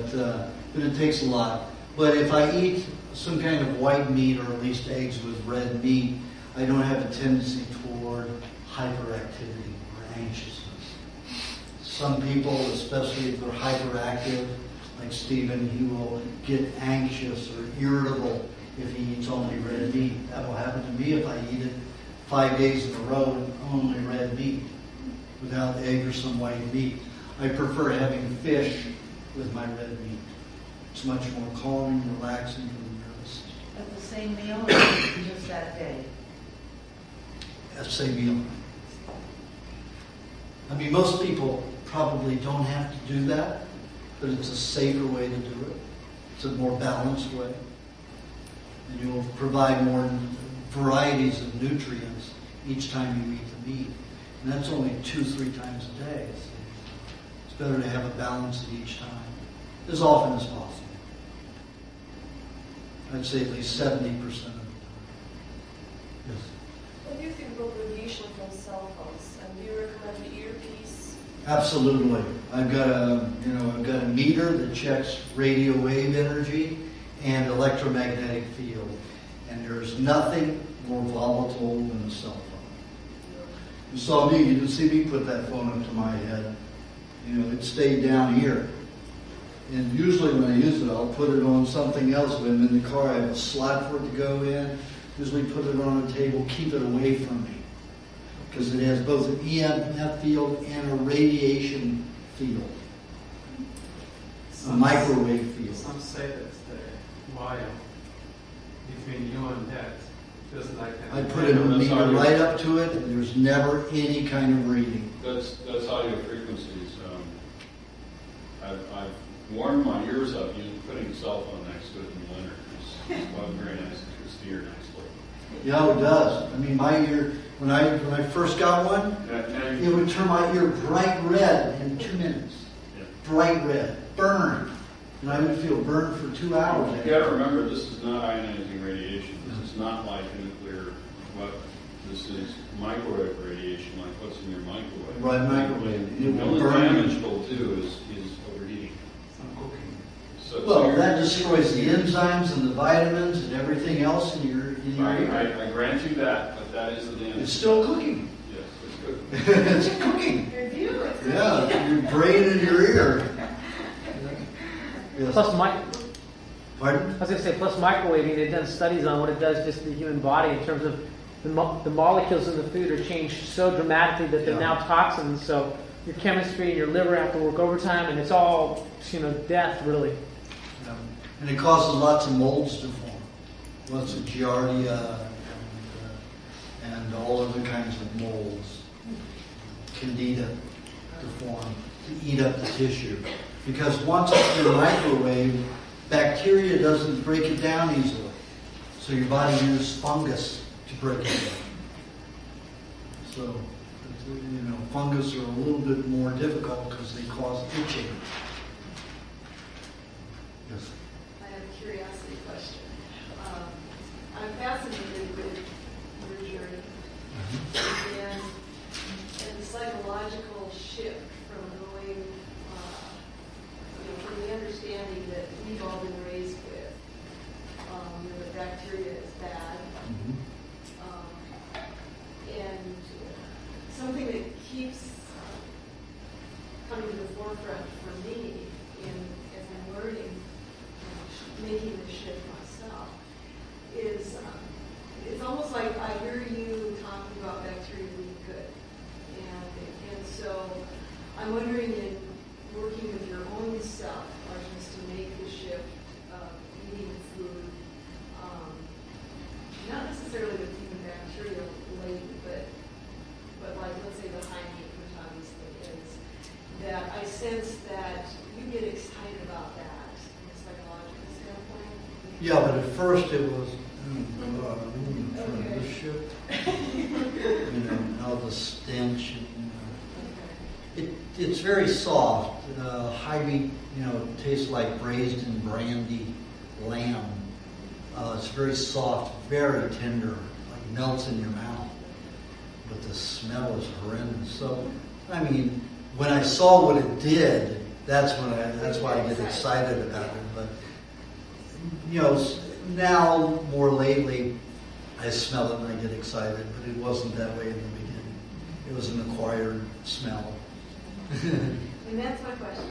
I'd be curious, and we've been talking about people from other parts of the world that eat in a way that we would consider gross. Gross. That like if we were raised with the understandings that you're sharing, that we would probably be excited about the fragrance or the... Yeah, when I was with the Eskimo, when I first ate the high meat, every year during, in the fall, usually September, they pull the high meat out of the ground, and they take, care of it, whatever it is, and they dry it a little bit, and they beat it and mix it with either seal or whale blubber, and let it sit in the sun. Then they rapidly bury it in the ground to start molding and filling with bacteria. And they only put it between 6 inches and 4 inches and 10 inches under the ground. So then it goes any lower, the bacteria won't grow, just the molds will, fungus will grow. So they put it at a stage where everything will grow. So they pull it out of the ground and unwrap it. You've got green molds, you've got black, you've got parasites, you've got everything in it, active, and it stinks. And because it was green and blue and all this, I didn't know that meat turned those colors. So I thought it was some kind of herbal mixture, that they were giving everybody. But it stunk terribly, gave me a headache. And the kids, they're just jumping around, they're all excited, and you see all the adults, they're happy, they're content, but the kids are jumping up and down like this is some kind of candy, like jelly beans or something. Or cotton candy they're going to go after. And I couldn't understand it. It was so foreign to me, so bizarre. And, I had to stick cotton balls with musk oil, real bull balls, flavoring, in my nose to be able to get close to it because I wanted to instantly puke smelling it. And I got a headache, especially on the right side, right lobe. And, I ate it. And, I was, this was a time at the end of near my end of my 2.5 years, right before I went to the desert to die. And again, I thought it was an herbal mixture that I was eating, and I ate about a golf ball size amount.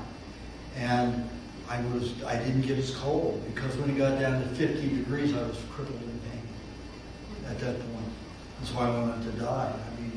If it were 50 degrees, I was in so much pain, I was crippled, I couldn't move. That's why it took me 2 hours in the sleeping bag for the sun to beat on the sleeping bag for me to heat up.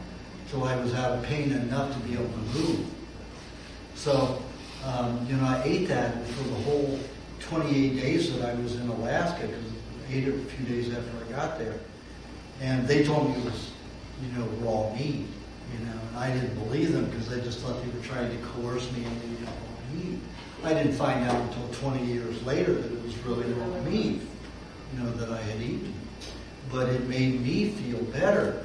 So after I realized that, I started experimenting. And it worked so well that I got excited about my worst nightmare was not even somebody who was dying of cancer. And it was a mess. My worst nightmare was a psychopath. Somebody who was just psychologically off the wall, ADD, ADHD, manic depressive, schizophrenic, bipolar. I mean, you get a person like that and they can just drain you all day long, all the time. And if they're rich at the same time, and a lot of them are rich, they can afford to be crazy and eat the crap that causes people to be crazy. That they do that. They concentrate on the worst foods in the world and they eat them. And those are my worst nightmares. So now, getting on high meat, so I deal with only probably 1% of what I used to deal with. That is magic to me. That's magic.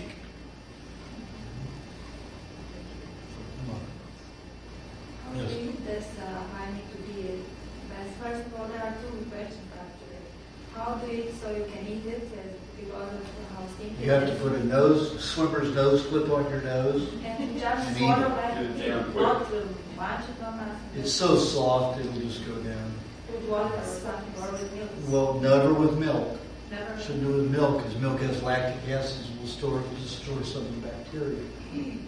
So what, if you leave it? Drink it with water, or just swallow it down. It's pretty mushy, it's soft. You're supposed to salivate with it, swallow it, and then rinse your mouth if you want.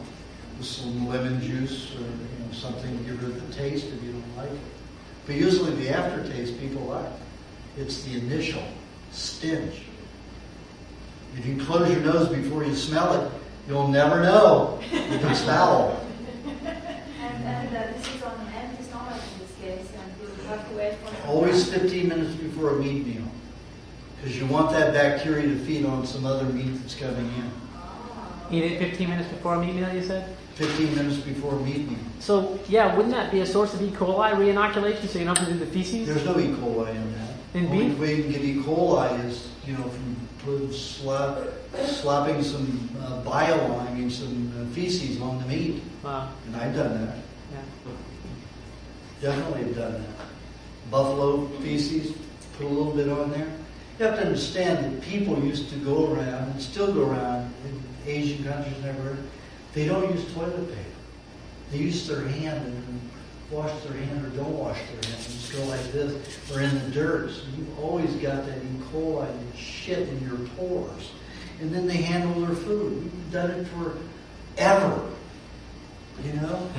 And all of a sudden they want you to use these antiseptics and all these poisons. This Clorox that's causing everybody to damage their lungs. I mean, you go into these health food stores or any supermarket in the meat department, and all you smell is chloroform because they're putting bleach down on everything, on tabletops, everything. And it's on everything. And these poor people who are working in that environment are going to get emphysema. Damage their lungs very badly. And now they're even having antiseptics they're spraying on meat before they wrap it and package it. So you have to be careful. It's like if I go have meat, we've got a source. We buy the meat directly from New Zealand as soon as it gets off the plane, and we distribute it. James Stewart. We have the Rawson Co-op, and we distribute it to everybody who comes in. We cut it up, put it in bags. We don't clean anything. We don't use antiseptics to clean anything. We just use warm water. So everything's clean and everything has bacteria on it, which is the right bacteria. We don't want chemicals and antiseptic on it. But when I go into like Wild Oats, when I get meat, or Whole Foods, when I used to go there when they had the New Zealand beef, I would have them get a fresh one out. I say, I want you to hose that off and wipe that counter off with no antiseptic, no Clorox. And I want you to do the same thing with the knife. And I want you to put that on any surface that hasn't been completely rinsed. Chlorine, Clorox. So, that's, I watched them do it too. You have to do it right in front of me. I asked them in San Diego, Yeah. in Whole Foods, and they said they're not going to do it for me because organic, they don't use antiseptic in the right to make it. But Whole Foods is full of shit. They don't have any organic meat. Really? Yeah, they lie. Whole Foods is nothing but a mouthpiece of lies. Scream organic, and yet they have 1% of organic food. Now, I recently called the Utah organic meats they say that they have, and the supplier says, we can't say that's organic. We don't know it's organic. Yet Whole Foods advertise they got organic meat. They don't, all the ones around here, they don't say organic, they just say hormone antibiotic free. Oh, okay. Yeah. Then that's the way it is. Yeah. Hormone and antibiotic free. Yeah, because they can't guarantee they didn't eat pesticide-laden grains, All you know. natural. But their all-natural beef before that they had, besides in New Zealand, they feed it 15% bakery waste, stale donuts. So I called their home office and I said, wait a minute, how can you say these are all natural beef? What cow do you know that goes around eating donuts? Where is this at? This is a Whole Foods home office is in Texas. So they said, well, the donuts are made from grains which are natural for the... I said, are you brain dead? I got nasty. I said, if a cow's eating grains, that's natural. If a cow's eating boiled and oiled, refined, grains into donuts, that is not natural. Well, according to the FDA and USDA, we can say it is. Gee. And I said, don't you have any conscience at all? And they said, we're scientific. I said, scientific means you watch the chemistry change. And there's a chemistry change. Do you acknowledge this is a chemistry change? Not that we have to change our advertising. So they don't care. They're out for money. And that's it. Yeah. What's the symptoms of the sugar reaction you mentioned earlier? You get really manic, and then you get really sleepy and tired, or you'll get irritable. 20 years. Pardon? That's the way I lived for 20 years.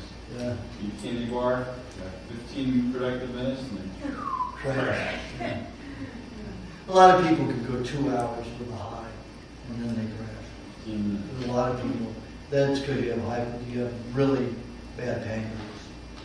Near diabetes, and it's crashing that quickly. But most people can go an hour or two really manic and then crash. They'll get irritable and nasty. It's like a diabetic. Diabetic can love you 1 minute, stab you in the back of the neck, and change like that. What about the fats? Like if you know, like for example, I have avocado, I'm not every acid or digest it well at all, and this is obviously you have a lot of fat in the diet. People a lot of times have a hard time just processing that. Well, yeah, I mean, not a lot, but if you're eating honey with all of your fat, it's going to be okay. Your liver will recover quicker. Some of that could be a detox reaction too, though. Because if you haven't been eating a lot of fats, and you start eating fats, your body will do a lot of things.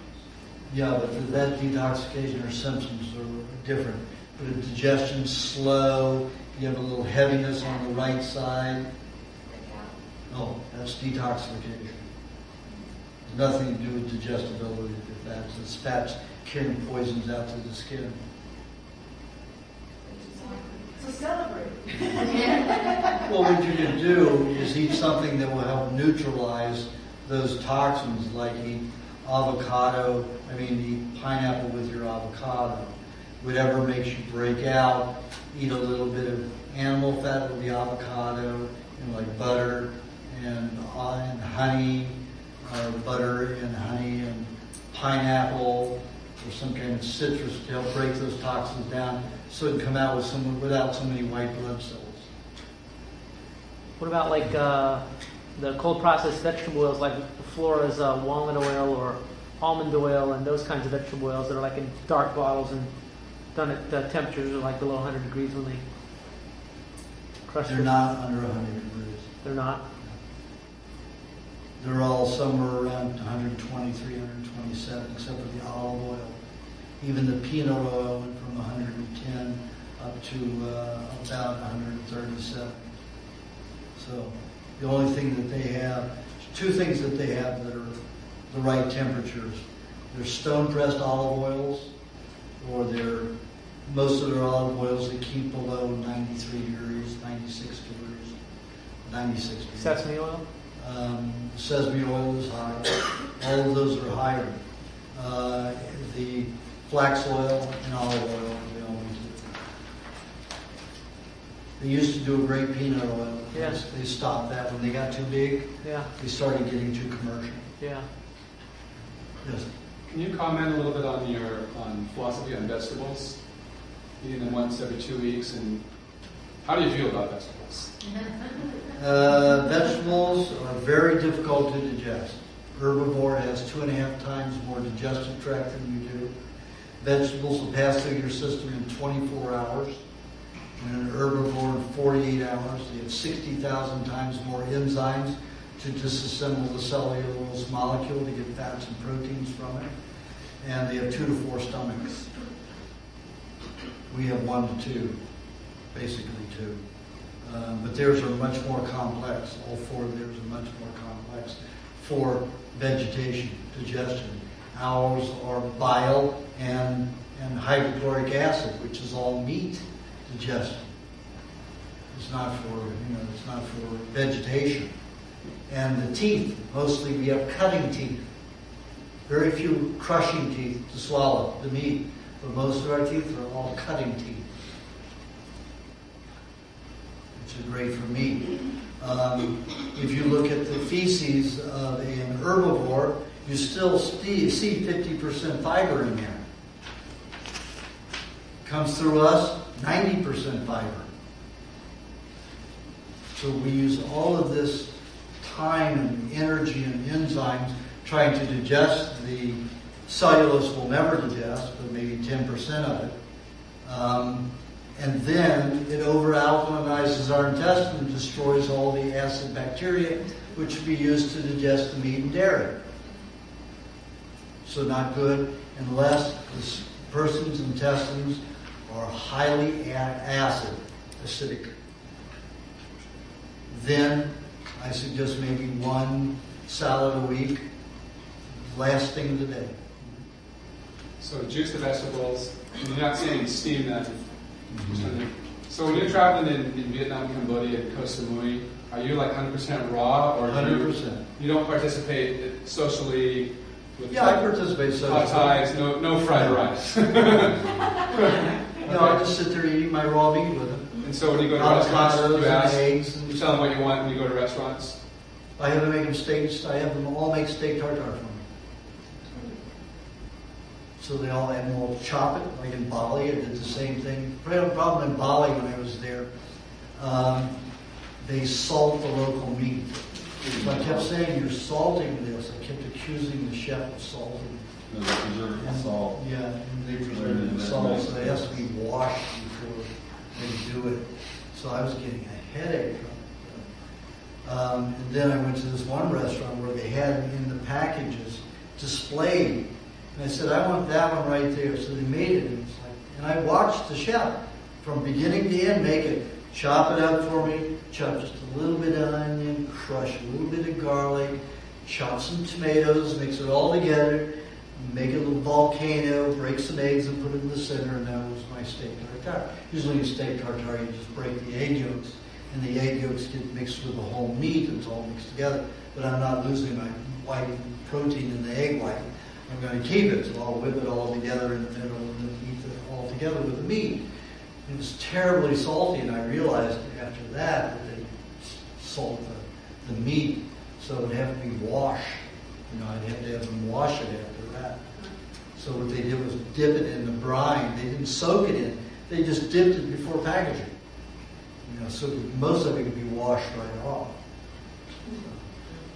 But that's what I do, whether I'm in Thailand, Cambodia, Vietnam. If I go into a restaurant, I just have to make steak tartare. Never bat an eye and never refuse. Well, one European man that did own a restaurant in Thailand refused me. He was an Italian. And he said, "Oh, I'll make that for you." And he comes back and it's rare. And I said, "You cook this?" He says, "Well, I'm not feeding you raw meat." I said, "Wait a minute, you're Italian. You know carpaccio." Restaurant owner. "Yeah, but I'm not going to take a chance." Okay. So I went across the street and had it there. No problem. But that was the first time in Asia that I've ever done refused. Because they have lots of raw meat dishes. Culturally, yeah. James, what do you recommend as a substitute for like beauty products like shampoo, conditioner, also body soap, hand soap, dishwasher soap? I thought I put it in the recipe book, but some people say that I didn't, or they just can't find it. What I do, if I want a body soap, I'll mix an egg, I'll blend an egg with a couple tablespoons of coconut cream and about a quarter teaspoon of honey and maybe a quarter teaspoon of vinegar. And that makes a great body soap if you want to get thorough. Most of the time, I only use an egg, just a straight egg for shampoo. So I'll wet the hair first, and then put it on after I wet the hair. Just the egg yolk or The whole egg. I'll whip it up and then put it on. Also, I use it as my shaving cream. An egg? Yeah. Whip the egg up, put it on my face, and then shave with it. I just described the honey works good for shaving cream too. Yeah, but it's a little sticky sometimes. So I cut myself with that sometimes. It didn't work. But kefir does. Kefir works really nicely as a shaving cream, especially if you leave it on for 10 minutes. 2 minutes. Pardon? For some reason, the electric razor just catches my skin. Can't stand it. yeah, that's it. How Oh, about dishwasher soap? I don't use dishwashers. No, just I hot just water. use warm water and a sea sponge. That's all it takes. Only if you're cooking. You need some high solvent to break up all that carbon, clumping. And then you would recommend some of the BioClean products? If you have to wash the... When I wash my clothes, I use BioClean degreaser. It's made with grapefruit seed oil, some citrus rind oil, and I'll use only a cap of it per washer load. If I'm having people clean the house, they use that mixed with water to scrub the floors. It's very small amount. So an overall body soap, you say, is just an egg? Or Well, remember I said coconut cream, egg, and a touch of honey and a touch of vinegar. But that's it. Where can we go? Does anybody know where we can get this kind of stuff locally? Around here? Which stuff are you talking about? Coconut cream, raw honey. You make your cookies. you gotta make your own coconut cream. You have to coconut. make. You can't buy that anywhere. Maybe order yourself. You can't. Well, you can't order it. There's no way you can order coconut. Gotta get a cream. champion juicer and get ripe coconuts and make it yourself. Yeah. I mean, it's required. I've been in Carlsbad and Cynthia ordered... Yeah, but we have a company that makes it for us. It's underground. Coconut cream is, you guys have a source for that down there, it's underground, you said? We have a company that makes it for us underground. Lucky. But you do what I did before that company became available. Took a 3x5 card and I put on IC9 stuff. $8 an hour. I put it up at a high school and in a gym. I got 50 calls. And I took a black that's smart, lots of energy, but you get clear focus. Usually skinny ones aren't, but use black, so it's usually they're more calm than we are. And so he would juice, 8 to 10 at a time for me. He'd blend the lime juice with it for 5 to 6 weeks. So he made like $60 for the day. And so he'd have a good weekend, and he only had to do that job once every 5 to 6 weeks. He loved it. And that's what you can do. So you do it from start to finish? Pardon? You do it from start to finish? Start to finish. Everything, the whole You process? put the hole in, get the coconut milk or coconut water, whatever you want to call it out. You break the coconut, take an oyster knife, I showed him how to do it, pry the coconut out of it, coconut meat, slice it, put it in a food processor to grind it into grated coconut, and then just put it into the juicer. And just keep putting it until it got very dry. And it renders about 7 ounces. You grate it before you put it in the... That's the way I found in the last year, it's even easier. Oh. Yeah. In the book, I say, the second book, I say slice it thinly and just put it in, and it's very easy to juice. But I found it even works quicker if you put it into a food processor and you take the grated coconut and put it through. How much lime do you recommend putting? And it's less work Yeah. than slicing it very thinly. Does it give you more Just green? don't and crush it. The green star will process it. Oh, okay, yeah. Whatever works. John Fox suggests to put in hot water to elevate the temperature. Yeah. Then the amount coming out is much. You don't have to decide. Well, some people say refrigerating will do that. And some people say, yeah, it works. I've done it. I put it in refrigeration. And for some reason, the oils come out of the meat quicker. It's the same with heat. I don't like, even the sun. It will cause the coconut cream to ferment faster. So I do it quickly. So Yeah, well, some people keep it 5 to 6 weeks at a time. That's too long if you've done it by the sun. Warm it by the sun. How do you preserve this cream? I just said you put lime juice in it. How much? Tablespoon to 2 tablespoons per 8 ounces, or 7 ounces. 2 tablespoons per 8 7 ounces. Okay, we're going to end this now. I'm going to start the mini consoles. Oh, wait a minute, I never finished about water. All these questions came. Okay, water. The sodium, a lot of people say you need to eat salt to be able to utilize the H2O, you need to replace the sodium. If you're using salt to do that, salt clumps in the natural substance like celery juice, tomatoes, avocado, watermelon that are highest in sodium. You've got them coupled with all kinds of different nutrients so the sodium ions never clump. If you're eating salt, they clump in the blood. So what happens is when a cell, blood cell, goes to eat, it will attract a mineral that carries some other nutrients with it. And it's usually a combination of many nutrients. Unless people are eating cooked foods, and then they just may have some potassium with some saccharides or some glycogen. And then the body will attract the potassium molecule in there to bring the sugar in with it. Or it attracts the sodium ion to bring H2O coupled with some water-soluble vitamins along with it. When you eat salt, the sodium molecules clump. So what happens when a cell goes to eat, the magnetism is so great and the mass is so large it can't get into the cell. And this is so magnetically high, more magnetically attractive than the ions inside the cell, because the cell only has 1 or 2 ions in it. And it pulls those ions out of the cell. The cell can never eat again. So the cell will shrivel like a raisin and die. 1 grain of salt kills 2 million red blood cells.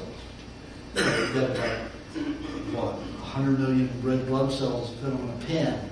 So you're not destroying a lot of red blood cells, but you look at the contamination that results, it's collected.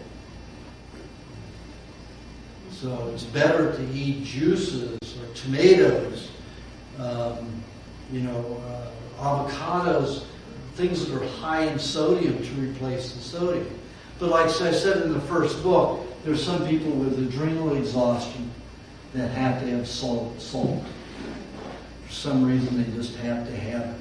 And it doesn't clump the same way. It could be the adrenaline causes the sodium molecule, prevents the sodium molecules from clumping. But it is a very rare case that can do that. But it is people that are mostly thin with exhausted adrenals. And then they can eat a little bit of salt. Sometimes if you find that you're just achy all over, it can be a sodium deficiency. Then you want to concentrate on drinking lots of, tomato juice, celery juice, avocados, things like that for a few days. Concentrate on those till you get through it. And if it still doesn't work, have a pinch of salt, sun-dried sea salt, in some vegetable juice, or blend it in with some tomatoes. But maybe once a week before it stops. So I thought distilled water had nothing. Distilled water has nothing in it. So Distilled water is the hungriest water. Water, what does it do? Water rains. It's distilled water full of bacteria. So when it gets into the earth, what it does, it dissolves rock. So what can eat? Plants can eat rock. Increases soil bacteria, increases molds, algae. So that plants can eat. But we're not plants. We don't eat rock. So what happens is when distilled water goes into our system, it starts ripping the minerals out of the intestinal wall, thins out our mucous membranes. It's the worst water you can drink is distilled water, especially if it's in plastic. What about Paul Bragg? He did Because that. it'll pull all that. Poor Paul Bragg, did you see him those last years? No. Whole spinal cord deteriorated. Last time I saw him, 2 men had to carry him up on stage. I thought he was surfing when he was like in his 90s. He had to have people carry him because his back was all deteriorated. I mean, they carried him up onto the stage. 2 huge men on either side. Wow. And also, he had too much vinegar. Vinegar can do the same thing, dissolve nerve tissue.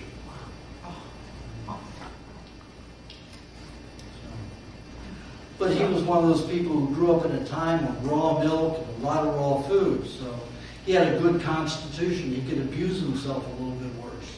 He could tolerate more of that stuff. But in the end, it caught up with him. Started dissolving his spinal cord and his spine. Wow. The bone. How old did you see him? Like, how old was he when you saw him? 89. What year was that?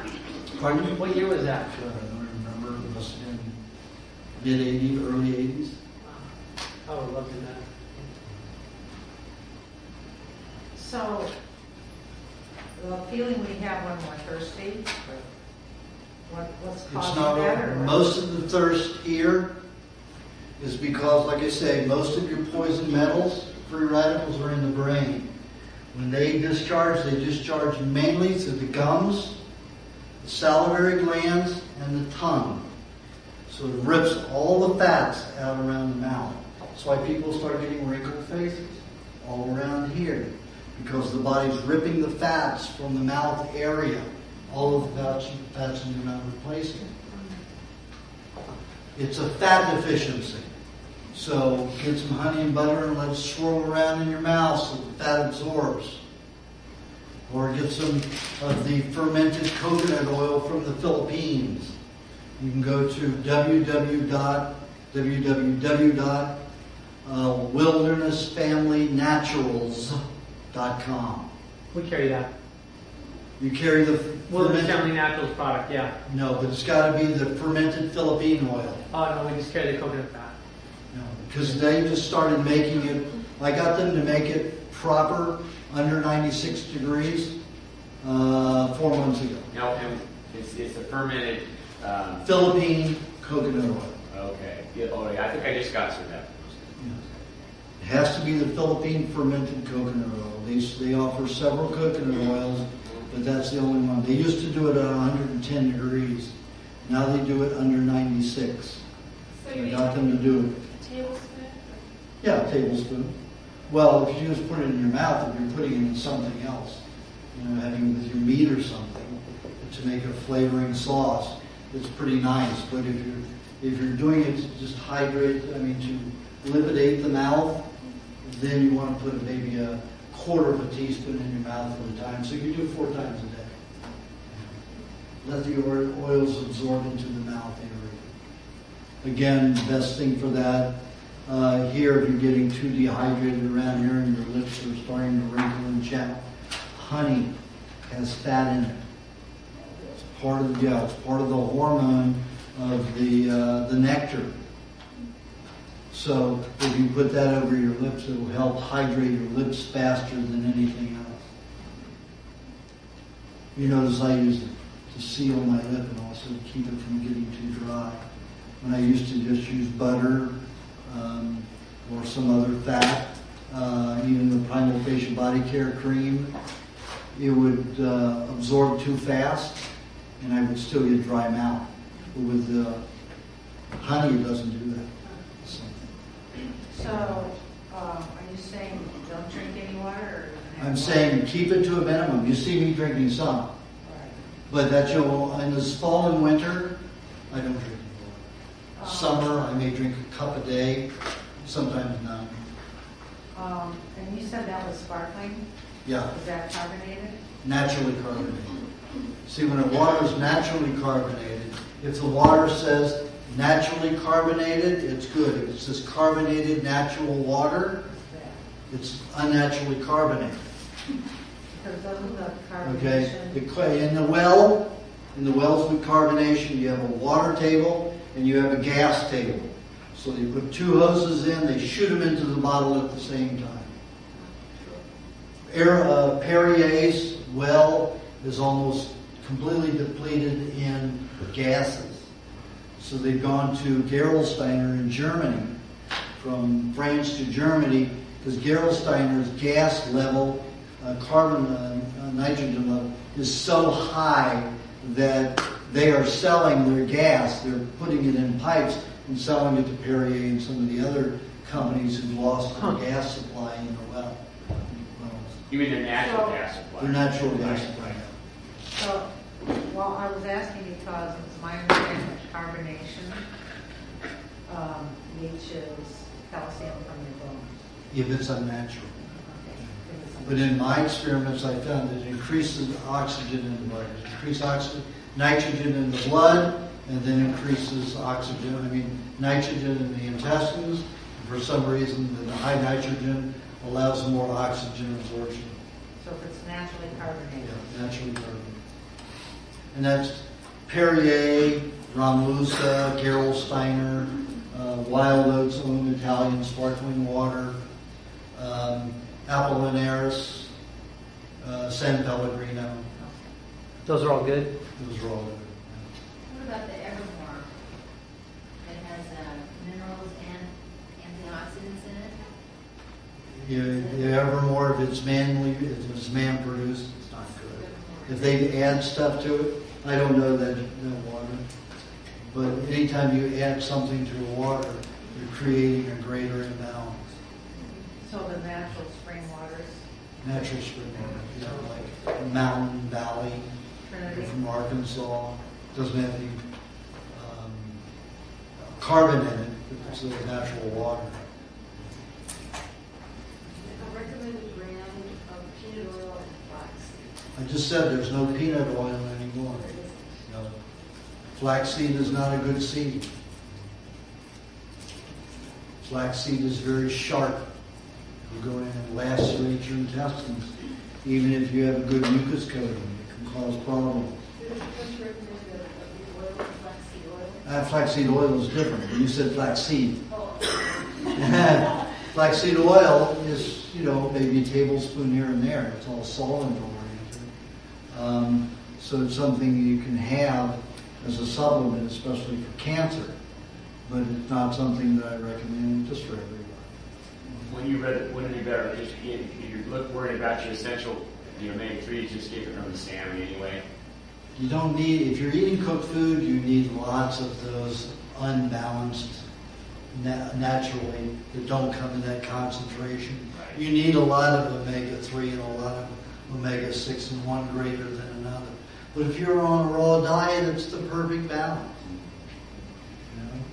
And so, Sally Fat and all those people say, well, go for the one that's higher in, omega-6. Well, stop eating cooked food so you don't need all that 6. Because of all the toxins that are formed. I don't get it. Yes? For the gut to function properly, my gut just hasn't functioned properly, but it's been terribly ill. But even if you take water, Water is the worst thing you can put into a digestive tract that doesn't what function. makes the digestive tract work? Honey and meats, high meats especially. Eggs, lots of eggs. A lot of people I have come to me, they can't eat anything without an allergic reaction. I have to eat an egg every hour, 1 to 2 eggs every hour. It's all they eat, sometimes for weeks. All of a sudden, start introducing other foods. And they come right around. I had one woman who was going to die. Besides Alonzo, another woman came to me, she just couldn't eat anything.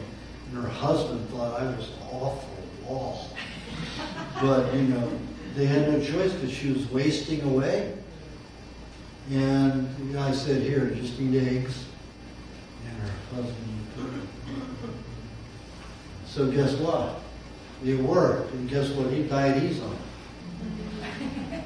And he comes to me every 6 months just for checkup. Because he saw his wife only diet, and she tried everything for like 5 years. Nothing worked. And then right away, whatever I told her worked. Do you think your bones will grow back to the positions they were in before? They already have. They already have? Yeah. So you said you lost Look, 4 inches. Spine, I've got it all back. No. I mean, you said you lost The 4 hip inches. bones all back, the femur joints all back. But the width, you said you lost that? Oh, from the milk. From the milk. Fermented to milk thing. Yeah. Well, I probably, because I was diabetic, my bones overdeveloped. So this is probably my normal size. Oh, okay. So, they're all stable, everything's fine. But I'm trimmer than I've ever been, Yeah, you were bigger when I saw you before. Yeah, bigger bones, everything Yeah. was bigger. Yeah. I mean, I had to buy a whole new, I had two wardrobes for my medium to my, fat size. I went from a 33 to a 37. And that was my wardrobe. And then all of a sudden I went down to a 29, 33. So I had to buy a lower end, keep the hot, the meat, used to my lower, some other fat, and the egg and honey, it neutralizes the phytic acid, so no problem. If you germinate the nuts by soaking them, you produce 3 other enzymes which do the exact same thing as the phytic acid, and even more so. And in young birds that are fed only sprouts, die very young. If they eat seeds, they're fine, but they're built for the phytic acid. They have a gizzard to handle it. But if you feed them only sprouts, they die about 6 weeks old. Because those 3 enzymes in there will destroy protein absorption. And there's the 3 enzymes in sprouts? In sprouts, yeah. Wow. So basically all sprouts. All sprouts. So you can eat a little bit of them, but not much. So, Yes? Pardon? I can't get into specifics like that. We have to go into, about food and all that we'll get into, but about the disease I can't get into. We don't have time for that. so soaking the almonds is no good either. Did I understand you? I just talked about that. It causes 3 other enzymes. I just want to make sure I That's why I don't like them. It's like soaked almonds. I hate them. I know. Bean sprouts, they have those 3 enzymes. What timing is the best you recommend? So when I need to. It doesn't matter. I mean, Any of them, fish, any. It's the same part. And it shouldn't be like you make high meat of fish and have to eat fish after that. You can eat green. Doesn't matter. But probably the bacteria that feeds on fish would be better to eat a fish meal afterwards, because that's an affinity. But I found that if I mixed them, they did great. They seemed to cross over and eat meat no matter what kind it was. No problem. And coyotes is the only meat they fight over. Which is what? Yeah, the high meat. If I can throw, steaks out there, shavings of steaks and all kinds of meat out there, and they're very considerate. They'll let the skinniest one eat, but if I throw high meat out there, they just go crazy. They'll fight over it. Wow.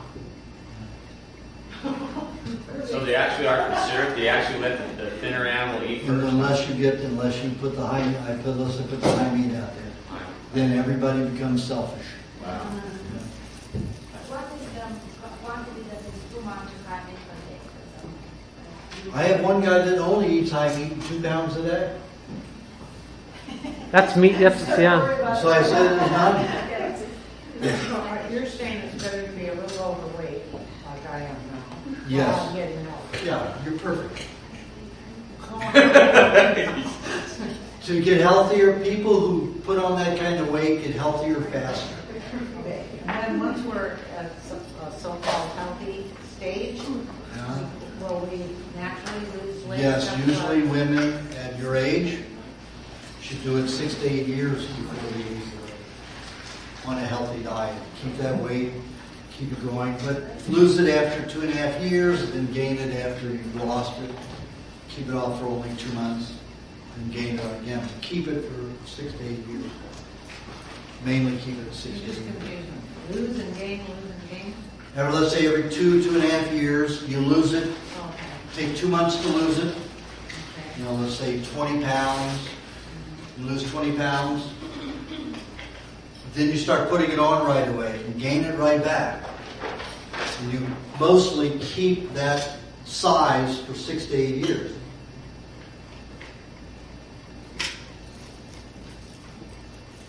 Do you want to do the 30-minute or the mini consults? Well, let's going to take a break first. Let's Okay. do the last break, and then we're going to do the mini consults. How many mini consults do we have? We have 5. 5, okay. Registered. So we're talking about 50 minutes, so we have another hour. Okay. Now, the left adrenal gland is in pretty good shape, but it's cold. A lot of your system is not getting good circulation. The left side of the pancreas is probably 35%, maybe 40% hardened, but it's functioning okay. The left thyroid is okay, but again, very cold. Must have a protein deficiency here. Lots of bile spread throughout the system. The parathyroid's okay, underfunctional though. The tonsil area looks very poor. Did you have your tonsils removed? It's not functioning very well at all. I can see this tonsil is still here, but not very big anymore. This one over here is fine. See how the mound is large and full? So this whole tonsil, the right tonsil and adenoid are very good. The right ovary is in good shape. This one's functioning very well. Right adrenal gland is functioning very well and in good shape. Right side of the pancreas is a little hardened, maybe 20%, but it's okay. Right thyroid is also low. Parathyroid is okay. Your lymphatics, you have lymphatic congestion everywhere. That's why you're so cold. It's all this splotching everywhere. Okay. Lymphatic congestion, so you need to melt that. The way you melt it is you take a hot bath anywhere from 102 to 105 degrees. I suggested using city water, that you put 2 cups minimum of raw milk in it, 2 tablespoons of sun-dried sea salt, and 2 2 tablespoons of coconut cream to make sure your skin stays supple. And then what I do, I fill the tub halfway with scalding only hot water, let it heat up for 10 minutes. So the whole tub all the way around heats up. So it's not going to cool the water down quickly. And then I put the rest lukewarm water in, and then I put the ingredients in when it doesn't burn my hand. Then I get in after it's been sitting in there about 7 minutes. And then every 20 minutes I'll let out about 2 inches of water, and then put scalding water in there, but I keep it moving so it doesn't scald the ingredients or scald me. And I don't have to put any more ingredients in it, and that'll work. And you should stay in it 45 minutes to an hour and a half. Because most of the blocking is vegetable oils that have hardened in the system. Like I said before, they don't get liquid until it's about 101, 102 degrees. So you have to stay hot about 101, 102 degrees or higher for a good 45 minutes before it gets deep enough into the lymph system to thin, become liquid so you can start moving it. And what you do before you get into the tub, or right when you get in it, is have about, for your size, about 3/4 of a cup of hard green pineapple, as hard as green as you can find it. So it's white inside, not yellow, not too ripe. And fruit should be unripe, less sugar, more enzymes. So in Asia, the elderly people all eat unripe fruit. Only the kids now eat all this, ripe fruit that Americans eat, and all the kids are very erratic and have all these emotional problems, like all the people in America, when all the adults, Asians, don't have all those problems. Anyway, take about 3/4 of a cup of pineapple, blend it with 3 tablespoons of coconut cream, 1 tablespoon of butter. You could do up to 1.5 tablespoons of butter, 1 tablespoon of dairy cream, and a tablespoon of honey. Blend that all together and drink that right before you get in the tub or as soon as you get in the tub. So that's working into your lymph system by the time you get out of the bath. So minimum of 45 minutes, but work it up to an hour and a half. Then when you get out of the tub, you move like a turtle very slowly so you don't pass out. Dry yourself, take about 5 minutes to dry yourself, and then put on very heavy clothes. Like, long, like from woolen or silks. You can get a combination of wool and silk long underwear. And then put clothes over that and go take a walk, 45-minute walk. That'll keep the pineapple mixture and the oils and the fats, the coconut fat, going into your system. Keep that part of the lymph system that is softened to become liquid, with keeping it from getting so hard when you reach body temperature, your normal body temperature. Okay? You do that over a long period and it'll clean it quicker. Otherwise, it could take you 30 years to clean it out. This way, you could probably do it in 10, 15. Do it like once or twice a week? Twice a week only, never 3 days, closer than 3 days apart, at least 3 days apart. Because it's going to take you 2-3 days just to take care of all that toxicity that is now melted and doesn't reharden. That's the way to do it. You have some signs of anemia, so I'm going to suggest that 70 to 75% of your meat be red meat, and 25 to 30% be white.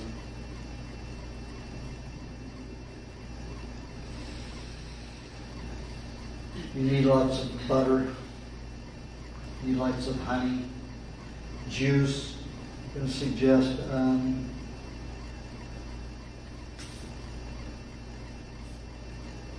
60% celery, 10% zucchini, 10% parsley, 10% carrot. And when you can get it, 10% head lettuce.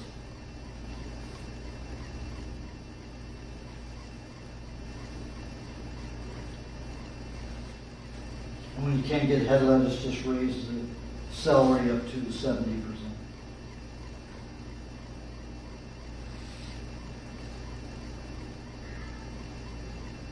fruits that would be good for you would be pineapple when you're doing the baths only, papaya, custard. There's papaya in it. Custard's made with papaya. The green papayas you can get.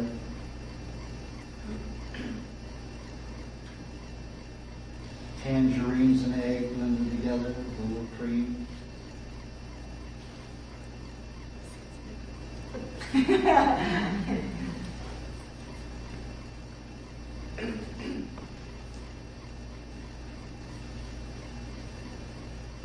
Once a week you could do 10 ounces of carrot juice with 4 ounces of cream. That has to be after your fruit meal. Once a week. Okay. Next.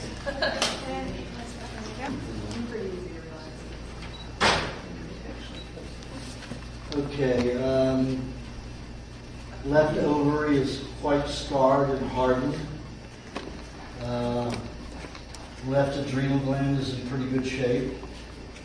Left side of the pancreas, probably 20% hardening, but it's good. Left thyroid gland is okay. Parathyroid is very good. Tonsillary is pretty good. That's amazing because I took them out when I was 3. But you have good lymph glands all over. This one looks like it may have come back, even though it's scarred. See how this mountain's consistent? This one isn't. It's just right here. So it looks like it's lymph glands have made up for it. And all around the adenoids, it looks like you have the adenoids.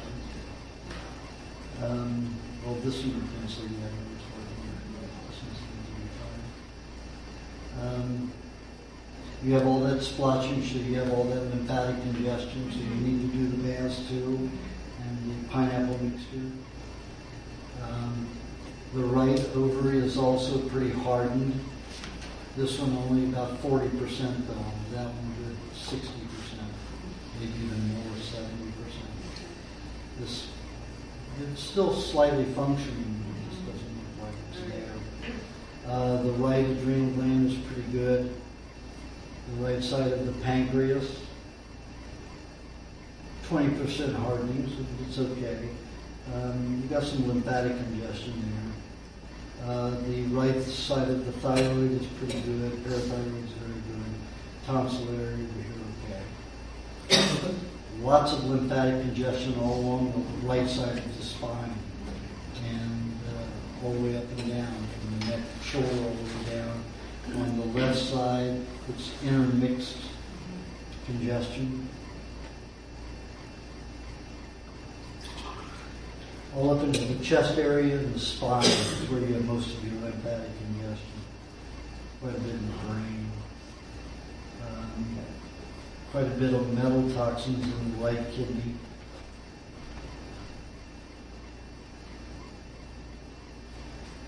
Looks like you have good healing ability. You just eat the right food. That's why I'm here. You're a very creative person. If you don't do something that's creative, you're going to drive yourself crazy and other people.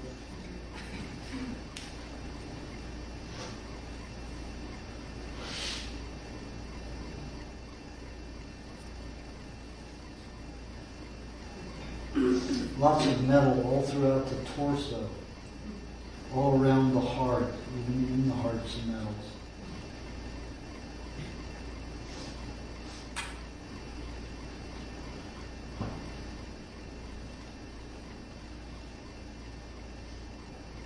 Suggest that you have a couple of days a week, you have berries, and coconut cream, butter, and dairy cream, and honey together.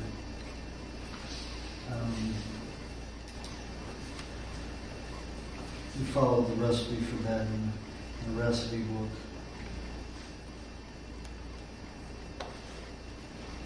Pears would also be good for you, hard-green pears.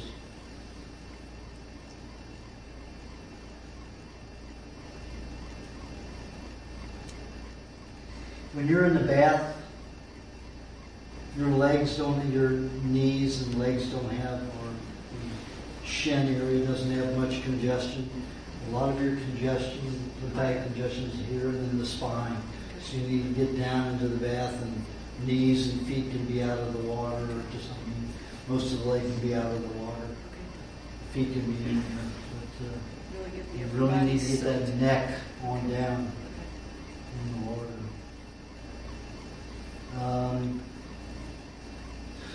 It's up to you how much red meat you want to eat. You could do 50-50. You could do as high as 90% red and 10% white.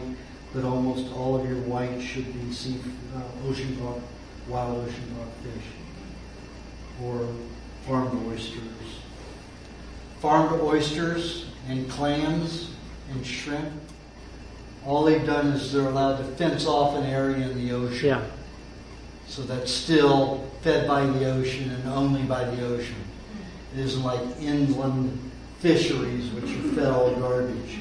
So any farmed, raised oysters, clams, shrimp, they're okay. Any other farmed fish, do not get near it.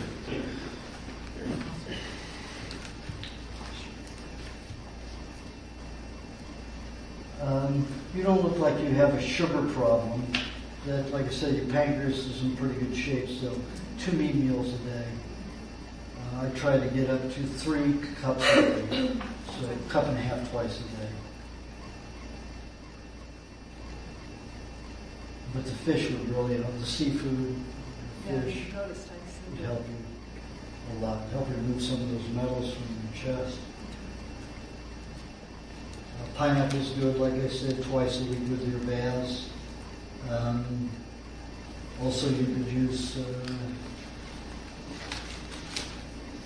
some kind of citrus. It could be tangerine or orange with a little bit of lemon juice mixed with lots of eggs. Equal amounts of juice to egg. And you could add a tablespoon of dairy cream in there. You could even put honey if you want it really sweet. That's fine. Banana milkshake would be good. You could use a half a banana, unripe banana. Doesn't have to be rock hard, but firm.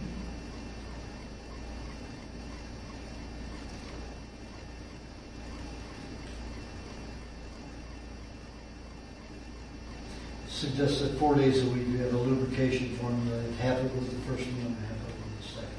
Every other day. Oh, every Moisturizing formula. If you wanted to, you could have half of it in the evening meat meal, the last meat meal of that day, have it with the first meat meal of the next day. Just don't refrigerate it. Anything that has egg in it, do not refrigerate. Do not refrigerate eggs. If they're already refrigerated at the store, that's okay. Just don't refrigerate them again. And find out when the eggs come in, because the eggs only have to be refrigerated and cold to a certain temperature when they reach the store. So no egg producer ever refrigerates the eggs because it's too expensive and it's a mess. So they refrigerate them right when they put them on a truck for delivery. You put them on a refrigerated truck. That's the first time they reach refrigeration. So find out what day they come in on. Go and get them on that day.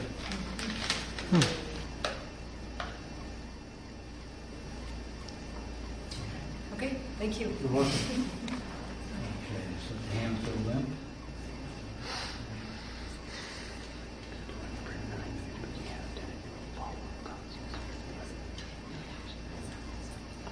Right ovary feels pretty good. Right adrenal gland feels pretty good. You have what? It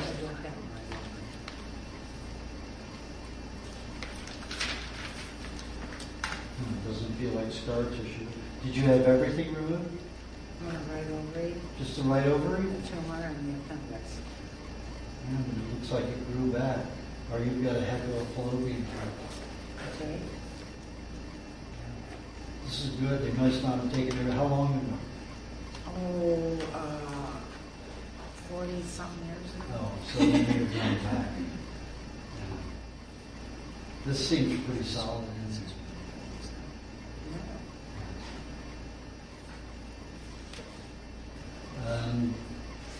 Left side of the pancreas. A little thyroid tissue, but it's okay. Left side of the thyroid is okay. Parathyroid okay. Tonsil area looks okay. It looks scarred. No tonsils. Well, it looks scarred here, but it's a small mountain, so it looks like a lymphatic area in the tonsil area. Remember, I didn't say tonsils look good. I think tonsil area looks okay.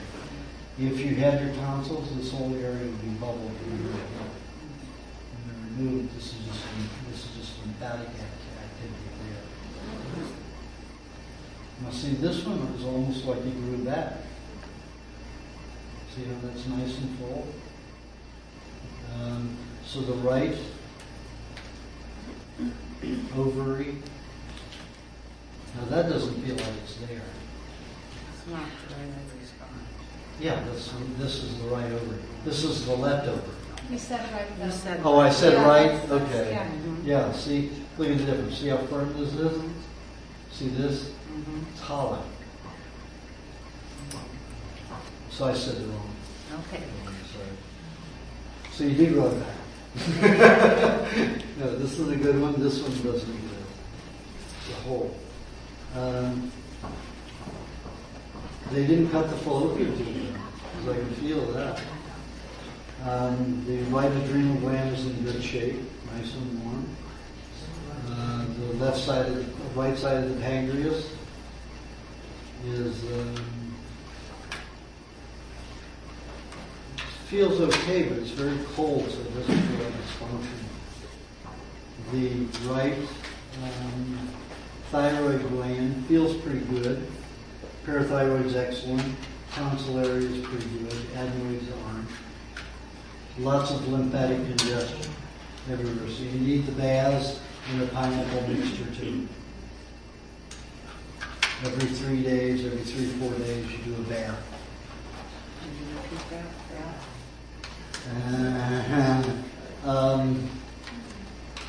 You put 2 cups of milk in, 2 tablespoons of sun-dried sea salt. Oh, I forgot the vinegar. It should be 3 tablespoons of apple cider vinegar. And 2-3 tablespoons of coconut cream. And you fill the bath halfway, scalding hot. When the whole bath, after 10 minutes, the whole bathtub itself gets warm, you put lukewarm water in, then put the ingredients in, wait 5-7 minutes.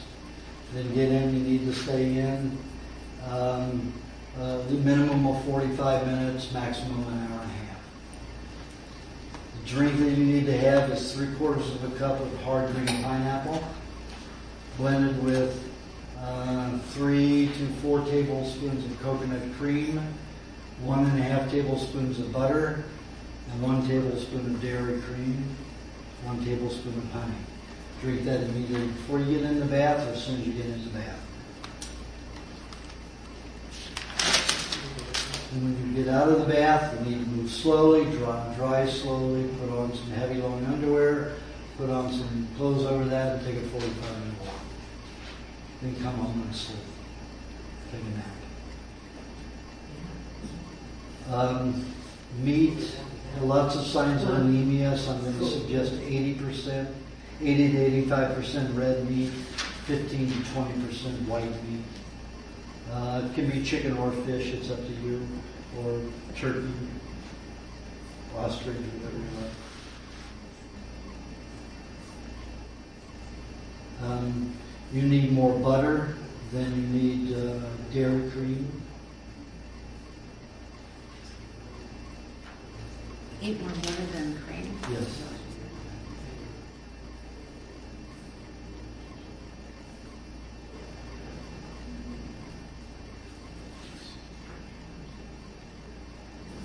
For your nut formula, I'm going to suggest once every 4 to 5 days. You use mainly walnuts for the nut formula. The rest of the recipe is in the recipe book.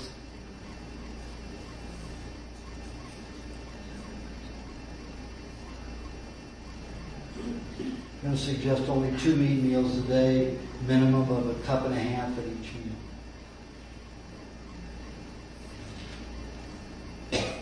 1 3/4 tablespoons of butter with each meat. And that could be made into a sauce any way you like it, or just eat the butter by itself with.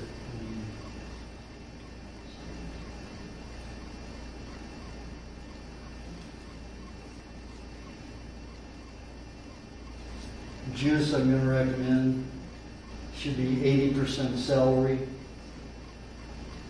5% carrot,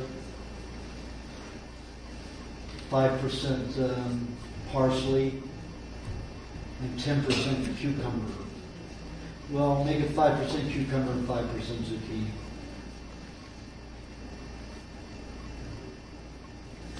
When you can get asparagus, put about 2 stalks of asparagus in per day. So if you're juicing for 1 day, it's 2 stalks. If you're juicing for 3 days at a time, like I recommend in the recipe, you'll use 6 stalks of asparagus.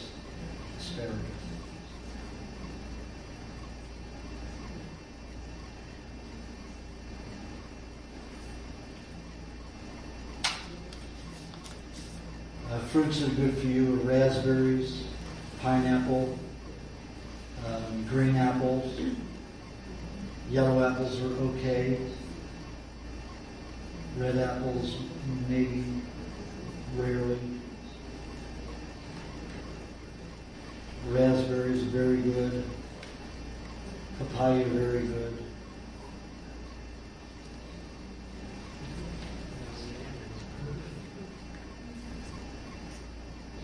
When you have lymphatic blockage like this, never have a deep tissue massage. All the lymphatic massages say deep tissue, but imagine you've got a lymphatic system that's dry and hardened. What happens if you go in and break them? You've got a little bit of fluid running out. It's going to discharge into your system. Does that sound like it's a good thing to do? Well, anybody who has a lymphatic massage should have a tickle massage. Do that to each other. Doesn't that sensation everywhere? Yeah. Much more than anything else. Yep. So no deep tissue massage for anybody who has lymphatic congestion. Actually, truly, a proper lymphatic massage is light. It's light. not a Most deep people tissue. don't Really, do not that, is not a deep tissue. A deep tissue isn't lymphatic. I agree, but that's what is happening around the country. Right. Right. Yeah. This is the massage. Yeah, that's what you want. I mean, it doesn't have to be that light. It can be like this, as long as it's stimulating. Yeah, even not even Swedish. Not even but it's going to break things. I've always What felt do you that. mean by break things? Don't you want Tissues. things moving? Yeah, you want things moving, but if you have dry lymphatic and you press it in like that, you're going to break them. And break it. Let's say you have a bridge here, and it's dry, and you push it and it breaks because it's not elastic. Most of the lymphatic congestion is from hardened fats. So you go to move it and it breaks. So then it leaks into the connective tissue. And then you get swelling like this, tissue retention like this. So you don't want that. It's got to be so light that it tickles you. I mean, it doesn't have to tickle you like this. It has to be so light that it sends sensation of it without breaking anything. Right, that's what I'm saying. Okay? You're welcome. Woo! You need that carrot juice. Look at all this bile. Look at all that yellow. Yeah, you definitely need the carrot juice. So you're doing the right thing. You could have it even say every other day as the third juice of the day, right around 5, 6 o'clock. However, if it starts causing you to not sleep well, then you're going to have to break it down to the noon one. Relax, baby. Okay, your left ovary. Your left testes. That's the problem. is in good shape. Left adrenal gland is in good shape. Left side of the pancreas is very hardened, probably 70% hardened. It's still slightly working. So we have the makings of a diabetic here. Left thyroid is pretty low, parathyroid is excellent, tonsil area is pretty good. The right testy is about 30% protein deficient. The right adrenal gland is about 35, maybe 40% protein deficient.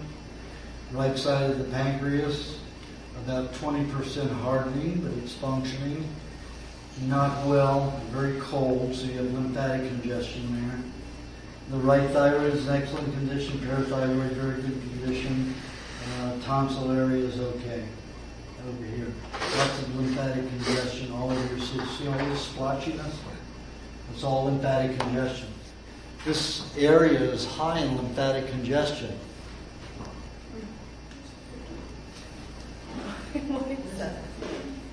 I know everybody that's come up here has had it, you know.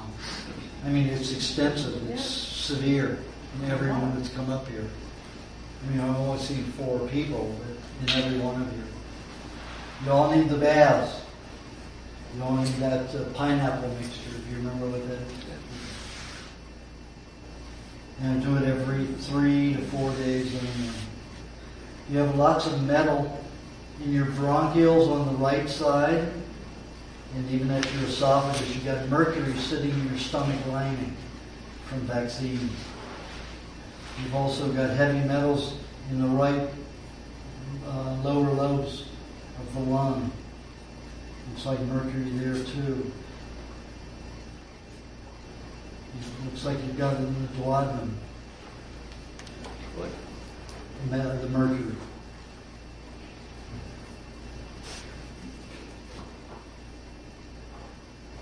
In the left lung, same thing.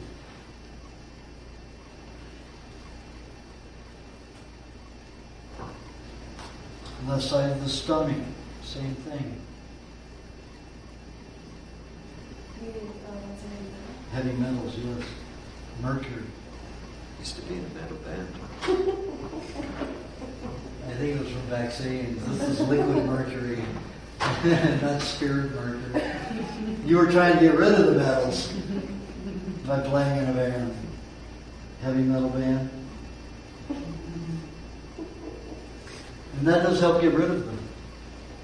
Why do you think all those kids are into heavy metal these days? Heavy metal didn't exist until all of the vaccines became mandatory. The more heavy metals that went into the body, That's true. the more the body That's had to true. go through to The more the body what? the more the body tries to get rid of the metal through all that high energy, getting it to move and get out of the system. Agitation. And you've got to get rid of it. So, and, you know, a lot of people think it's the devil's working on this. I say these people need it. You know, it's part of their intensity of their system. You're poisoned with the heavy metals. But you see how much yellow you have? There's bile everywhere in your system. You're coloring everywhere. A couple of years ago, I was addicted to methamphetamines, and it was not uncommon for me to go 10, 20 days without eating. And so I wouldn't be surprised if there was a lot of crap. A lot of bile everywhere because you weren't eating. I'm eating good A lot now. of the drugs. Methamphetamine, boy, it's hard to get off of. Did you have Ritalin as a child? No. 76% of the people who have been diagnosed as crack cocaine addictive were on Ritalin as children. I've been successful for well over a year. Good for you. Stick with the meat and butter with the meat. Lubrication forms, you're in trouble. Meat-wise, you could have as regular as 50% meat, white meat and red meat, up to 80%, maximum 82% red, 18 to 20% white. so don't go under that for the white. Lots of seafood and fowl, either one. But seafood are going to help you regulate some of this heavy metal a little bit better. Dark berries, blackberries, blueberries, boysenberries, dark mulberries. All those berries will help discharge some of that metal a little at a time. Have it in the afternoon with let's say 2 to 3 ounces of coconut cream, 2 tablespoons of butter, 2 tablespoons of dairy cream, and 1.5 to 2 tablespoons of honey. And when you're having the basil with the pineapple mixture, then you're having the pineapple with that same ratio of fat. Whichever the berries, or you're just having the pineapple. Do I have to do those basil alone, or can I do that with it? You can do them with somebody else. Thank It just you. might get too hot.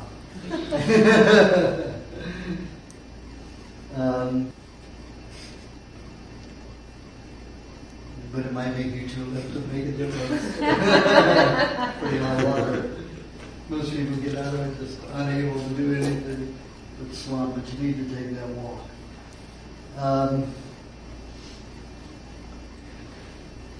I stick with those berries 4 days a week, and the pineapple 2 days a week, and on the third day you can have whatever fruit you like.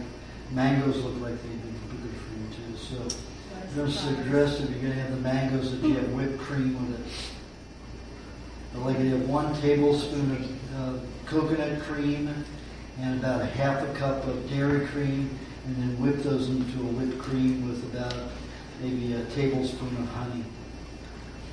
And then have it with a more on the green side of a mango.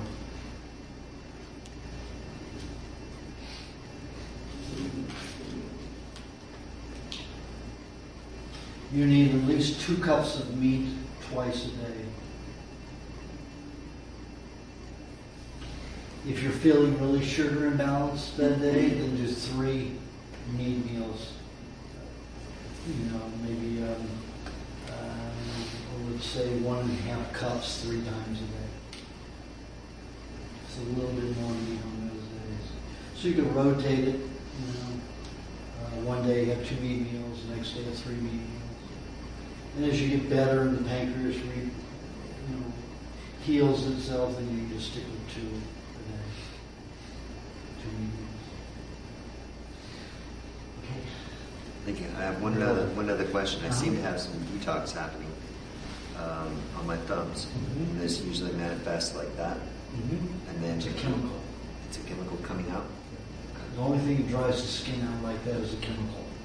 Is that coming from Methamphetamine is high, does that a lot. If it happens, near the nail, it's usually molds that result from a methamphetamine or any kind of a chemical damaging the tissue, like I said earlier. Only a fungus can break it down, bacteria doesn't work, and that creates dryness like this. Cool. Thank you very much. You're very welcome. Your name? Agata. Agata. Let your hands go in.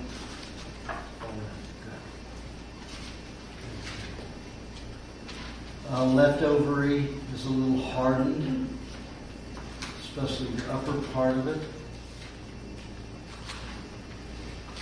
You might have a little bitty tumor on it, about the size of a bean. The left adrenal gland is in good shape, but it doesn't look like it's functioning very well. Lots of lymphatic congestion around the kidney. The left side of the pancreas is about 80% hardened, so 20% operative, going toward diabetes. The left side of the thyroid looks okay shape, but again, congestion, not functioning well. Parathyroids look pretty good. Tonsil area doesn't look good, but it's okay. It's the left side. The right ovary, a lot of protein deficiency. Almost feels like something's missing.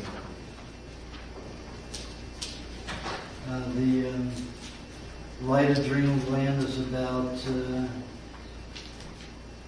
30% protein deficient. Right side of the pancreas, a little hardening, but this side's functioning okay. Right thyroid's in pretty good shape, parathyroid's in pretty good shape, tonsil area is okay. Lots of lymphatic congestion, everybody here. You have concentrations of lymphatic congestion, pockets that are worse than others. And you have that leakage all into the system from your lymphatic system too. So no massages except for tickle massages. And you can use them. You need about 4 ounces of white cabbage juice every morning. This should be your first juice. That has to be juiced every other day. If you make some 4 ounces, have 4 ounces one morning, you can have 4 ounces from that juicing the next morning. But then the third day you have to make it again. So it only lasts for 24 hours after you make it. So if you have it, you have that, 4 ounces of it one morning, next morning another 4 ounces, then you have to juice it. Just this by itself or with together? By itself. By itself. Then the juices, rest of the juices throughout the day I'm going to recommend. 80% celery, 10% carrot juice, 5% zucchini, and 5% parsley.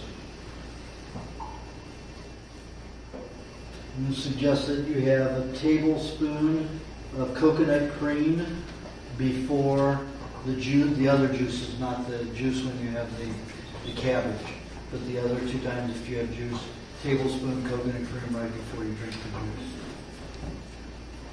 No dairy cream in it. And you need a lubrication formula once a day, or break it up into 2 meat meals or have it shortly after your meat meals. And you need that for about 6 months, 5 days a week.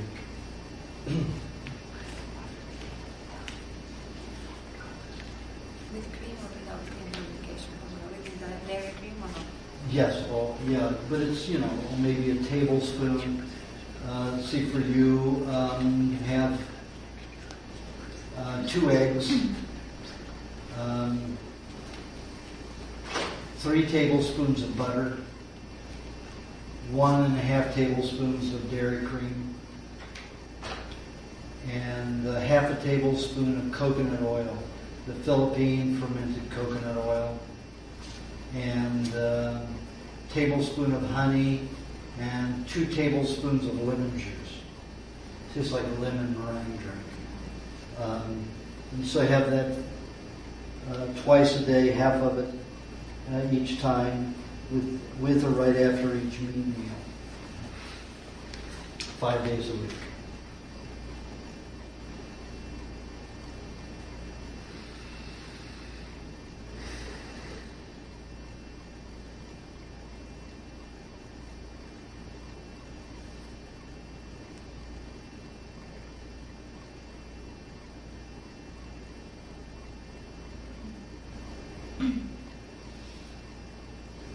You have a lot of that leaky fluid in your system.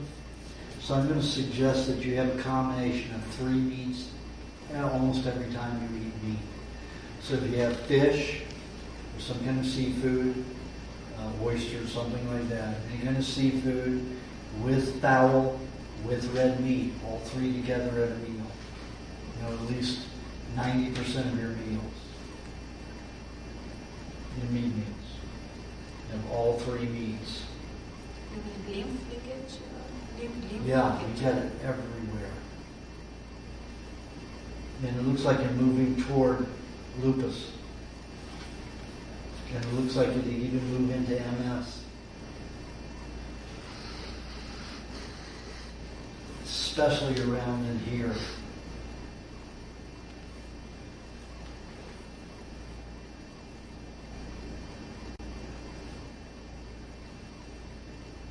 Esophagus is drying out too.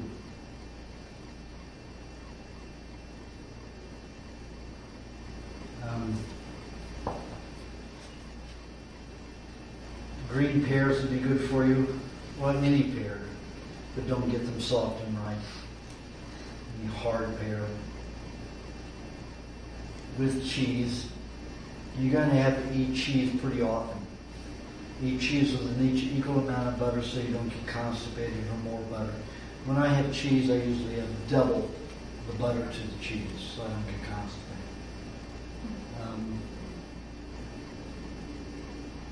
Raspberries be good for you. Some dark berries, and you could combine these berries. You always do better with combinations for you.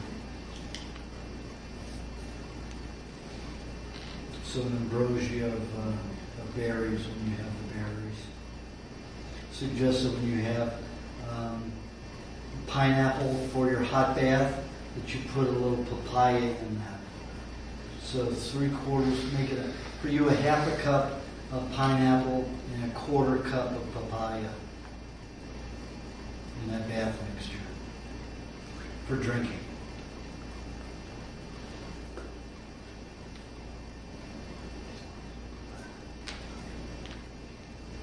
Nut formula for you only every 10 days.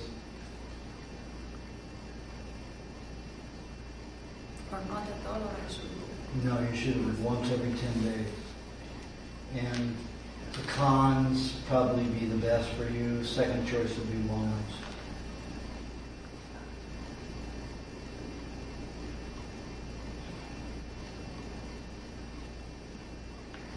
And I suggest at least once every 20 days you get a tickle massage. All over the hands. No, it can be all over the body. Just it all needs to be light. No breaking of, anything. Okay? You need a lot of honey. You need honey all day long. A teaspoon at a time, all day long. Even they sell those little plastic cases of bees, comb, honeycomb. Yes. It'd be good for you to eat that. That thin slice in the center of the comb honey is press heated, so don't eat that. Just scrape all the wax and eat all the honey and wax off the top. Flip it over and do the same thing on the other side, but don't eat that one sleeve, that one sheet. So really eat also The wax. Yeah. If it gets, too balled up and too thin, not dissolving, put a little butter in your mouth with it. Because it will help the collagen reconstitute in your connective tissue. Okay? Yes. Just one question for the organ meats. To make it more palatable, can I soak it in lemon juice for a while, or it's not good for the meat? It doesn't really good for the organs. Well, for organs it's okay, but not for glands. Organs you can marinate. When I do glands and organs, I'll chop them up and then blend them with milk. 50% milk, 50% organs and glands with some honey. And it's easy to take it. Try it. What is better for me is meat, ground meat with some organs. But then I'm wondering if I should marinate the organs or not. Not really necessary, but if you like to, that's fine. But not But damage like I suggested, red meat it will damage. So you don't want to marinate red meat. So don't marinate liver. Don't marinate pancreas. Don't marinate gallbladder or spleen. Any of those. If you're doing the organs like the intestines or the stomach or the bowels, except for the fecal matter, you can marinate. Okay? But I want you to eat 3 meats together most of the time. That's for what? That's Seafood, what will help this. It'll help all of your system. You need a good concentration of all of them because you have leakage everywhere. Okay?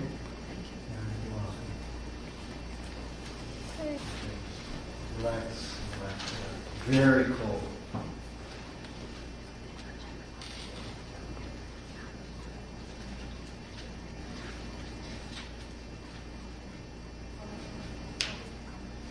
Leftover is pretty good.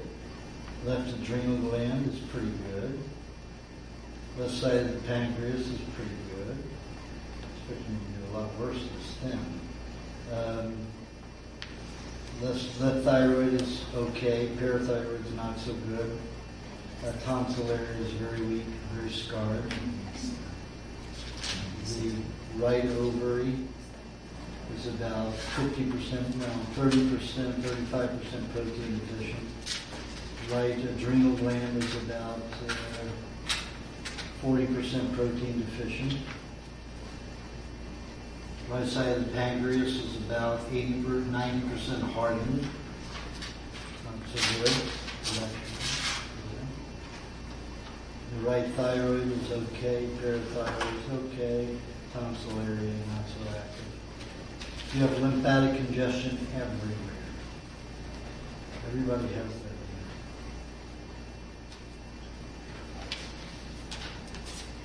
Lots of metals in your ovaries and your adrenal glands. Some in the left kidney, a little less in the right kidney. Lots of metals in the liver and gallbladder. Lots of hardening in and around the heart. Lots of congestion. On the left side, lots of hardening in your bronchioles.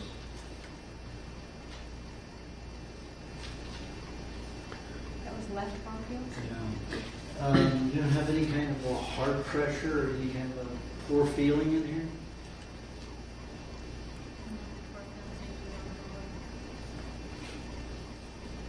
That's where you're healthiest, in the lower part of your body. The glands are pretty good. These are weak. These are very weak from here up.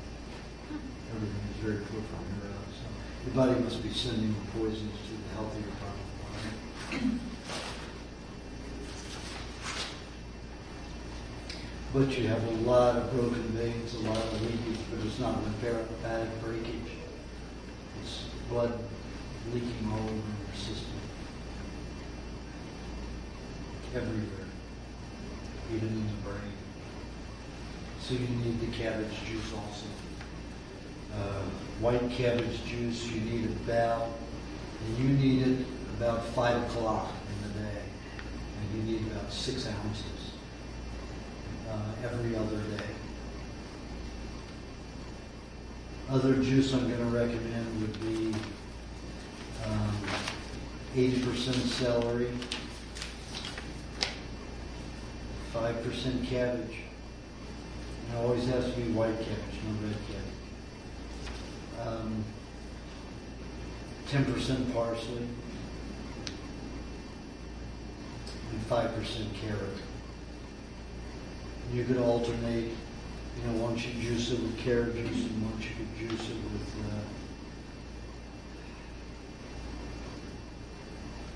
cucumber or the cabbage.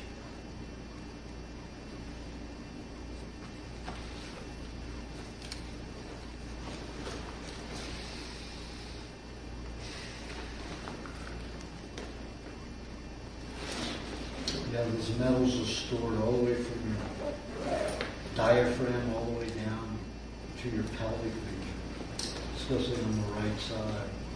You have it along your spine on the left.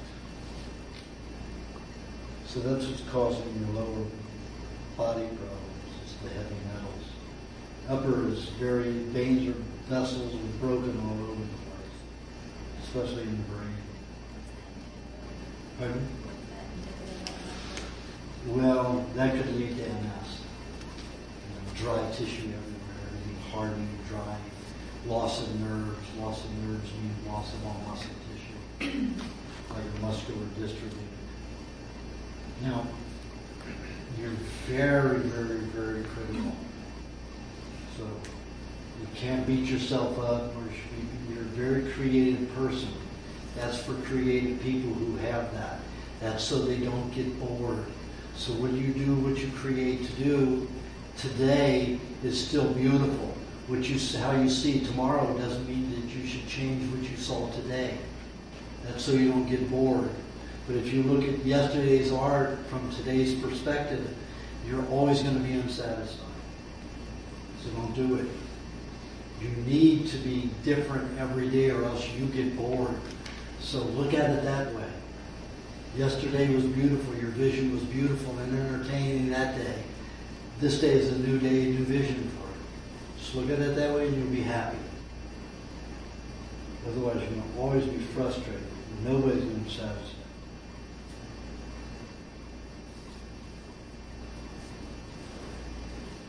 All those heavy metals in the brain. So you need probably 5 days a week, you need dark berries with, let's say, 3.5 tablespoons of coconut cream, 1.5 tablespoons of butter, and 1 tablespoon of dairy cream, and 3/4 of a tablespoon of honey. And about 3/4 of a cup of berries, the dark berries. Once in a while you can put some raspberries in there, but you mostly need the dark berries to get rid of the heavy metals in your system. You do have a lot of aluminum up here in your chest. And that I wouldn't worry about right now. Raspberries will help get rid of that when you do it. What you could do is once in a while, don't have raspberries with that afternoon fruit meal. Once in a while, instead of putting what was the last thing I said of the juice? The last 5% was cucumber and alternate cucumber and what? You said alternate cucumber. You said 5% cabbage. Yeah, And when cabbage. she doesn't have cabbage, yes. Don't have cucumber, have raspberry. Alternate 5% raspberries and beets. But make the raspberries puree. So you just blend those and pour them into the juice. You don't actually juice the raspberries because I don't want the seeds broken. And don't chew those seeds. Don't break those seeds.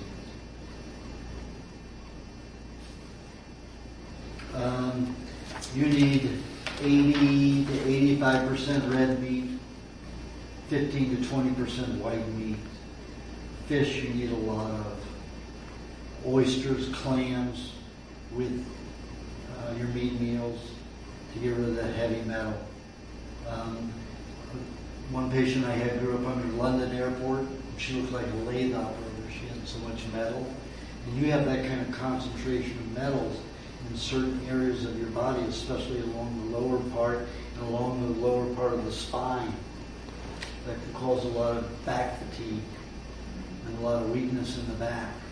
On the left side, it starts at the shoulder blade and goes down to just a little below the waist. On the right side, it starts about a little below the shoulder blade, but all the way down to the coccyx.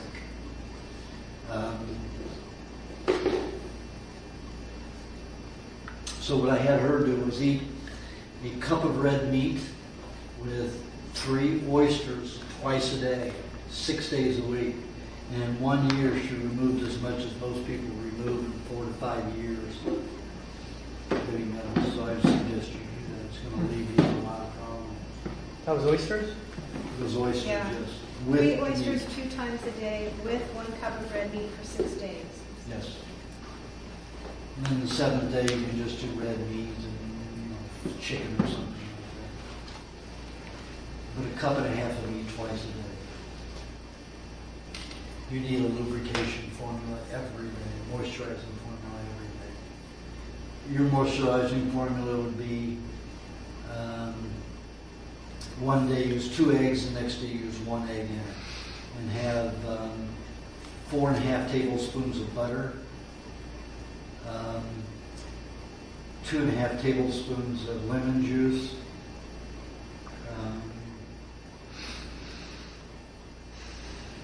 2.5 teaspoons, which is almost a tablespoon of honey.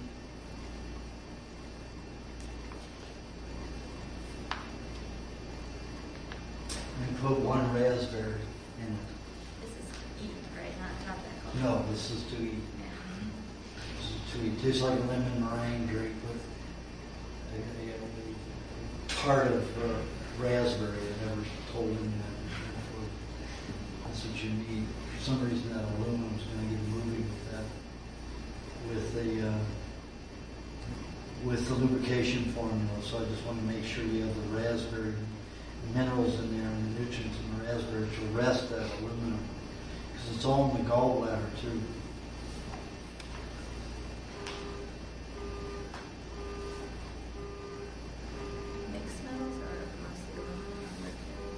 That's mostly aluminum there. And you have other metals there. I don't see mercury there. Mercury's down here around the spine, all in this area, especially on the right side right here. And up in your brain, especially in your ears, your eardrums, you have lots of metals. Probably shouldn't get earaches, especially in the left ear. Also in the left side of the kidney, left kidney, inner part right near the spine.